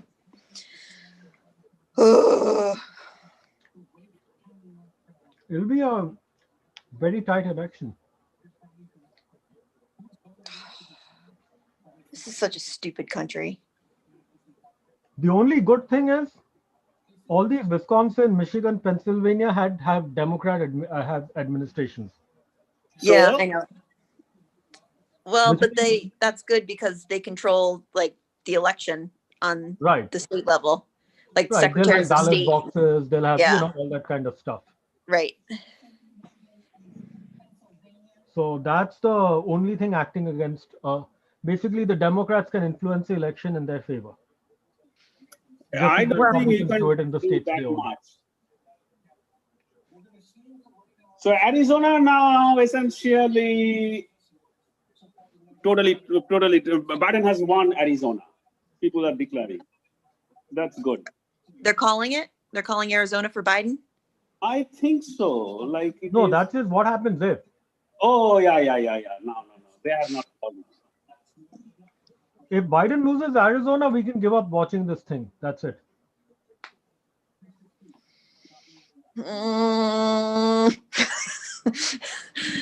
I'm going like full Tina Belcher over here. I'm just like. So Arizona, with Biden winning Arizona, and if Biden does not win Pennsylvania, it becomes 269 votes. Then it's a question of one vote to reach 270. Can you imagine that? Yes, unfortunately I can't. Man. Yeah, I don't know why you're laughing. It's not funny. Yeah, it's not funny. I have a situation where there's a tie. So essentially, I have applied for a gun license anyway. Safety. Bhaga, the first thing you will do is you'll shoot one of your fingers off. You will either shoot your finger off, or if you try to take the gun in a concealed carry thing, you'll shoot one of your balls off. That's exactly what happened. I am well prepared. Okay.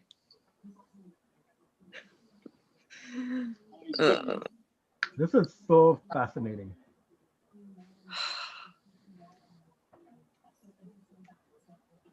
Hey, 41% votes in Pennsylvania. Trump got 56.5%. I know, but that's none of the that's none of the Philly votes. Yeah. Yeah. Those are all those like little counties who can count their votes within like an hour or so. Yeah, that's like Pennsylvania. Yeah. Basically, that's most of Pennsylvania. I don't know. How can you still vote for Trump? I don't know. I don't know. I'll never I have a understand. situation where it's like 269 and 269. I will never understand why it's this close ever. Yeah, exactly. Are you guys on 272win.com? Not yeah, now. I'm on 538. Can you like make your own map on that? Yeah, I think you can. Yeah, it's most fun when you make your own map. It's like playing bingo, but with, political things. It really is like playing bingo. Yeah, but with like the fate of the country. Yeah. Dewey, shut up. I've never understood this more than I do right now. Because it's so simple. It's just like 4 states. They might as well not have elections in the rest of the country. Kind of. Yeah. I know, that's why they have to. I mean, if we really want to be a democracy, we have to get rid of the Electoral College, because right now it's just like, 10 or 12 states that decide who the president is. The fact that we're this dependent on Florida is. Yeah, there's a very flaw in the troubling. system. Yeah. I mean, We I think that's really indicative of how bad the system is. Yeah. I think it's the stupid Latinos. They really have no sense whatsoever. No, well, it's different. Like, it's the Cuban Americans in Miami-Dade County split for Trump because they're afraid of socialism because of their experience under Castro in Cuba. But that's a different subset of Latino voters than you'll see in like Texas or Arizona or New Mexico. We can't just say Latino. It's much more specific than that. But I can't believe those guys in Miami voted for Trump after all that he said about Latinos. Well, I read that like Trump has been micro-targeting the Miami area Cuban community for over a year with like radio ads painting Biden as a socialist for exactly this reason. I mean, this is not, this was part of their strategy all along. Oh no, it worked well for them. It worked really well. Yeah. So, and in the process, they managed to scare a whole lot of white people about socialism also. I know. Like, socialism's awesome. It gets you healthcare and stuff. Like, why? I don't understand why anybody would not like it. Socialism is like makes you like Scandinavia. Which I know, is something white Scandinavia's- people have always aspired to be. I mean, No, if I don't like socialism because I come from a communist state in India. I hate But socialism. communism and socialism aren't necessarily the same thing. There's democratic socialism. No, I come from a democratically elected communist government. Well, they're not real communists. That's the problem. Oh, they are basically communists. Tyrants. They're tyrants first, communists like second or third. Yeah. I mean, Yeah. that's like saying Stalin. I mean, Stalin was like, he was a fascist. He was a autocrat. He wasn't. She did more of those. But, I mean, it can degenerate very easily there. I mean, there is nothing like, so that's the problem. I don't like actually. I mean, it's like the Animal Farm, the last line. I want to get the taste of the cookie. They looked from, they looked from one person to another person, but some were more equal than others. The last line in Animal Farm, George Orwell's. Yeah. Yeah, but like, just because you have nationalized healthcare doesn't mean that it's going to become Animal Farm. I mean, I'm not for a nationalized healthcare also, but that's a different story. We can talk about it later. Okay.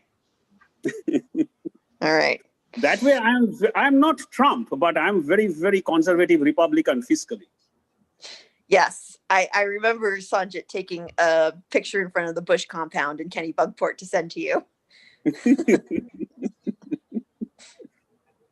So I'm not, Trump, but essentially I'm one of those guys who are like, right now, some Republicans have grouped against Trump and running ads against him. I'm in that category. Yeah, you're you might as well be a Democrat because your party has disappeared. Yeah. Yeah, you don't have a party anymore, Bagada. Yeah, Not I won't have really. a party anymore. Exactly. I will be the odd man out in here. Yep. Because I won't be Republican, I won't be Democrat, because Trump has hijacked the traditional Republican Party. Well, yeah, I mean, sort of. Although the Republican Party has been trending this way since, I don't know, for the last 40 or 50 years. I mean, Trump is... Yeah, gradually, yeah, I agree with you. I would call this a true democracy. This is truly power of the people. Not really. No, because you have to understand, anything that's a populist government is always a terrible government. And this is populism at work. Not really. I mean, yeah, it's populism. It's not democracy. Ohio is going Trump. Oh, really? You, Ohio. Yeah. Ohio is going Trump? With That's 85% bad, Trump. because Ohio, Trump, I mean, Biden was doing very well in Ohio. Yeah, because those were the early votes. Texas is... Trump is doing Texas well. will be Trump. Finally, Texas will be Trump. Doesn't matter. Texas will be Trump. Yeah. Let me see if I can get ABC up.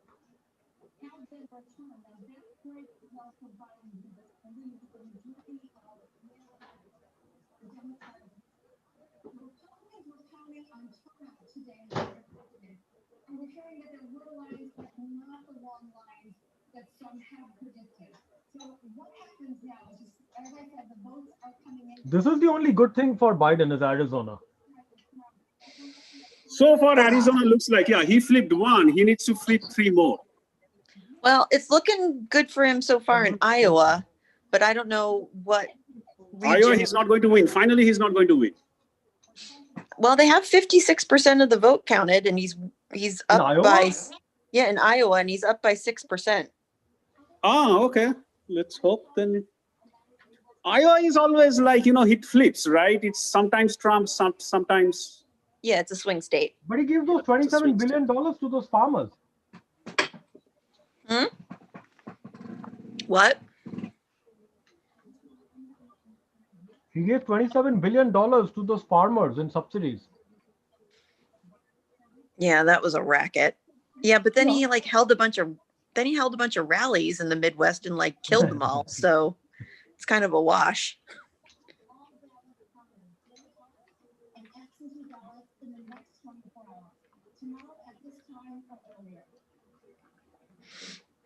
Really interesting. We should remember.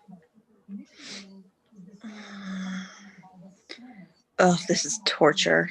It's a much more competitive race than a lot of people expected. And in Florida, actually, Biden is losing by a big margin. I mean, essentially, it's not like, 0.1%. It's more like 2 to 3%. Yeah. Yeah, it's a couple 100,000 votes. Yep. But, Not you have to understand that, Florida approved a referendum in whatever it was, 2018, that reinstated voting rights for a lot of ex-felons. But then they instituted a poll tax, essentially what's a poll tax this year. So a lot of those re-enfranchised voters are now disenfranchised again. And that was like, the referendum originally would have re-enfranchised, I think, like 1 point something million ex-felons that would have reinstated their voting rights. And then the poll tax then is taking, is probably deterring, I don't know, maybe half that. So what does that prove? All the ex-felons votes Democrat. Yeah. Democrat is a party of felons. Please. There are plenty of felons in the Republican Party. They're all running the country right now. That's the problem. Yeah. But anyway, the point is there were a lot more Democratic votes in Florida than were allowed to be cast. So so that might have made the difference, because I'm looking at the tallies right now and it looks like it's about 375,000 vote difference between No, Trump. you cannot trust the felons, because depending on how high they are during the time they vote, they will think that they are voting Democrat, they're voting, depends on, what drugs they are taking that day. Oh, come on. Now, don't put them as a saint, right? I mean, they were felons because of reason, and probably because of drug dealing. Yeah, So, probably. I mean, and probably they are drug addict. No, not necessarily. I mean, maybe some, sure. But yeah, no, it's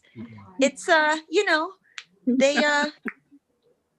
yeah, I mean, well, that's the thing though. The drug laws are kind of ridiculous. So it's like you could be a felon because you have like a small amount of marijuana on you and a small amount of, something else.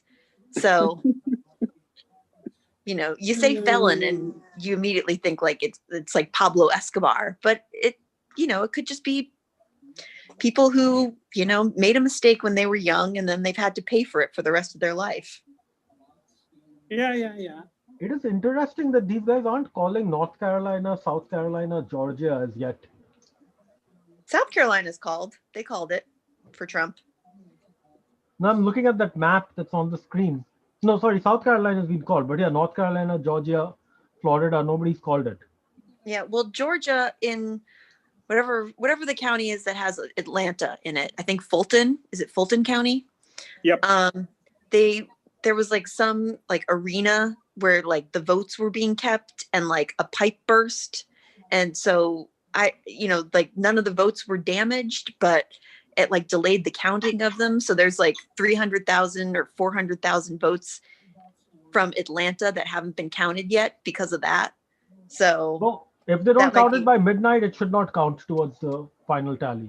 What? Now you're just making shit up. Because November 3rd, it ends at midnight. If you don't count it by midnight, it doesn't count. Yeah. Are you working for the Trump campaign? I should go work for the Trump campaign. No, you should not.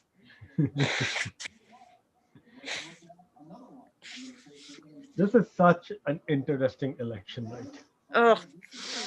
Are we going to be able to know before, like? Oh, okay. No. So Georgia looks like Biden is losing badly, but actually they're saying that in the Democratic country, in the Atlanta suburbs, very little votes have been counted in those places. Right. That's probably the votes that were like in that arena where the pipe burst. Yeah. Because I was surprised after all these, all these polls, close election, how Trump is winning like, ahead 53 to 45 in, Trump is now ahead in Ohio, 53-45. Yeah. Ohio has already counted 85% of its votes. Yeah, but depends on that 15% which you are counting.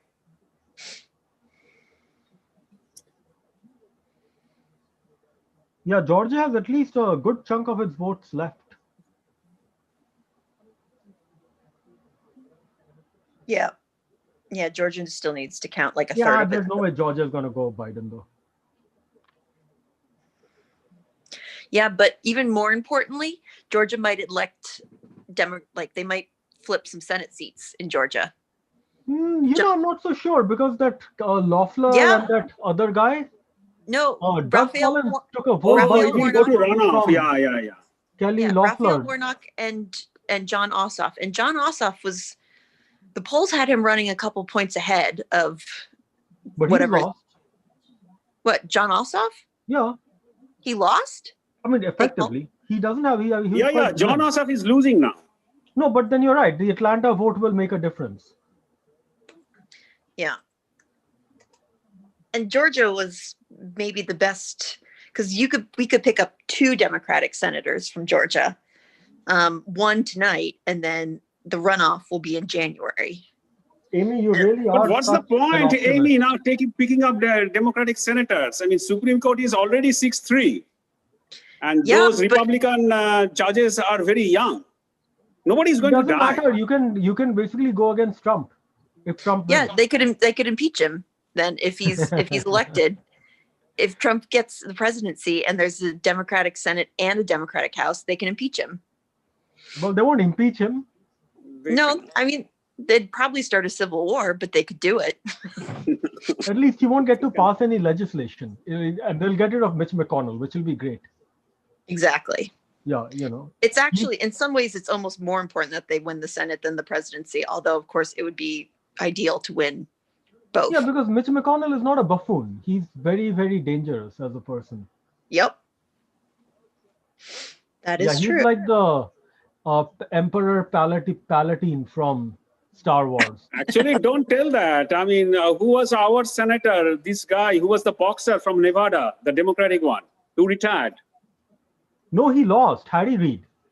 Harry Reid, he retired. Harry He did Reid not lost the lose. primary. That's why he had No, to he go. did not lose the primary. Harry Reid did not lose the primary. Harry Reid cannot lose primary. He retired. No, Harry No. Reid lost. I'm telling you. No, I'm pretty sure. Harry Reid did not No, lose. I'm pretty sure he retired, Sanjit. Then He somebody retired. else He retired, lost from Sanjay. Nevada. Yeah, he's from Nevada. I'm pretty sure, 100% sure he retired. Yeah, He did not I'm lose. pretty sure Bagada's right. I'm pretty sure Harry Reid retired. Yeah. So Harry Reid actually got that nuclear option, 50% of the votes. I mean, previously there was the filibuster. So Harry Reid got rid of that. Right. So you just cannot blame Mitch McConnell. No, but come on. They had to do that because the Republicans were going to filibuster every single judge that Obama put up. Not just the Supreme Court judges, but like just any judge. I mean, they were being ridiculously obstructionist. I mean, that's just ridiculous. They were being assholes. Hey, this is a dog-eat-dog world. I know. You got to win elections to put your thing, guys. Well, the Democrats would win elections if there weren't for the stupid Electoral College. Because since 1988, only one Republican has won the popular vote. And yet we've had, 3 Republican presidents, one of whom was a 2-termer. So if that system is giving you results like that, there's something wrong with the system. Well, democracy is a protection of minority. It's not just ruled by majority, right? So in that case, popular vote is not always the right thing to do. No, but the Electoral College was supposed to be put in place to prevent somebody insane like Trump being president, and it didn't prevent anything. In fact, it ensured it. So it needs to go. No, Electoral College has to go because if you have like one guy ruling a country, you cannot have proportional representation when you have one guy. If you just want to put absolute power in one guy, then you need to have absolute voting. And actually, if we want to get like really democratic, we would abolish the Senate too. And it would just be the House of Representatives and a president, and that would be it. And that's how they would do legislation. Having said that, the US still has a better political system than most countries in the world. But that's not true, though, in any democracy. I mean, England has upper house, lower house. Yeah. it's modeled on Look the how great English it's worked thing. out for them. I mean, the Senate is basically just a non-titled version of the House of Lords. It's inherently anti-democratic.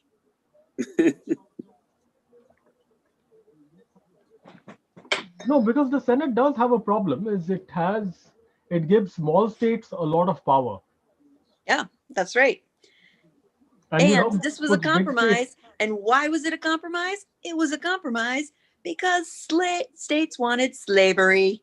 It's not because they were like, oh, this is like a genius political system that we've worked out here. It was just like, oh, God, we have to figure out something or else this country's never gonna, we're never gonna even get off the ground. And so they conceded to slave states and were like, fine, you can have some power.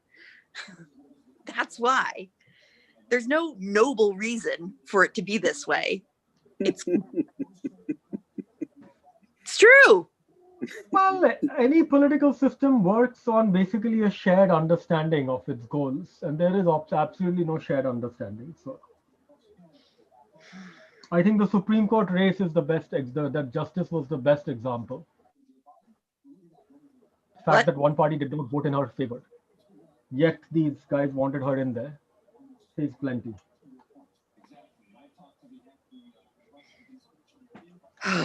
I bet poor Nixon must be so sad. What? Nixon must be thinking he was just 30 years ahead of his time. Yeah. No, I mean, there is no way he would have been impeached now. Yeah, no, Nixon looks like George McGovern now.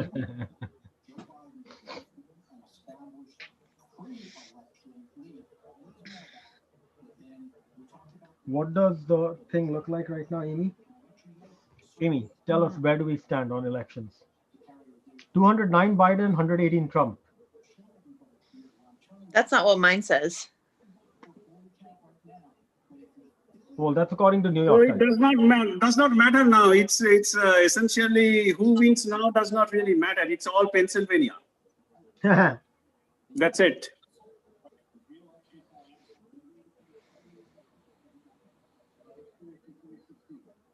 I have a very interesting scenario where I have a complete tie. I don't know how I managed it.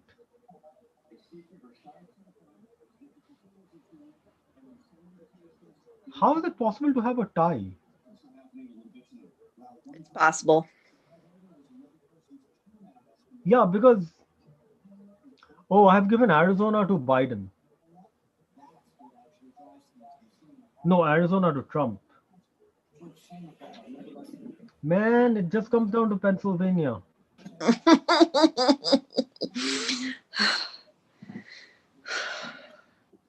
Pennsylvania is like the Florida of the North. That's awful. It really comes down to if black people voted or not.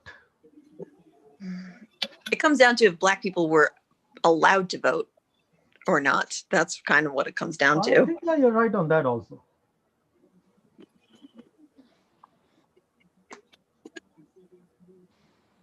That's pretty bad. What? No, that's really bad that it comes down to Pennsylvania. It's going to come down to Pennsylvania. There's no way around Just it. Pennsylvania. Like Arizona's settled. All these other ones are settled. Yeah.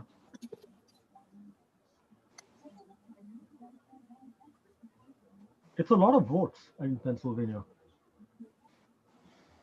Because it's basically 260, 258 with 20 votes left to be split. And it'll go to the Supreme Court, and that stupid Coney Barrett and Gorsuch and Kavanaugh will vote in favor of Trump.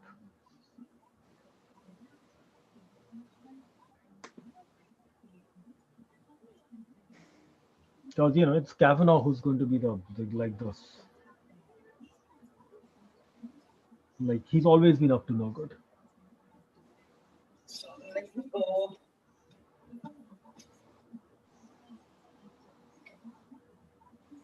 The only hope here is Trump will again catch COVID.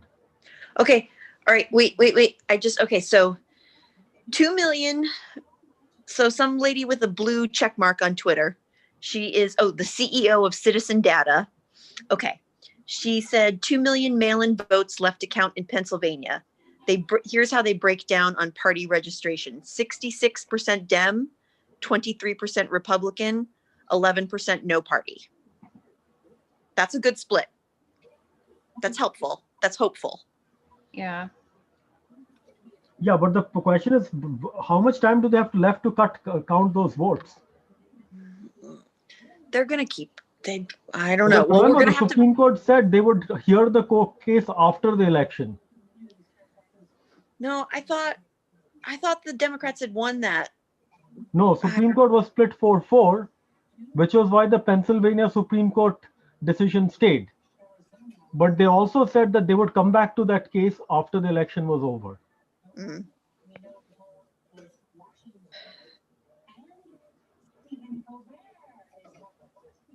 So, okay, Democrat Mark Kelly projected to unseat Republican Senator Martha McSally. That's a flip. That's a well, that's a was senatorial expected. flip. That's good. I know, but still. No, it's that's good. also good because that means anybody voting for Mark Kelly is also voting for Biden. Yeah. Well, they already called Arizona for Biden, so really? It's fine. Yeah, Arizona is Biden now. Yeah, they called it. Why does the New York Times call it? I don't know. Everybody's calling it at a different pace.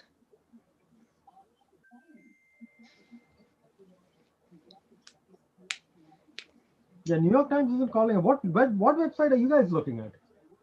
I'm looking at Twitter, and Fox News called Arizona for Biden. Okay, I trust Fox News because Fox News is actually very good at their election projections. Okay. Anyone watching Fox? No, I just saw it on Twitter. Oh, okay.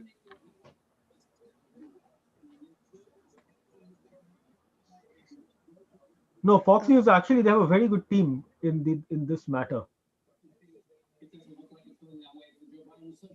Okay. See, more Maine results are in now, and Biden is up 52-45 over Trump. So that's good. Because Trump actually did win the 2nd congressional district of Maine, because Maine, splits its congressional districts and its electoral. So he basically won Augusta or Oh, so Trump won both? No. I'm saying last time Trump picked up. Last time. Yeah. So, and it's looking like Biden's looking like he's going to win the whole state comfortably. So that would be good. That's good. Yeah. Because if Biden loses Pennsylvania, then and since he has won Arizona, then he needs just one extra vote, and Maine is going to supply that. Okay. No, but that's assuming he gets Pennsylvania. No. Well, I don't know. Wait, what states do you have for Biden that are Republican states otherwise? The only flip so far that's been called is Arizona. That's the only thing that's flipped from last time. He seems to be leading in Nebraska in at least one of those districts. I don't know. According to Fox News, look at the Zoom screen share. Oh, yeah. Well, maybe. I mean, that would be great. I mean, I don't know. That's not what my map says, but I don't know. Oh, no, wait. You're right. No, Biden still could pick up 2 electoral college votes. You're right. Or at least one. Yeah. He could still pick up a couple electoral college votes in Nebraska, which would be good. I mean, he might need those. Yeah, but according to Fox News, Maine has one of those one of those seats is still in favor of Trump. And that's what they're saying? Okay, that's not what my thing is saying, but I don't know. At least he's leading there. Yeah, well, that doesn't, yeah, I mean, northern Maine is scary. Interior Maine is, as you know. As I know. It's a different beast than southern Maine, which is basically like North Boston.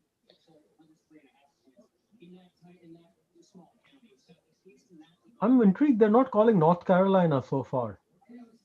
No, it's very close. They have, I mean, it's like, I mean, it's less than 100,000 votes. It's like 70,000 votes that separate them. So I think it's going to come down to like mail-ins. Yeah, but you know, if this... So one Amy is very quiet. Why is that? I'm just sorry. I'm just tired. You know, there is one way he can get this. If he gets Minnesota, Wisconsin, and Michigan, he doesn't need Pennsylvania. Because he has Arizona? Because he has Arizona. Yeah. Because he's at 270 without Pennsylvania at all. Yes! Come on! Yeah, but fucking then, Midwest. Where do you? How did you do that?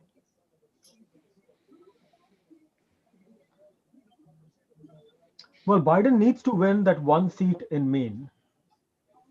Mm. Otherwise, it'd be 69-69. Yeah, it's 269. Yeah. Yeah. I have a feeling Biden will lose in Maine, even though he may be leading, because I don't know. I hope he loses. What? Why are you saying that? No, I mean Trump. Sorry. Yeah. I was like, you shut your mouth, Satya.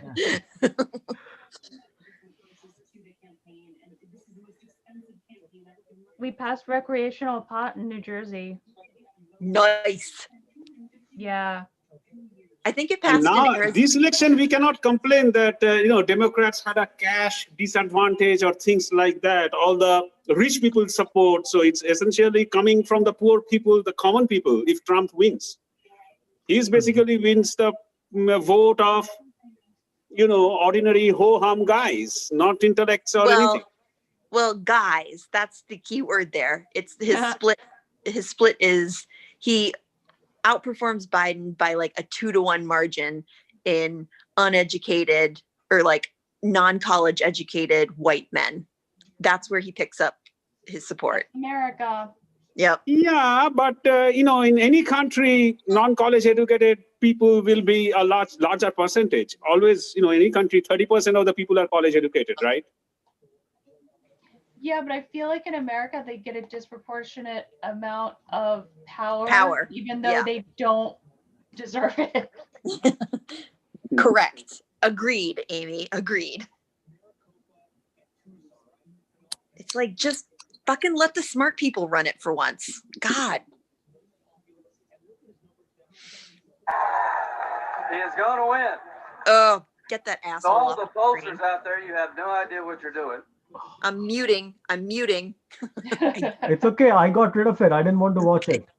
All right. I don't ever want to hear Lindsey Graham's voice again. I was just trying to get a different projection. I'm trying to understand what AP has to say. Yeah, they're being very conservative. They announced on Twitter that they were like they were going to take their time calling races. So.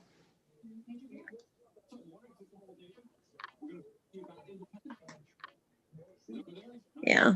So how much did Lindsey Graham win by? I'm not even interested in knowing.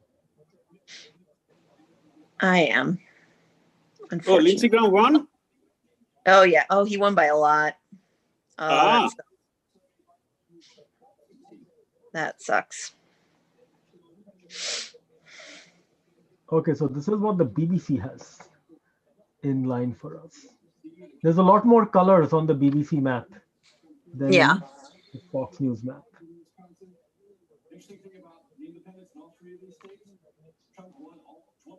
It's interesting. Nobody's going after Nevada so far. Yeah, what is going on with Nevada? That's not a good sign. No, Nevada, Biden will win. You would expect Biden to win Nevada, but why aren't they calling it? Because remember, because the poll closed only an hour ago. Yeah, but in Delaware and all, they call it with 0% of the votes counted. Yeah, but Nevada is not like that. Nevada is always, light blue or, It used to be light, it used to be red state like 2 elections ago. Only last year it flipped to Hillary. Before that, it used to be Republican all the time. Like Arizona, this is the first time it is flipping in last, how many years? 20 years probably. Does Biden have a lead in Montana? Nope. No, it's close. It is just a small one. I mean, probably they are counting Bozeman and those places. Yeah. Yeah. Oh. Biden won't be able to win Montana at all.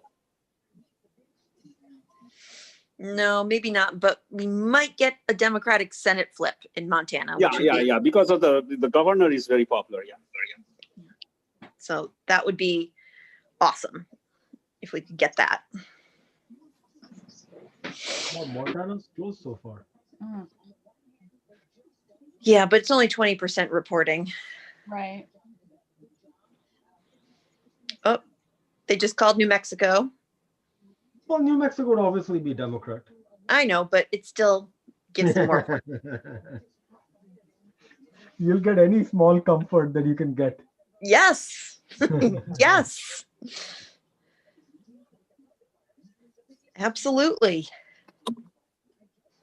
I mean, this has just been 50% vote in, 56% Trump, 42% Biden. Oh, Christ. That's okay. The rest of the vote will be very heavily Biden. Dear God, I hope so. Yeah, Philadelphia will completely throw Pennsylvania off. There's a reason Pennsylvania has a Democrat governor. I mean, you hope so, but I don't know. You cannot call that easily. I mean, today, what's happening?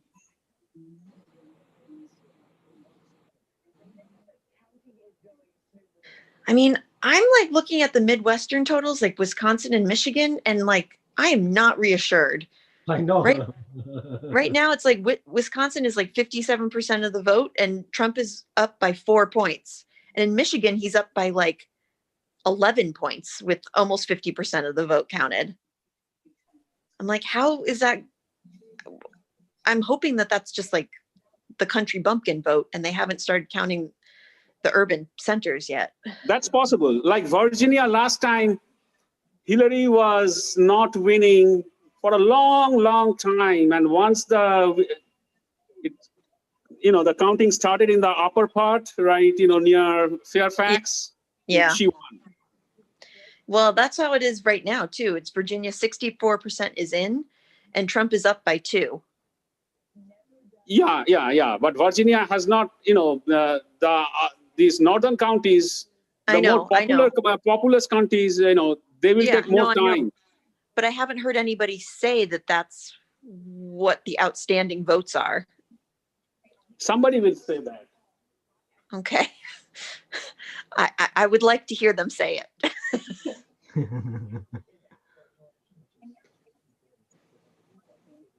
See, why didn't they just go to New York Times?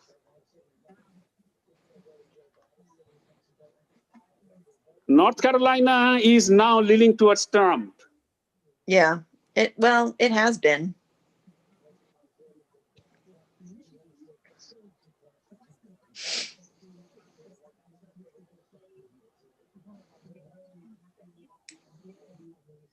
Oh, Michigan, for example, they are counting the election day voting. They have not started counting the mail-in voting. Oh, they're just counting day of votes? Yeah, today's vote. Yeah. Okay. So there the Trump is going to win.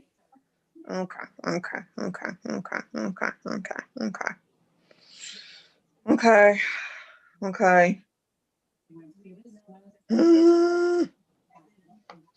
Yeah, I guess we'll know by tomorrow afternoon when these Minnesota, Wisconsin, Michigan start announcing their results. Oh, this is such torture. I so badly wanted it to be a blowout, Yeah. It is. It's not going to be a blowout. And it's because of Trump. If any other Republican would have been here, it would have been a blowout. But it's against Trump or for Trump. It's not a vote about Joe Biden or Democratic Party. There's something white people love about Trump, which I can't understand what it is. It's the racism. Yeah. It's not explicit overt racism. It's more like the identity crisis. Really, I would say it's overt racism. Like, Yeah, I would say. But it's a milder term to put it is the identity crisis. They fear about their identity crisis, like No, Judo-Christian identity crisis, whatever you want to call it. Yeah, but I think that's pretty overt. Like, yeah, I mean, it's not explicit racism. I don't. No, it is. It is. So I just don't. Yeah, I mean, yeah. It's just so frustrating. Oh, you just would hope that people would know better. I mean, Amy, you know what? I come from a very, very diversified country, right? India is like each state has a different culture, different language. Yeah. So in India also these kind of things happened, and I have seen it. Like for example, I mean, inherently we are very multicultural because we have to deal with a lot of different cultures, day-to-day dealings. Yeah. But say, for example, one of my relatives who used to live in a different state in southern state, and this is I'm talking not now, 30 years ago.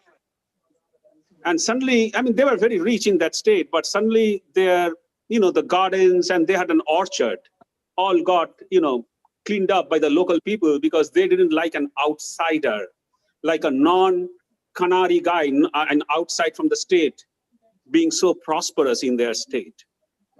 So what happens is that when people from outside comes and then get the jobs, people tend to think that he is replacing one of my guys. And I know. That's racism. Well, that is not, I mean, you will tell it this way. So my ex-manager and my very good friend, Jason Brownfield, white guy, now director in Bristol Myers Squibb. So I went there. So he tells me, so I see in Princeton, so he lives in Princeton, New Jersey. Princeton, New Jersey, and he was giving me a tour of the Princeton, the town of Princeton or the city of Princeton, whatever.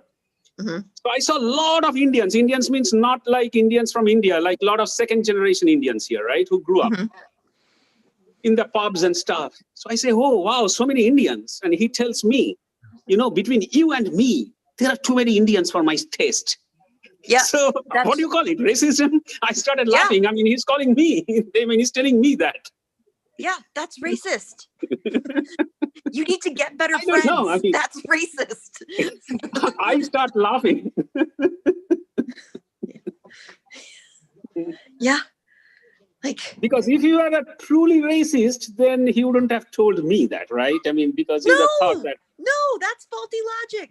Racist people say racist shit all the time. No, expect better from, what is this dude's name? Jason? No, you are not going to, no, don't Google him now.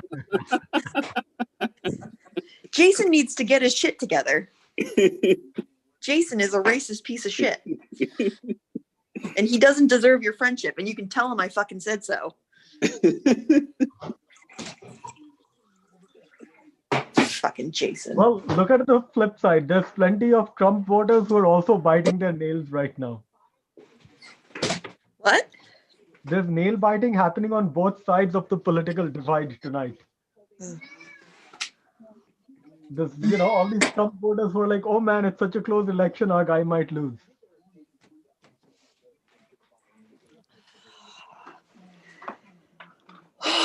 This is just awful.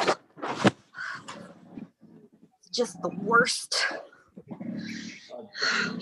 And it's just going to come down to those states that Hillary lost. It's going to come down to Pennsylvania, Pennsylvania, Wisconsin, Michigan. All night, perhaps all week long. We'll be right back.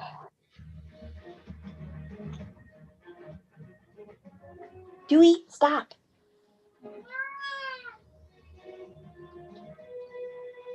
Stop it. Problem with this is that if the counting goes on tomorrow morning, Trump is going to create a lot of hoopla. Yes, he will. And that's, I don't like. No. I don't like it either. Yeah, I don't think it's gonna. We have anything left to do till tomorrow afternoon.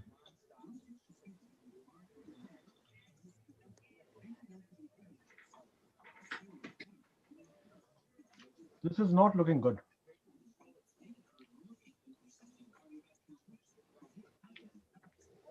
The best case scenario is never going to happen. What? That it would have been a significant Democrat win by midnight. I don't think will happen for at least the next 10, 12 years.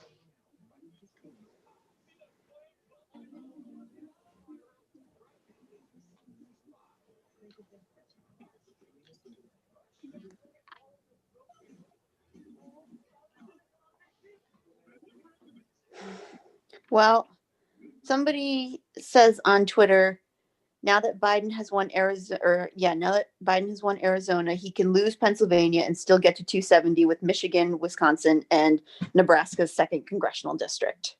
So, yeah, that's what I said, right? I mean, you need to just have one extra, either Maine or Nebraska, yeah. But Trump has already won Nebraska, you told, right? Both congressional districts, right? Both. No. No? No. There's still, the 2nd congressional district is still up for grabs. Okay, good. Yeah. Well, that's good news. Yeah. I think Biden will probably win Maine. Yeah, no, I think Biden won New Hampshire, Maine will go for Biden. But he needs to win another one. Maine will vote for Biden, but he needs to win Nebraska 2nd congressional district, or something of that sort. If he does not win Pennsylvania, right? I think we can safely assume Biden will lose Pennsylvania. Why can we safely assume that? They haven't counted any of the Philly votes yet.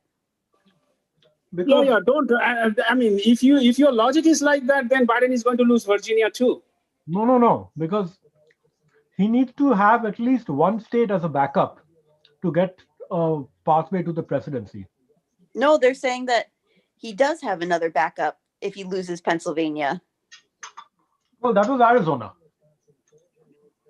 Right. Now that he's won Arizona, he can still lose Pennsylvania. Yeah, but then he can't lose any more states. That's it. Right. But he still has a couple pathways left. Winning Arizona is actually very good for the Democrats from the long-term perspective, because now they are actually getting into the Sun Belt. Yes. Yeah. Winning Arizona means basically it's going to be another Colorado type state for them. So Arizona, New Mexico, Colorado, and Nevada. So essentially you grabbed all those ones. Mm-hmm. Utah, you won't be able to grab at all because Utah is all Mormons. So forget about that. They will get Texas in maybe 10, 15 years. Texas will be easier to grab after. Okay, Texas just got called for Republicans. Yeah. Sorry, Beto. That happened right in front of our eyes. So, yeah, I mean, Texas was always, that was a long shot. I mean, Yeah, Texas, I never thought that Biden is going to win. Yeah, I mean. Well, I didn't expect Biden to get Arizona, so I'm very happy he got Arizona. No, I actually expected Biden to win Arizona because Arizona was a lot better than Texas. Arizona, the poll actually tightened only last couple of days. Before that, he was up by a very large margin.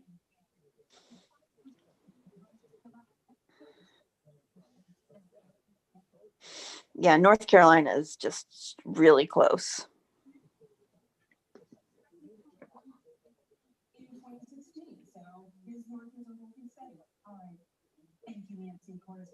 $95% with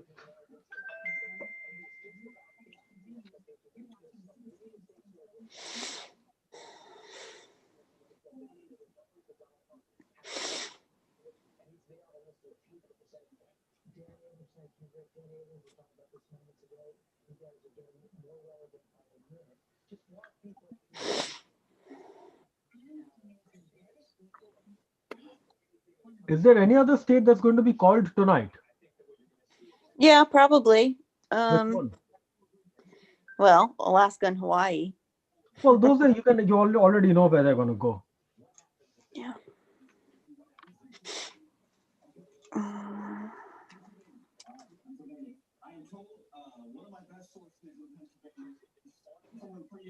Good at politics there, former Governor Tom Corbett. He said President Trump is overperforming what he did in 2016. So what is that? The first round of sort of legal issues.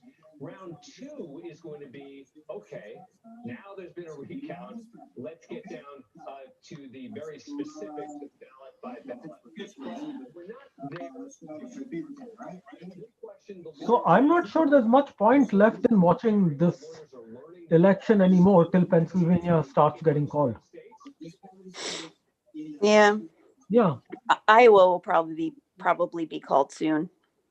No, I know, because like even if you start putting if the margins are so tight right now, it all comes down to those 20 seats from Pennsylvania. Mm-hmm. Give up if Joe Biden is overperforming, let's say, for example, in the suburbs around Philadelphia. Bad news for Biden in Pennsylvania. Why? Wait. The sort of design of our system. So it was, I mean, unusual doesn't even begin. Bhagat, are you just saying it or are you looking at it somewhere? I'm looking. What are you looking at? CBS. What is CBS saying? Hold on.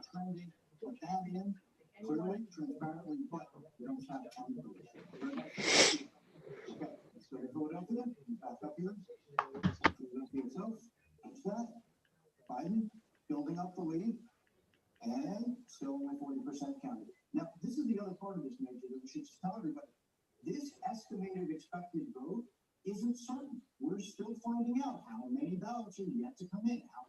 So essentially, the story is President Trump is overperforming in the western part of the state of Pennsylvania compared to what he did in the last 4 years ago against Hillary. So even if Biden wins other places, the thing is that it's sufficient for Trump to defend Pennsylvania.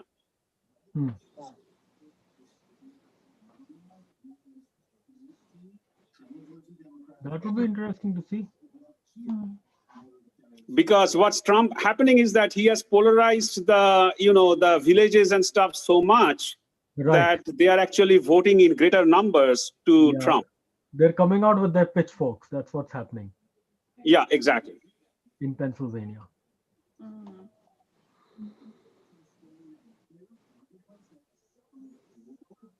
Where Harry has voted for Trump.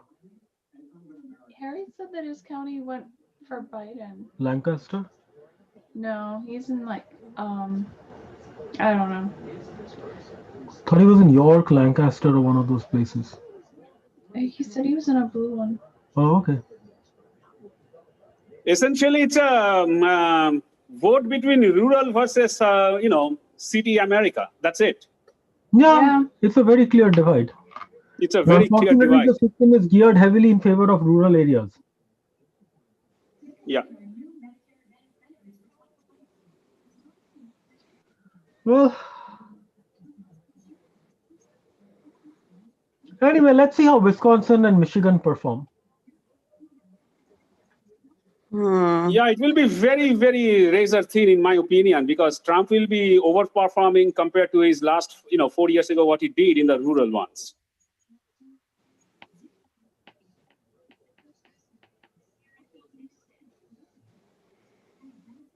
That's what happened in Ohio.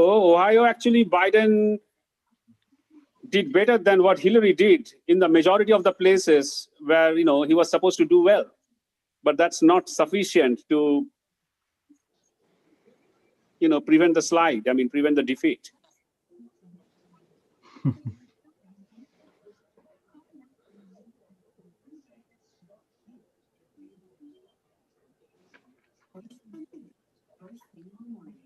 That guy. Okay, some dude on Twitter, so take it for what it's worth, says we are definitely seeing the red mirage in Wisconsin, Michigan, and Pennsylvania. Wisconsin has no mail-ins reported. Michigan and Pennsylvania's reported is only 20% mail-ins. Mail-in votes are much better for Biden. And he's citing the New York Times saying this. That's good. Wait, what do you mean? Saying that the percentages that are being reported right now in Pennsylvania do not only include 20% of mail-in ballots. That's true. That's true. So, so it's a red mirage. It's not like the actual red shift. Right. So, hope so. Yeah. So I guess there's still hope. That's good. Yeah, but it's ridiculous how red the counties of Pennsylvania are going.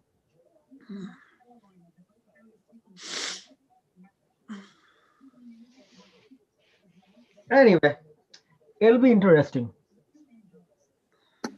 I expect him to win Wisconsin and Michigan because, they have Democrat governors. They voted for a Democrat governor 2 years ago. It's not like in 2 years they'll change their mind so quickly. Aloha country, Aloha state, Biden is the winner, not unsurprisingly.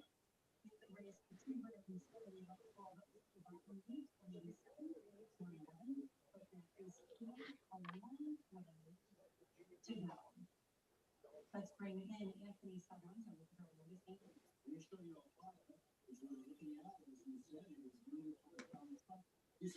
I really am amazed at the stupidity of white people who think that their country is doing great under Trump. Yep. Yeah. No, it truly is amazing that how people can be so stupid. To catch up around that number, now it's 88%. Not impossible, but not terribly likely. So this thing is definitely headed in Trump's way, at least for the moment. Ohio for Trump. Yeah. Yeah, Ohio's gonna go Trump. That's fine. We were already banking on that, right? Yeah. No. One of the things that Donald Trump did in Ohio, watch to see if this happens in the rest of the Midwest, he increased the share of those voters. So they were 43%. The scary thing about Ohio going for Trump means Pennsylvania may go for Trump. And he did get 35 points. But it's 91 by 30 points. I don't know. All the data nerds on Twitter seem pretty confident that. Then the question is no, I mean, all I'm saying is, what I'm trying to say is, Ohio wasn't that competitive.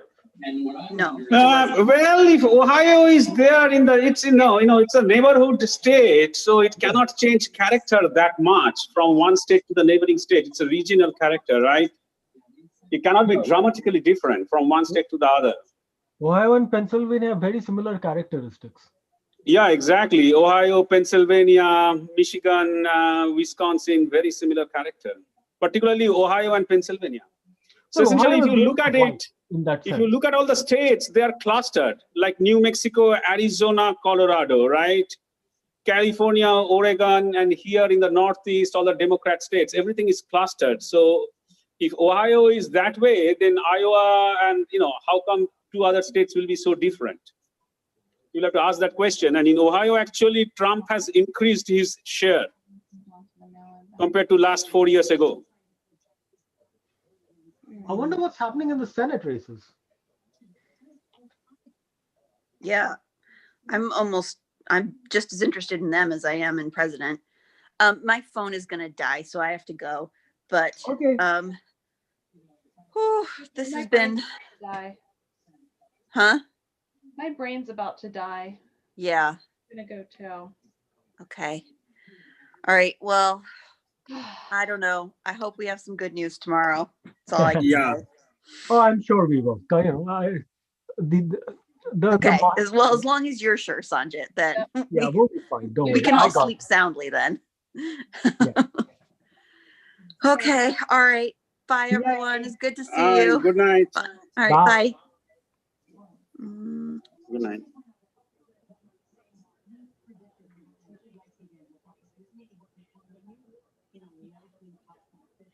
The Senate race has exactly the same thing. No seats gained or lost. Is it all because it's close and they need to count the mail-ins? Because they lost Alabama, but they gained Colorado, right? Mhm. Yeah, because the way Trump is doing well, it's going to be a much, much closer race. Man, Trump deserves credit. If Trump didn't have coronavirus, he would have completely blown the Democrat. And even if you have played the coronavirus a little bit well, you would have completely blown out the Democrats. Yeah. I know. Yeah. So essentially, there is one thing, it's like the Democrats has a lesson to learn here. You can be college educated and you can go and study economics in Harvard and stuff, and you can be a professor and all these things, and intellectual. You can be for global trades and stuff, but you will have to think at the common man, how he is suffering on the street. Basically, the Democrats. I'm not saying that Trump takes care of them, but his rhetoric is towards them. No, I think Democrat Party is going to be in trouble because their ideology by default tends towards the liberal elite, but to win they have to pivot away from the liberal elite. Yeah, and don't say liberal, so it's elitist essentially, right? I mean, I will do global trade, that will increase. It's like all taught in economics books. But so basically they need a Bill Clinton, but I don't think there is any space for Bill Clinton anymore. Yeah, so they need to think something. Because I remember everybody made fun because of global trade, for example, some of Trump's problem identifications, I agree with it. The solution is not, I totally disagree with it, apart from its racism. For example, China needs to be confronted, period. So China has to be confronted, that goes without saying, but you have to. Yeah, but Democrats never would have not done it. Yeah, but you confront China by investing in research and building your own strength. No. China needs to be confronted not by investing in research. China needs to be the way Trump did it, just get rid of, squeeze hard on their, don't supply any cheap manufacturing hardware to China. So China needs to be confronted. So that was not in Democrats' mindset. I mean, it is in my mindset, and I support that. Then another one is essentially, I'm an immigrant. I support immigration, but I don't like illegal immigration. Nothing illegal, right, can be there. Because the poor people actually suffer because of the illegal immigration. So then, then manufacturing needs to be here. NAFTA and stuff was all good for, Wall Street, Goldman Sachs and economists, but manufacturing, a lot of people lost jobs. Yeah. And that needs to be confronted. So the Democrats don't have a chance in the American common people mindset. সুগতদা যে বইটা পড়তে দিয়েছিল ওটা পড়িস, ওইটাতে লেখা আছে say why liberalism failed. Like same thing happened in Brexit. Same thing.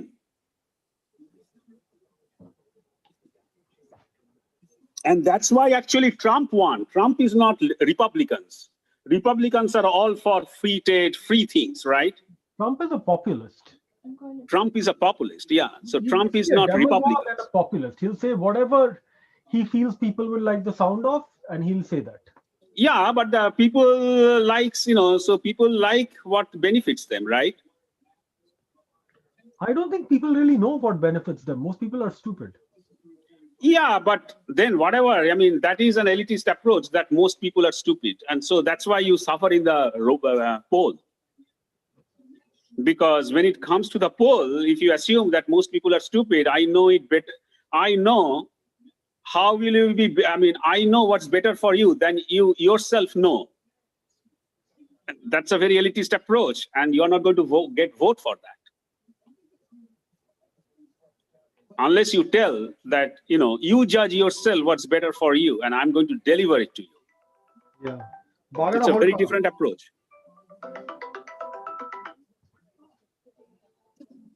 Hello?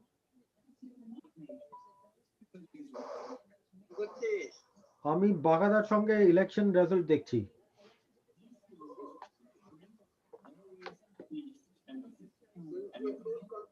If you click on the Zoom link that I sent you on the family group, even you can join us.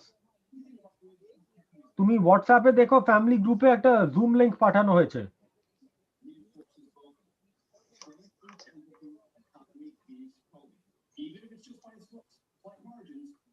It says my Zoom election watch party. Just click on it and you can join us. Projecting that President Trump has won the state of Ohio. And some news coming out of So Democrats need to do a real serious soul searching. If they play this elitist thing and go to Harvard and, oh, I am the intellectual, you are stupid and I am intellectually superior to you. Or it's they're going to lose again. They can say, to hell with it, let's just figure out how to flip Texas. Yeah, but they're not going to win finally. No, that's the problem. They just have to change the demographic in Texas. And yeah. I mean, other than that, you'll have to make it that way. Yeah. So another thing is that, you'll have to, so essentially you'll have to make it sufficiently industrialized. So that's what. Yeah, like if you make Texas into a healthcare and a tech hub. Yeah. And then but that you are talking about 20 years projection. It will be a 20-year projection. Right now, there's no hope. Yeah. So that's like 20 years. In a very divided country, there'll be, there will have to be a demographic shift. And maybe you can flip Florida and Georgia in some time. Democratic shift hobe na. Finally, on a lot of times what happens is that under this condition, if Trump wins, I mean, with this much of this thing, if there is such a fighting condition, there is no way for Democrats to win under a normal condition. Like, COVID happened. I mean, Trump really blew up one after another. Economy is in a really bad shape. Under this, all the headwinds are against Trump. All the polls are against Trump. After that also, the fact that Trump is, putting up this kind of fight tells the Democrats something. No, that you're right about. I know. Like, this election has everything against Trump. He got everything. He got everything. And he managed to get it in. Yeah. No, that proves that how much people have started associating, because finally when they vote, it's not, they are looking for their own good, right? When you vote and they are making a decision. No, this is Trump. Like, even I would give Trump credit because he's winning this entirely by himself. Yeah. Yeah. And it's not Democratic Party and it's not Republican Party. It's Trump. Yeah. Like, he can basically start his own party and get rid of the Republicans if he wanted. Yeah, he can do that. Yeah, he can do that. I mean, he can say, I'm a Trump party, and which he will do, by the way. If he wins this presidency, next president of America will be Ivanka Trump. It's not Republican. It's not Democrat. It's Ivanka Trump. It's the Trump brand. No, seriously. He already has given a hint about that. He said that, you want a woman, I think it's a very good to woman have a president. So why not Ivanka after I retire? He already has said that in one rally. I know, I heard that rally. Yeah, and then that's it. And that is a harbinger of things to come. Baba, look in the family group, click on the link for Zoom. He's trying to do it. He's not getting connected. Oh, he's there. No, I have to hang up here then. I didn't see him come on because his microphone was already connected to Google Duo. So I have to get him off that connection before he can connect here. For some weird reason, Zoom has one problem, which I see with you, Baghada, also. When you log on, it takes at least a minute for your microphone to get enabled. No, it's not like that. I mean, no, Amar, I could see that your microphone was getting enabled, but it took a while for your microphone to get enabled.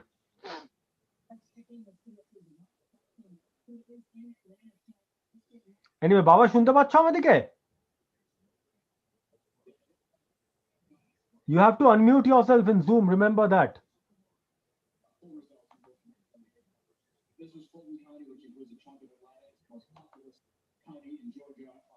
I have to figure out a way of just taking control of your thing. Okay, we can see you. Can you hear us?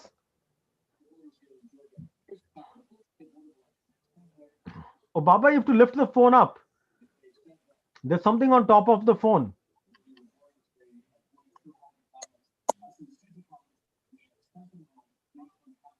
মেসমশাই কেমন আছেন? দেখা যাচ্ছে আপনাকে, কিন্তু আপনার মুখটা দেখা যাচ্ছে, পুরোটা দেখা যাচ্ছে না। উপরে একটা কিছু আছে। It'll take him a while to figure these things out. Baba, unmute karo niche ke.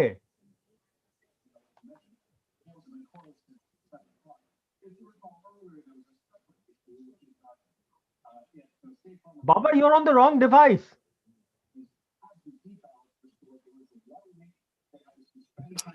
জর্জিয়াতে কি হয়েছে জানিস Biju? Where there was this county where ballot counting was going on, there was a water leak, water breakage. হ্যাঁ, ওই আটলান্টায় বলছিল তো এমি। Yeah, so now they have sent all the, so the Fulton County is not going to be counted till tomorrow morning. Oh. So they have sent all the guys home, all the counting guys. Oh, acha. Oh, Baba, you need to change that one has the 11% of the vote, 800,000, 1 million vote. Oh. There's probably a bunch of like white nationalists with guns outside of that thing trying to protect the votes because they're convinced that their black people will come and stuff more ballots overnight.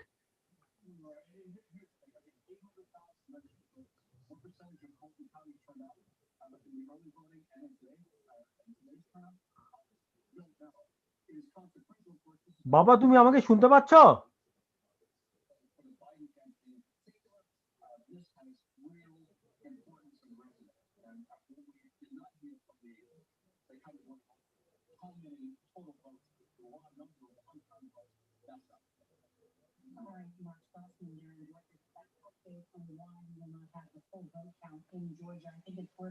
Also pausing and saying, presidential historians point out that we did not know the presidential winner for certain before midnight on election nights in 1960, 1968, 1976, 2000, 2004, and 2016. So no one should pretend that anything is different about this year. And of course, this year is a pandemic. তোমার কানেকশনটা কি হলো?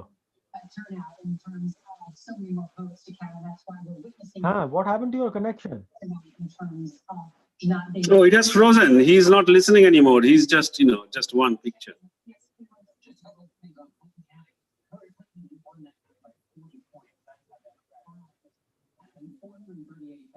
Trump is doing well in Pennsylvania.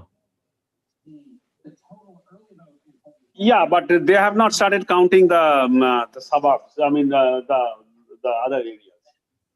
Still, this guy, Biden's from Pennsylvania. Biden's the kind of a guy who the working class people should always vote for. Yeah, so essentially what's happening right now is, I mean, this is the best Democrats can do, what Biden is doing. I cannot find, I gave a lot of golly to Hillary when she lost. But the thing is that, I cannot give any golly to Biden. I cannot. Biden won Pennsylvania for Obama. Yeah, so I cannot give any, their strategy was good. He was not haughty. He just made one mistake about telling that, fracking, he's going to transition everything from fracking to, that was just one mistake. But, people make a lot of mistakes. So you cannot judge based on just one mistake that, he lost Pennsylvania. That's not right. So essentially, but based on this, if, Biden cannot win, and if Trump wins, then, and Trump is not Republican, I see a Trump family hegemony. So it's the end of, it's essentially, it's imperialism under the guise of democracy. Essentially, end of democracy. Yeah, it'll be actually a very major global shift. Yeah, and after this, Ivanka Trump, after 4 years. It'll be the end of America if these guys keep up. And they will actually restrict immigrations and stuff. End of America, not from the American point of view. Actually, it will be very bad for American economy also. No, and that's what I'm saying, because they have no long-term vision. They are so selfish. They don't care about anything. They'll be like African dictators. inflation will go through the roof, all that. They just don't care. They don't care. So essentially, they will just give the local people the local benefits. So they will optimize always locally without thinking. They will basically bankrupt the country. They will destroy. Yeah, they will bankrupt the country, which is already getting bankrupt a little bit. Money, they've already bankrupted in a Republican administration. You know, the budget, there was a budgetary deficit. Yeah.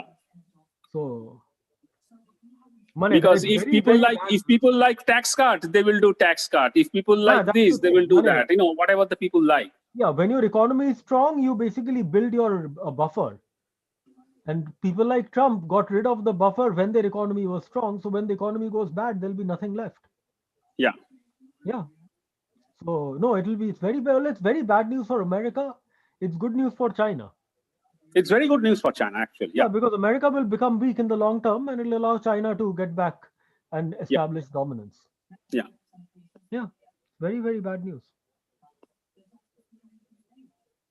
No, man, even if I don't like these people, it's just from a strategic perspective, it's a very, very bad strategic move. Yeah, strategic perspective. I agree with you.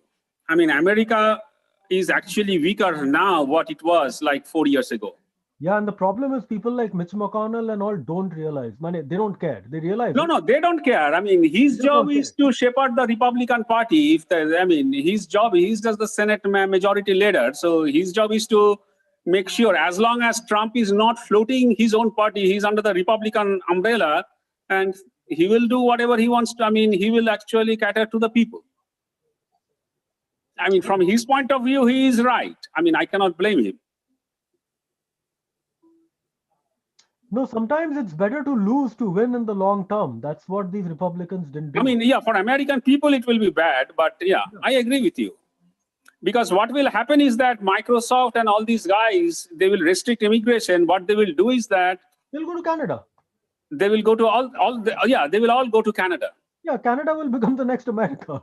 Next America. And not only that, a lot of people actually, they will work from Microsoft, will actually set up center in Bangalore. Their high-tech stuff, real research and stuff.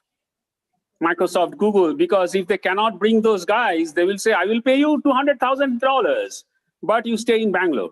Right. Yeah, you're right. Because all this AI and everything will shift to places like Bangalore or other places. Yeah, exactly. And then they will say, because we don't get people. And no, but I think ultimately the world will lose, because the problem is, even if you have research happening there, you need overall strength to apply that research. Yeah, but they will figure out something, but America will be finally the loser, because all these companies actually are creating a lot of jobs in this country. You're basically fragmenting the economy by getting rid of a huge superpower, like a dominant power. Yeah. It's like the end of Rome. After the Roman Empire, that's why the world suffered for 700 years. Yeah, exactly. Because, basically that's what's happening, is you're looking at the decline of Rome out here, if Trump wins. And with this kind of headwind, if, you win, then there is a real trouble. No, yeah. I mean, I did not expect actually to Trump, doing so well. I expected Trump to lose Florida. Basically these guys, these Alabama type voters are just completely out of their minds. Their hero worshipping of Trump is so senseless that they're putting their country at risk. They're basically they're being very unpatriotic.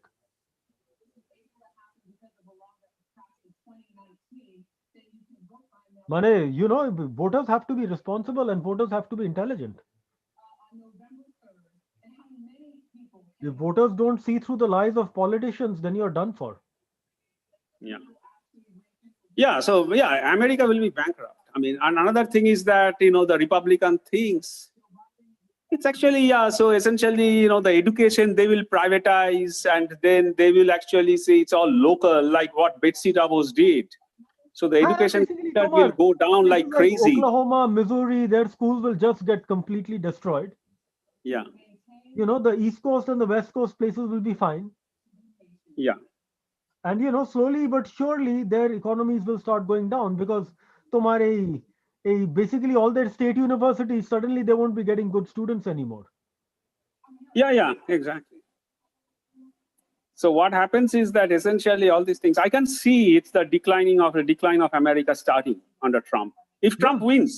If Trump wins, yeah, it'll be a sure decline. That's why Texas will switch to Democrat, because all these places with growth, they will just become Democratic states.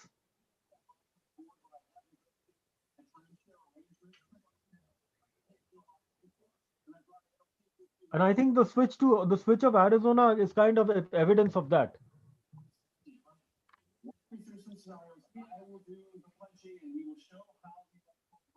Let's see. Now it's the CBS. যাও বাগাদা তুমি শুতে যাও এটা লাস্টটা দেখে নিতে আমি শুতে যাচ্ছি এই ড্রামাটা আজকে শেষ হয়ে যেতে তো কালকে বা easily this will go through this week. Because there's no new states that have been called. Well, there you have. Okay, so that's one way to do it. But Pennsylvania, we're not doing that now. So the other way to do it, let's give Vice President Arizona. But Trump has a very sizable lead in Georgia. No, but the Fulton County is 1,800,000 people. So Trump does not have 1 million lead. 200,000 lead. No, are you sure it's 1 million? Yeah, 800,000. 2 million, 4 million, acha, 80%. Fulton County is 11% of Georgia's vote. Okay.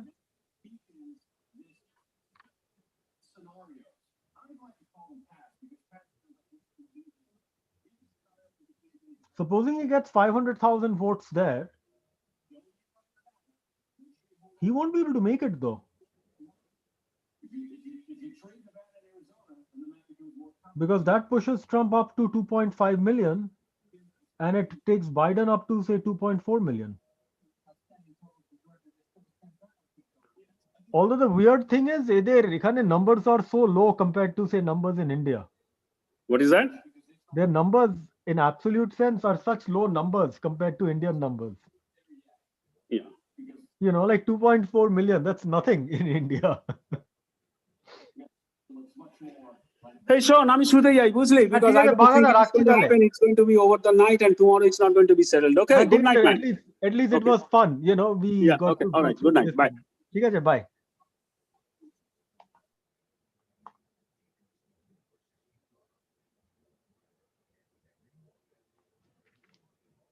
বাবা শুনতে পাচ্ছ?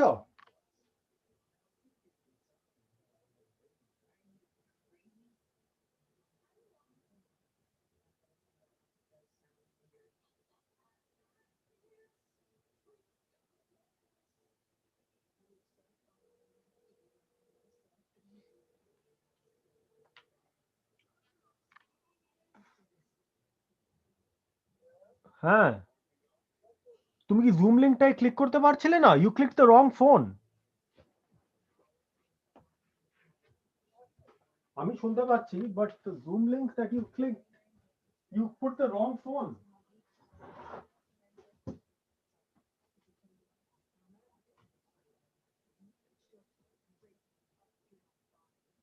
Hey Baba, you got the Zoom link and then you just put the phone down on the table.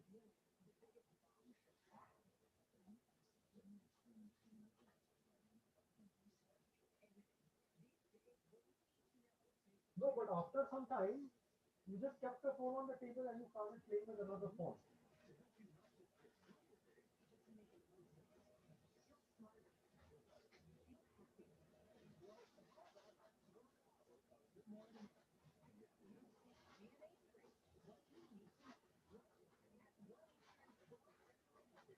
Anyway.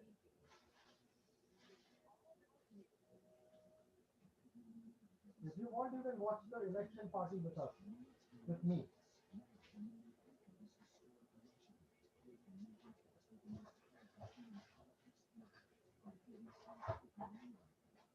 বলছো?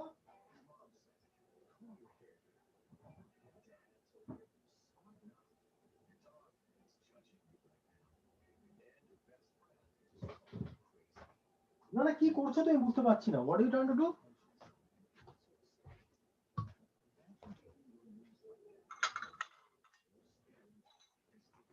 Baba, if you can call me on Duo, it would be fine. call me on Duo. My point is, if Duo works, Zoom works. Just click on the link. The only thing you need to remember when you call me on Zoom is you have to unmute yourself. Unmute yourself. Zooming, you have to always unmute your. Now, whenever you make a call in Zoom, as soon as the call connects, you have to start your video and you have to start your audio.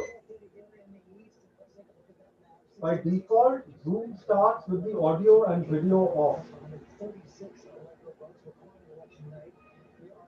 Because Zoom is really aimed at a business audience, right? So business people prefer to start the connection first, then they get themselves ready, then they start the video call. Whereas Google Duo starts with the video and the audio on by default. Zoom starts with video and audio off by default.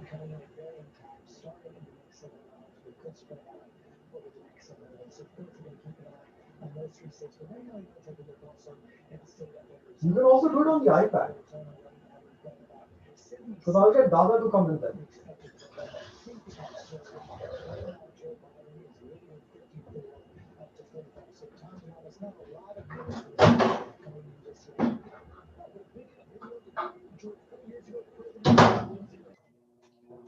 বোঝো না না আমি 10-15 মিনিটে শিখে যাচ্ছি আর তো election কিছু হবে না আজকে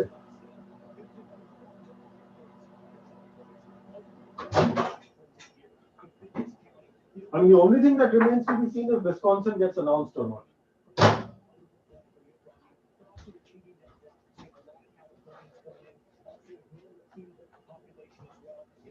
I mean, Trump's support is really amazing.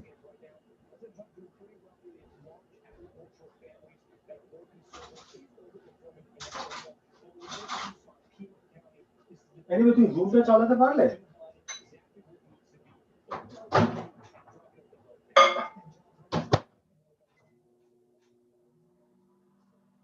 বাবা জুম চালাতে পারলে না?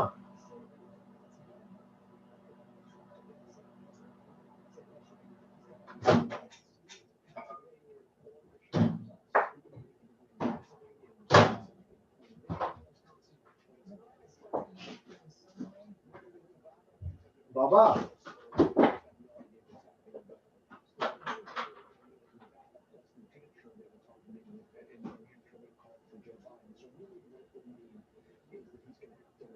তো বাবা শুনতে পাচ্ছ না পাচ্ছ না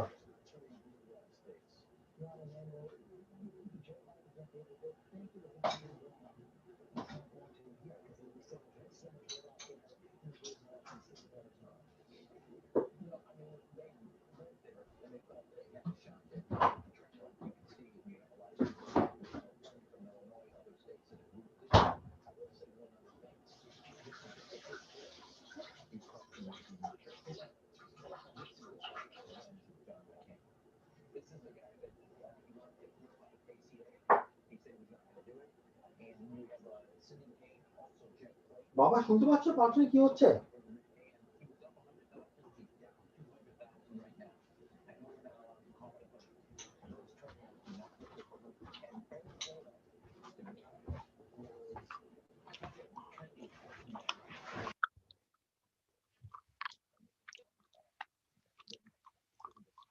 হ্যালো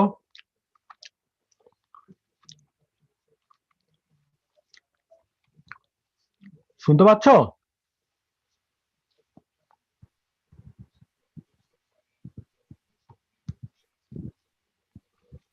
হ্যাঁ বাবা শুনতে পাচ্ছ হ্যাঁ শুনতে পাচ্ছি ভালো let me get Dada into the phone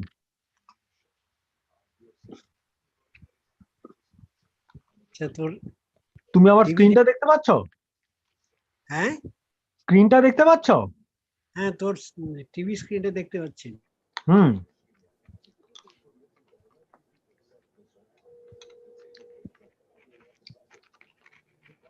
So Trump has got Florida. Georgia also Trump has got.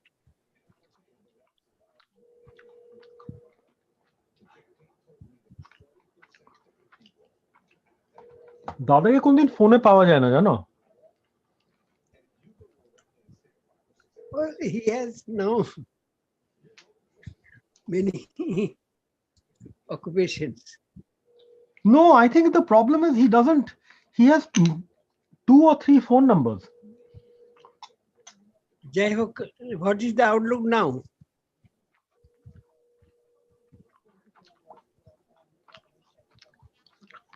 Not Trump good. is giving a rather strong performance. Very strong performance.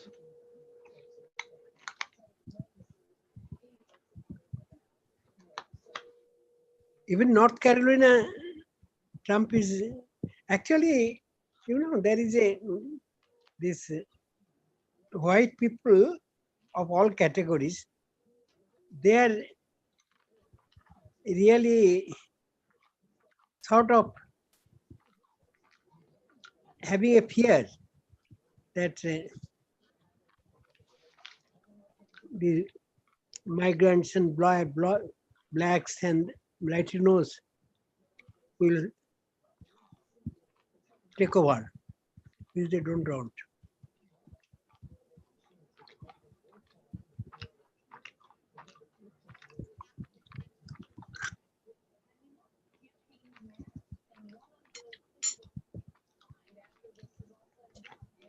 No, you're right.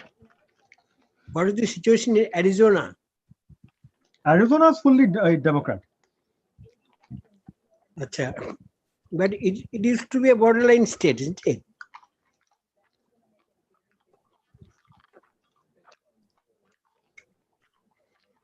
It used to be a reliably Republican state. Now, so far, Biden has got to 40.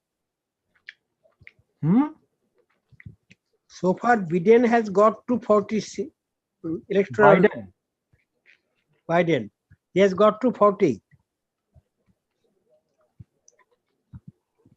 Baba, it's not the 240 that matters. Where the other 30 is going to come from? Yeah. Because all the Democratic states have been counted. I'll show you.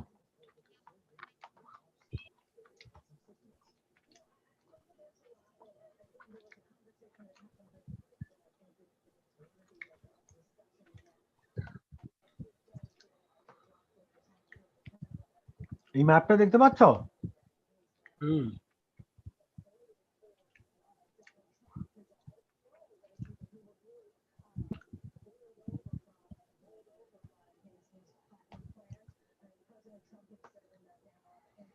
Where is Texas going?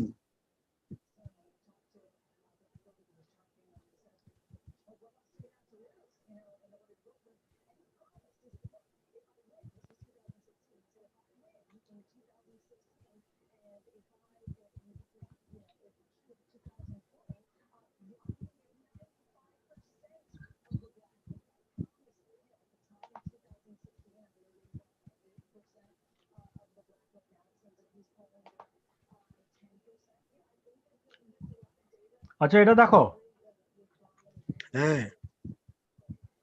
So let's put Texas as full Republican. Kansas is full Republican.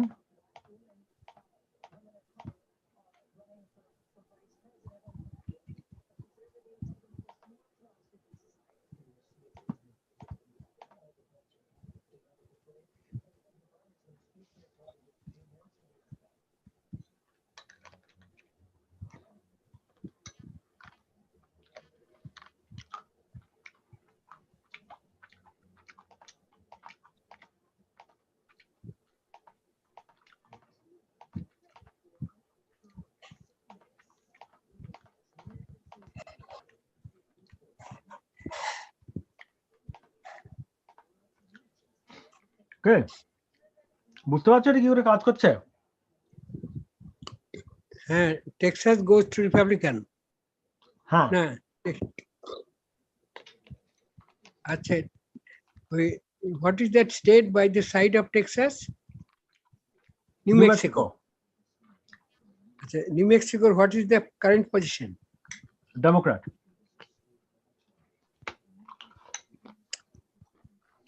And Miss New Mexico operator কি? Colorado. আচ্ছা।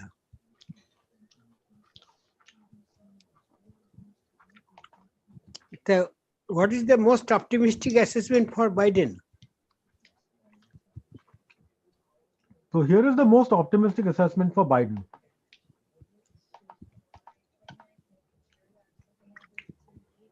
It can be as high as 333. No, not at all.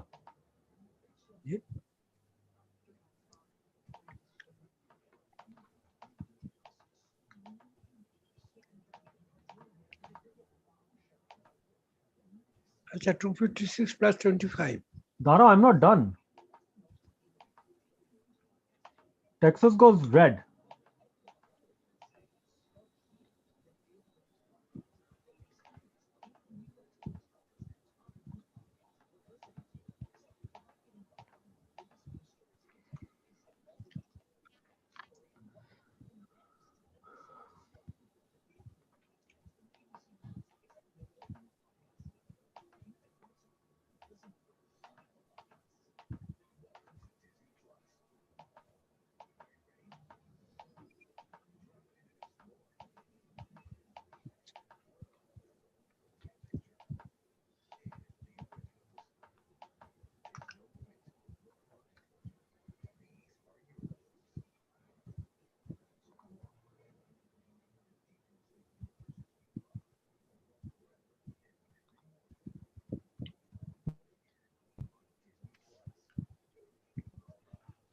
So Biden gets to 61. Biden.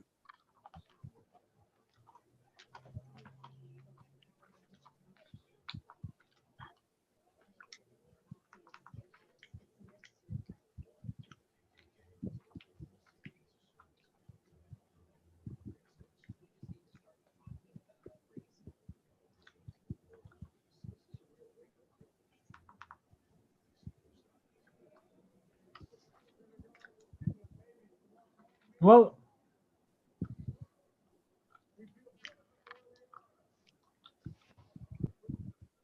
Dara.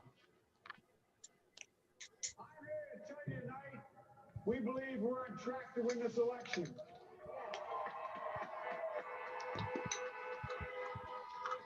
We knew because of the unprecedented early vote and the mail-in vote that it's going to take a while. We're going to have to be patient until the hard work of tallying votes is finished. And it ain't over till every vote is counted. Every ballot is counted.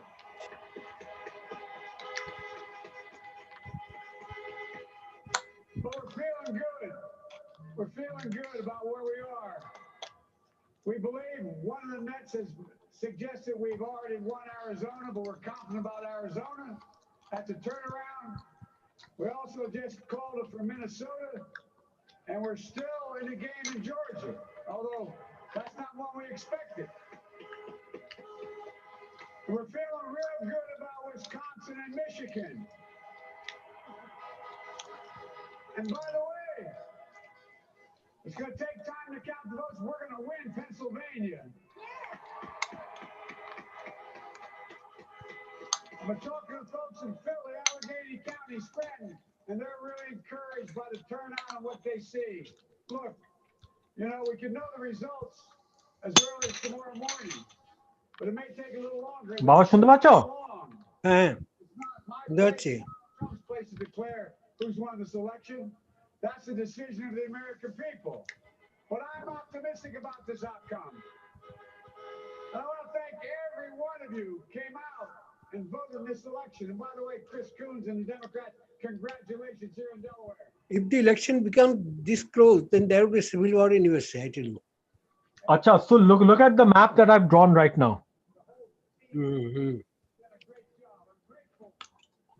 Biden needs to win Minnesota, Wisconsin, Michigan. And what is the current position in these states?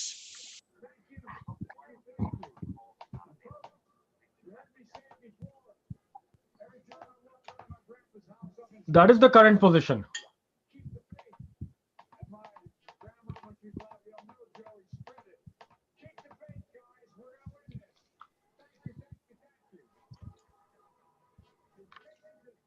বুঝতে পারলে? আচ্ছা, Minnesota is already Democratic. Democrat. No, we don't know results for Wisconsin, Minnesota, and Pennsylvania. So how is I think Pennsylvania, Trump is getting the majority.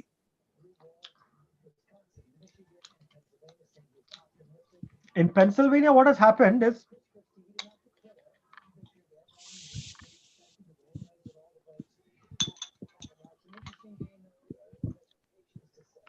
in Pennsylvania, they have not counted the seats in their largest this thing.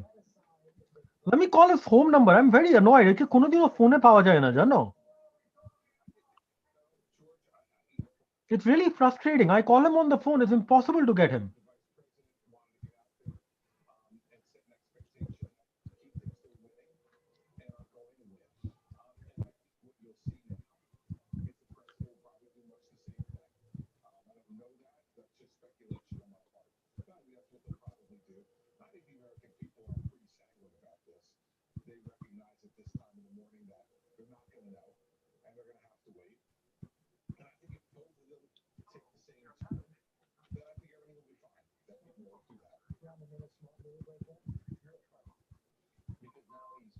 Hello, হ্যাঁ আমি এমনি phone করেছিলাম। No, I wanted to discuss elections, so I was trying to get Dada on a phone, but I couldn't get him.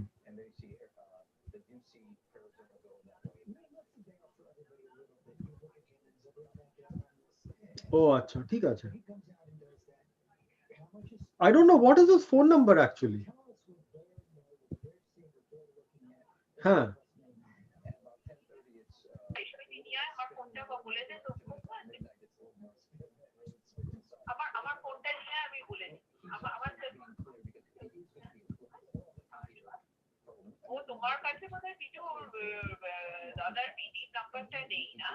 No, yeah, the problem is I have so many old numbers for him. Now I don't know which number to call him on.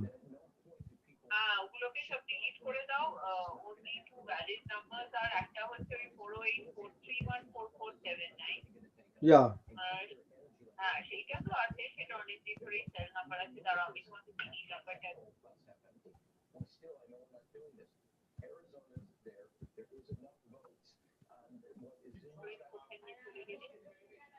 আচ্ছা, আমি তোমাকে কোন নম্বরে phone করেছি? 5105099905.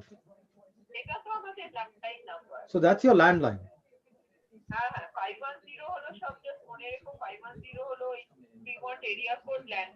আচ্ছা আচ্ছা ঠিক আছে। And 4479 is his Republic Wireless phone number.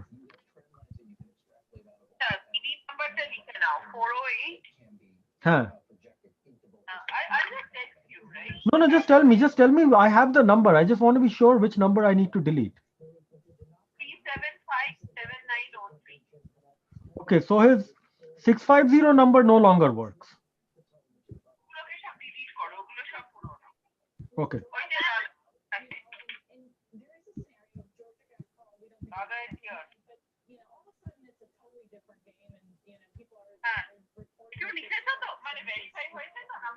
Yeah, so I have three numbers for him. Basically 4314479 and 3757903. Okay.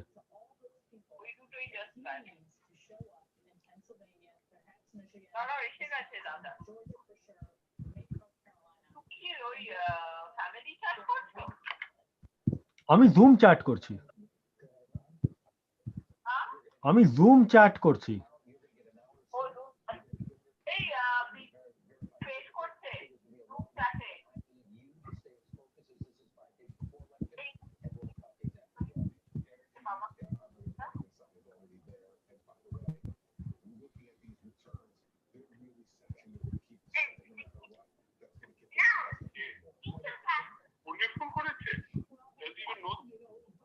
Because your phone is impossible to get. That's why.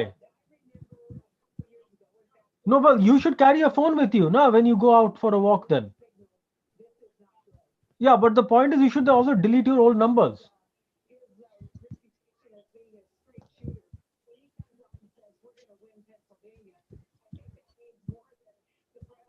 Well, the problem is I don't even have the right numbers for you half the time. Because I called you up on your Republic Wireless, that just kept ringing.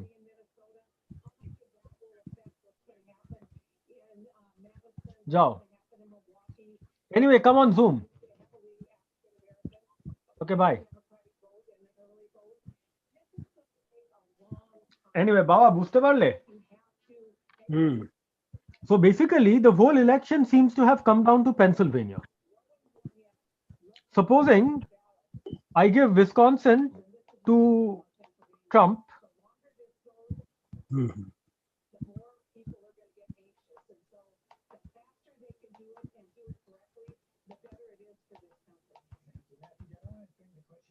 so no, supposing I give, say I give Wisconsin and Michigan to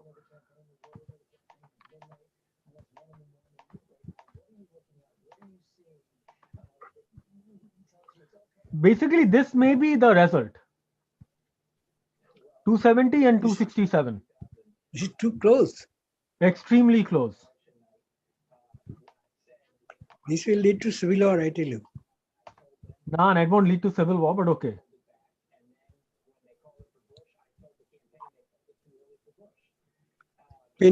পেনসিলভানিয়াতে কি অবস্থা? So in Pennsylvania, they have not counted the major votes in their big cities. I see. Yeah. Trump is in the lead, but they haven't counted the big cities. The scary part is Trump has performed well. Trump has performed better in rural Pennsylvania than he performed in 2016.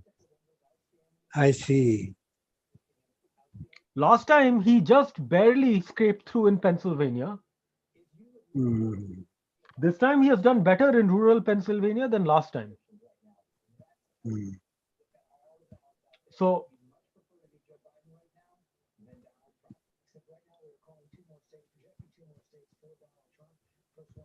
এখন কোটা কোন স্টেটে বেচা মানে decision হয় নাই? These states.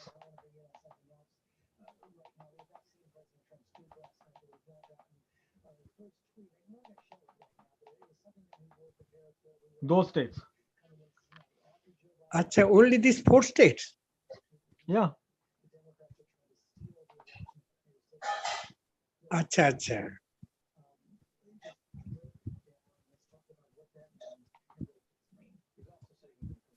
Acha.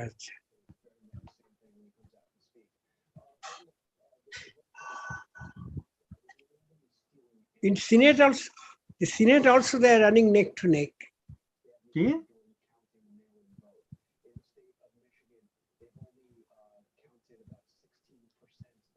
এটা দেখো না নিউ ইয়র্ক টাইমস এর। হ্যাঁ, নিউ ইয়র্ক টাইমস এ দেখো।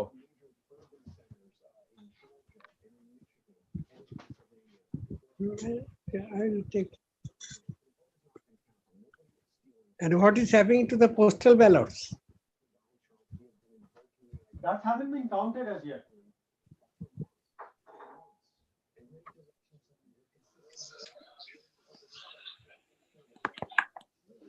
বাহ, ট্রাম্প জিতে গেল নাকি রে? ট্রাম্প জিতে যাবে?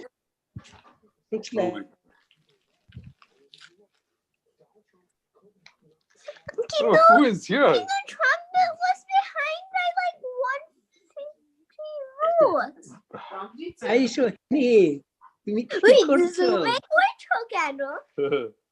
জিমে করছি কারণ তোমরা এখনো সৈনি, তুমি শুতে যাও নাই কেন? তোমার অনেক দেরি হয়ে গেছে। তোমার কটা বাজছে তোমার? ওটি বাই, আমি কি খেয়ে নেবো না আমি ওকে করিয়ে দেবো? আমি তো করিয়ে দিতে পারি সব। হ্যাঁ, তো সেটা বলো আমাকে। সৈনি তাড়াতাড়ি উঠে যায়। যা বাবার কাছে ব্রাশ কর, আমি জামা কাপড় দিয়ে দিচ্ছি। তো বিজু কি করছিস? সারা রাত No, জাগবি let me নাকি watch যতক্ষণ রেজাল্ট গুলো না বেরোয়? তোর দেখে হবেটা কি? ট্রাম্প জিতলো না কে জিতলো? আমি চাই না যে ট্রাম্প জিতবে। I God. see. You need to go to 272win.com and you can basically make your own chart. আমারও তো সময় নেই Biju, that is the whole problem. I simply don't have the time. Plain and simple. আমি ভোর 6টায় উঠেছিলাম, আমার meeting ছিল। শোন বিজু, আমি ভোর 6টায় উঠেছিলাম, আমার মিটিং ছিল। কালকে আমার জন্মদিন। I could not, কালকে তো জন্মদিন। আমার ঠিক মনে হচ্ছে না, যাই হোক দেখতে হবে। চল চল আয়। তোর কালকে জন্মদিন ছিল না, 2nd November। চলে আয়।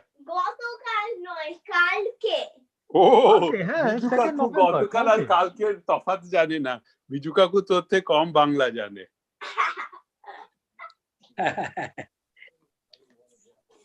এদিকে হাঁ কর, মা কর, নইলে মা করিয়ে দেবো। কি বিজু কাকু এখানে আছে? হ্যাঁ, এখানে দেখি সবাইকে দেখা যায় নাকি। দাঁড়া, পার্টিসিপেন্টস করে কি করতে হবে? তুই তো জানিস সবাইকে কি করে দেখে। আমি জানি না, কারণ তোমারটাই দেখা যাচ্ছে না ওই গ্যালারি ভিউয়ার বাটনটা। ও গ্যালারি ভিউয়ারটা নেই এতে। আইসি। Oh. No, kind of. The phone is very small too small for gallery view. ঠিকই বলেছিস। জুম আছে, জুম আর কি আছে? ও সঞ্জিত জুম মিটিং আছে, এখানে গ্যালারি ভিউ নেই। ও আমরা তো কম্পিউটার থেকে করতে পারি। চ হ্যাঁ, তাহলে most likely হ্যাঁ, ঠিকই বলেছিস। Chat meeting setting minimum background. বাবা, এতেও ভার্চুয়াল ওই আছে রে। আমারটাই নেই। Wait, কোথায়? Touch up my appearance আছে, show my connected time. Show my video in gallery view is what it says. Look. ঠিক আছে, ছেড়ে দে। Show my video in gallery view, so I don't get it. ও matter করে না। চ high Sohini, তুমি শুতে যাও নাই কেন? তোমার তো অনেক রাত্রি হয়ে গেছে, 11টা। হাঁ কর, হাঁ। ওয়া বিজু, তুই আজকে ঘুমবি না নাকি সারা রাত? না, আমি দেখিস তো তোর ওখানে, তুই যে হয়তো চেক করিস, তাই জন্য বলছি I don't need you to look for me. If somebody sells a preamp, let me know. With bass treble and input selector. Okay. Next time I send but smaller ones. You should buy it right away. I don't know why you blew this opportunity this time. No, so there was some issue. I forgot what it was. You simply paid through PayPal. You just click on the link and you hit buy. There was nothing to do to it. No, I couldn't pay through PayPal. I have to pay through Facebook Pay. No, but Facebook Pay is nothing but it goes through PayPal. Whatever. So I don't exactly remember. I even clicked the link and all that. আমার exactly remember করছি না যে ওটা কেন আমার তখন করা হয়নি। তারপরে আমি শুয়ে পড়েছিলাম। হ্যাঁ, and then I forgot about it when I woke up. Okay, and then later at night when I remembered, শোন না, a credit card or a PayPal account to it. That's it. Yeah, but later at night around 10 o'clock when I remembered, it had expired. So I guess it doesn't go by PST or anything. Not expired, ওটা অন্য কিছু। ওটা $12 shipping চাইছিল তখন। No, it could. If it were on Sunday, it could not be charging you for shipping. It was on a Sunday. It was asking for $12 shipping, and it was before 12 midnight. And actually, I even thought, oh, তুই কি ঘুমিয়েছিস নাকি দেখি। I think I might have even sent you a message around that time. I was already asleep by then. Yeah, so I may have even sent you a message. So yeah, so don't leave it for the last minute next time. Yes, I'll do it. It was just a mistake this time. I even started the process. No, credit card খুঁজে পাচ্ছিলাম না, wallet খুঁজে পাচ্ছিলাম না, কিছু একটা হয়েছিল। কি? In 30 seconds. কি বলছিস? When you started it first, you should have just gotten me on the phone. I mean, something So some reason I didn't do it, and when I went to sleep in the evening. তারপরে I woke up. তারপরে এইগুলোকে নিয়ে অনেক তো ঝামেলা আছে. Anyway, these people are nothing but troublemakers. এবং যত বড় হচ্ছে তত ট্রাবল বাড়ছে. এ তো দরজাও খুলে রাখতে পারে না আজকাল.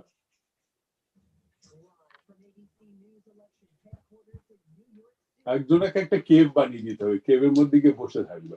বাইরে থেকে খাবারটা নামিয়ে দেবো, নিয়ে নেবে.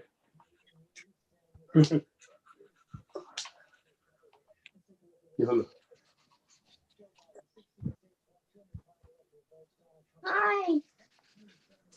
ও তো টাইমটা ঠিক হচ্ছে না ভালো. এটা কেন চেঞ্জ হচ্ছে না রে? ওটা সিগন্যাল পাই না. Right now and then zero in on those battlegrounds that are most at play in this moment. There you see it right there. 14 states have yet to be projected. Some of those are going to come in pretty clearly for one side or the other, including most likely Alaska. And now on 6 states that could make the difference in this election. Let's start with the state of Arizona. Let's put that up right now and show what we have 78% of the expected vote in now. It's a little bit closer, 53 Joe Biden, 46 for Donald Trump. We just heard Vice President Biden say he believes he's going to win. And Tom Yamas, are we seeing anything new in the vote that's come in so far? You know, George, to be completely honest, in the last 30, 45 minutes, we have not seen anything new. We still have about a 200,000 spread difference. Reminder, President Trump won Arizona by 100,000 votes. We're going to keep a close eye on Maricopa County. The problem is it's been around 75, 78%. 10-point difference there between Joe Biden and Donald Trump. Joe Biden overperforming in that county. I'm looking at Pinal County because this is where Donald Trump overperformed 4 years ago, and tonight he's not doing as well. He's down 3 points in that county, and of course Tucson, Arizona, Pima County, 62% for Joe Biden, overperforming there. That's all great news for him. Mark Kelly is from Tucson. He's running for Senate right now. The astronaut against Martha McSally. That's all good news. And there's been a lot of talk about the reverse coattails. Could that Senate race have helped Joe Biden? Okay, let's talk to Whit Johnson in Arizona right now. What are they telling you there about when this remaining 22% of the vote in the state, the expected vote, is going to be counted? George, not long ago, we got off the phone with officials here in Maricopa County, and they point out that the numbers you're seeing right now only encompass the early vote. Remember, we talked about the 85% of ballots that were already out and came in before Election Day. They told us that so far they have not started tabulating the votes that came in from the polls today. And we know that those being Democratic. Clock, Kuti. The best clock. এটাই হলো সবচেয়ে ভালো দেখছি যে অনেকগুলো temperature আছে, humidity আছে, date আছে, সব। হ্যাঁ, 1 a.m. Good clock. So hug high five দিয়ে দে। বিজু কাকুকে hug high five দিয়ে দে। Hi বিজু কাকু, hi high five, hug.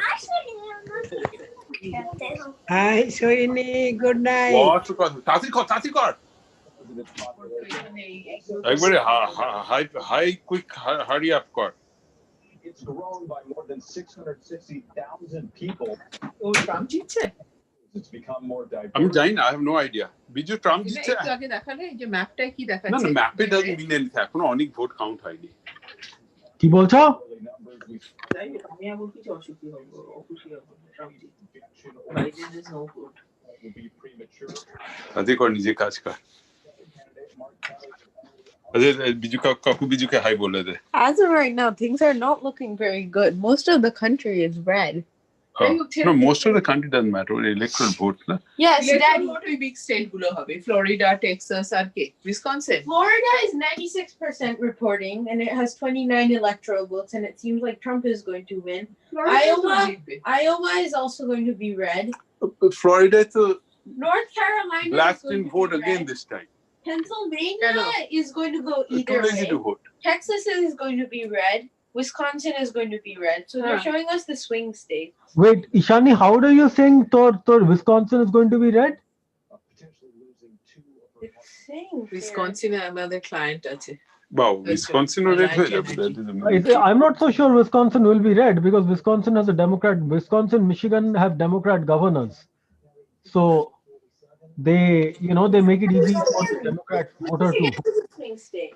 See, it's in the swing state list. Michigan is here. Plus, Wisconsin does not have the Green Party candidate on the mail-in ballot. All states except New Hampshire and Arizona. All these idiots are voting for him. Plus, in Wisconsin, Michigan, So if- Pennsylvania, they are yet to count the mail-in ballots. Ian, he's going to become president. I told that he would have then 295 electoral votes. এবং ওই যেগুলো swing state এ already থাকে. আমার ছবি আসছে Biju Swing states are not going I to- mean, Yeah. to be asked, but I can't see anything. Now it's red. You can't see what? I can't see anything because you have a finger in front of it or something in front of the camera. Waiting for the orange man to get kicked out. Orange man, I don't know. That is what the You meant red man. It's orange. এখন আসছে You meant এখন red আসছে man. হ্যাঁ এখন আসছে ও, তাও ভালো Still him to be the prime তো president. এমনি ঘুমিয়ে পড়েছে হ্যাঁ ও ঘুমিয়ে পড়েছে তো তুইও ঘুমিয়ে পড় না আমিও তোর এখন এত রাখছি। রাত জেগে দেখে হবেটা কি না আমিও রাখছি I just wanted to see the You should have voted for one of the other parties then.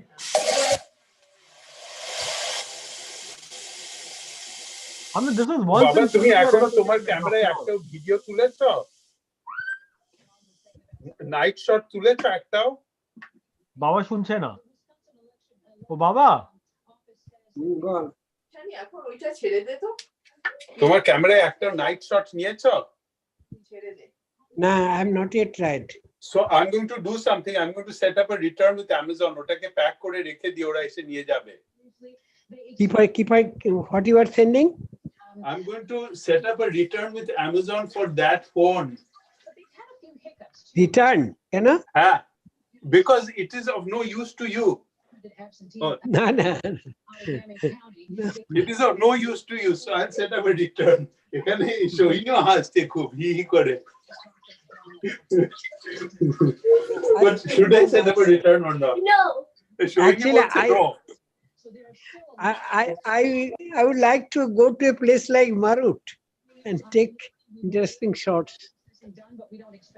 I just wanted a test shot of a night scene, and I wanted a 15-second video clip of cars going by. ওতে দেখতে হবে ওতে H.265 এনকোডিংটা on করা আছে নাকি ভুলে গেছিলাম but I will check that another time. হ্যাঁ ও আরো হ্যাঁ হ্যাঁ ওখানে আমি ভাবলাম তুমি ওখানে ঘুর করছো বলে আমি ভাবলাম তুমি ওখানে ওর জন্য ওয়েট করছো আয় তোর তেলটা নিয়ে আয় তাড়াতাড়ি কর কুঠি please It is already 20 o'clock. 10 থেকে 20 হয়ে যাবে এখনই 70% of the vote in. That vote can switch. We're going to have to wait and see what happens there. So what's happening in the counties around Detroit? ও বাবা 1 month return আছে তুমি যদি ব্যবহার না করো আমি কিন্তু রিটার্নটা চালিয়ে দেব চলাই কুটি আবার বলছে নো আজকে একটা পাঠিয়ে দেবো night shot over there. Let's check out another one of these counties here outside of Detroit. We'll come into Oakland County. This is Pontiac, Michigan. This is a wealthier তাতে চলে তুই তাড়াতাড়ি আয় হ্যাঁ তুই সবাইকে 10 বার বলেছিস মনে হচ্ছে মাই বার্থডে ইজ কামিং কেন বলেছিস ওরকম করে গিফট পাবি বলে that is not a good idea next time tell people please don't bring gifts হাত তোল সোহিনী তোমার when is your birthday? November 4th. Do you know what time you were born? When? Ball. Yes. And you know something else? As the sun broke, you all were also born. And who stayed up all night? You. Yeah. That guy. Because either the room was too hot or the room was too cold. And I had to. Wouldn't Mom also have stayed up all night? I think she slept a little bit. Sure. Hotels.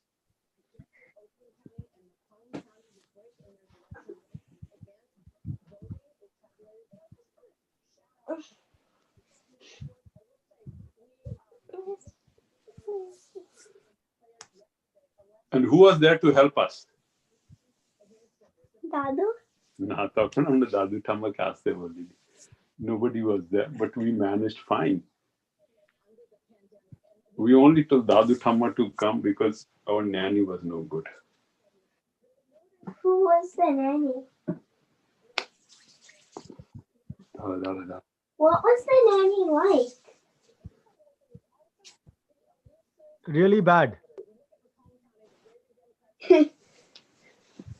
এটা দেখো কালকে বিক্রি করে দেবো। কি ওটা কি psycho? দেখো হ্যাঁ। ও ওটা তো অটোমেটিক নয়। Automatic? Oh. I actually destroyed it trying to polish the acrylic crystal. I see. Man, I got distracted while I was polishing it and I ended up polishing one part. So a little bit of the acrylic crystal got burnt away here. Oh my God. তাও ওটাকে বিক্রি করতে পারবি? That acrylic crystal can be changed in India also. At 3 times or 4 times. Oh, I can change it myself. But if it is already sold for $100, I only paid $30 for it. So I see. How do you know somebody's going to pick it up? Because they've already paid for it on Facebook. Oh.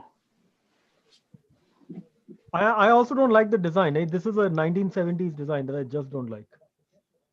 Why would somebody pay $100 for them? They're really such idiots in this world. And this is an automatic, right? Automatics go for a lot of money these days. So buy a new one, man. No, but you won't get a Seiko automatic that's a vintage. I mean, these are made in Japan, right? Seikos are very expensive these days. মানে সব Seiko ঘড়ির দাম বাড়ছে প্রতিদিন। আচ্ছা, sure.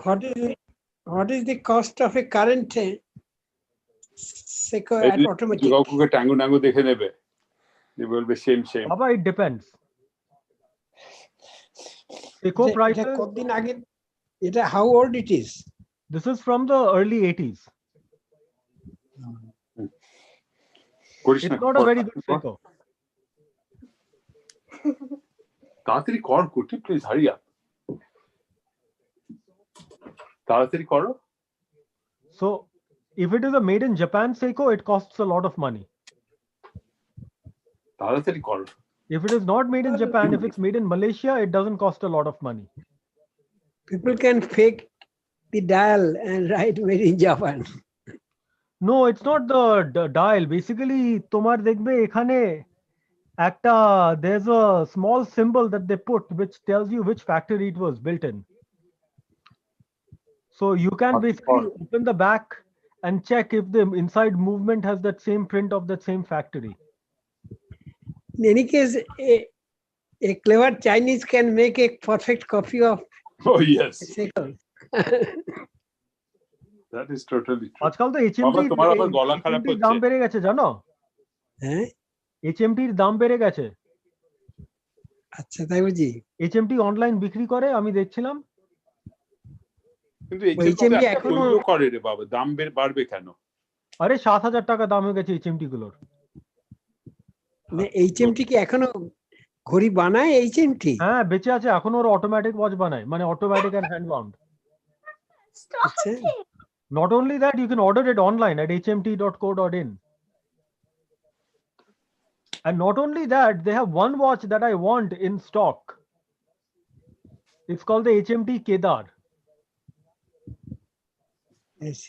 HMT Kedar was basically a Rado Watchstar copy HMT নামে।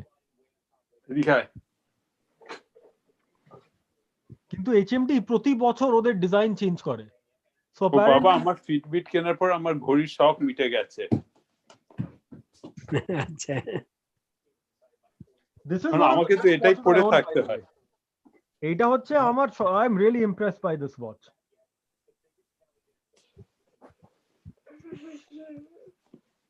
Really very good watch. Amazing watch. আর বিজু বলেছিল এটা কোনো কাজের নয়, এতে কোনো জিপিএস নেই, কত কি। You better off buying a Samsung if you ask me. But it's amazing ঘড়ি. It's half the weight of any watch I have. 50 গ্রাম ওজন। Does that tell the right time? কুটি ভালো বলেছে। Does that tell the right time? God as right as my watch, Kuti. Does it tell the right time?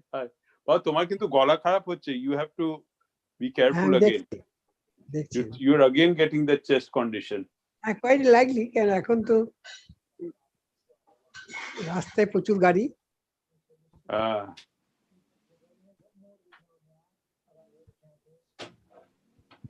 আজকে pollution বেড়েছে কেননা the sky looks gray. So you have to run the purifier all the time. I mean, তোমরা ভাবছো only when I feel bad I will run it. It doesn't work. No.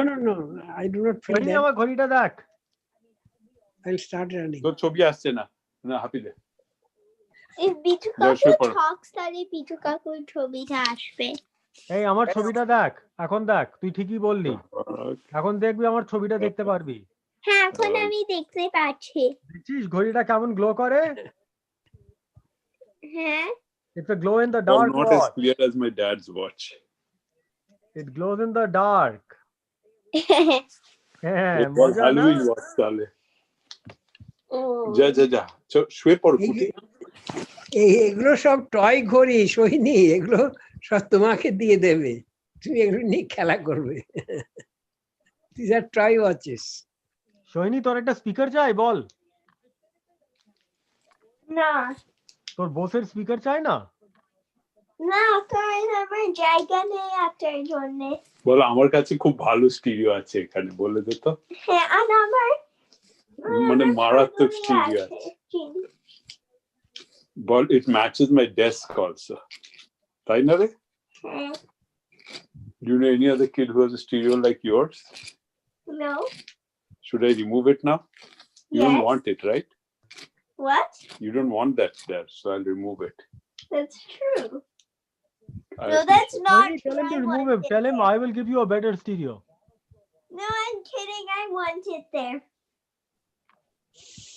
এখানে একজন একটা আকাই receiver বিক্রি করছিল বিজু, আগেকার দিনের পাতলা মতো, হ্যাঁ চলে না। কত দাম চাইছে জানিস? কত? 100 টাকা। আরে people can ask any amount. You can only offer them $50. কোথায় দেখছিলে first of all? Craigslist या Facebook? না, আমি ফেসবুক মার্কেট প্লেসে দেখছিলাম। হ্যাঁ, ফেসবুকে একটু বেশি দাম হয়। So Facebook, the way you buy it is you see how long it has been listed and then you quote them, then you lowball them. Hey,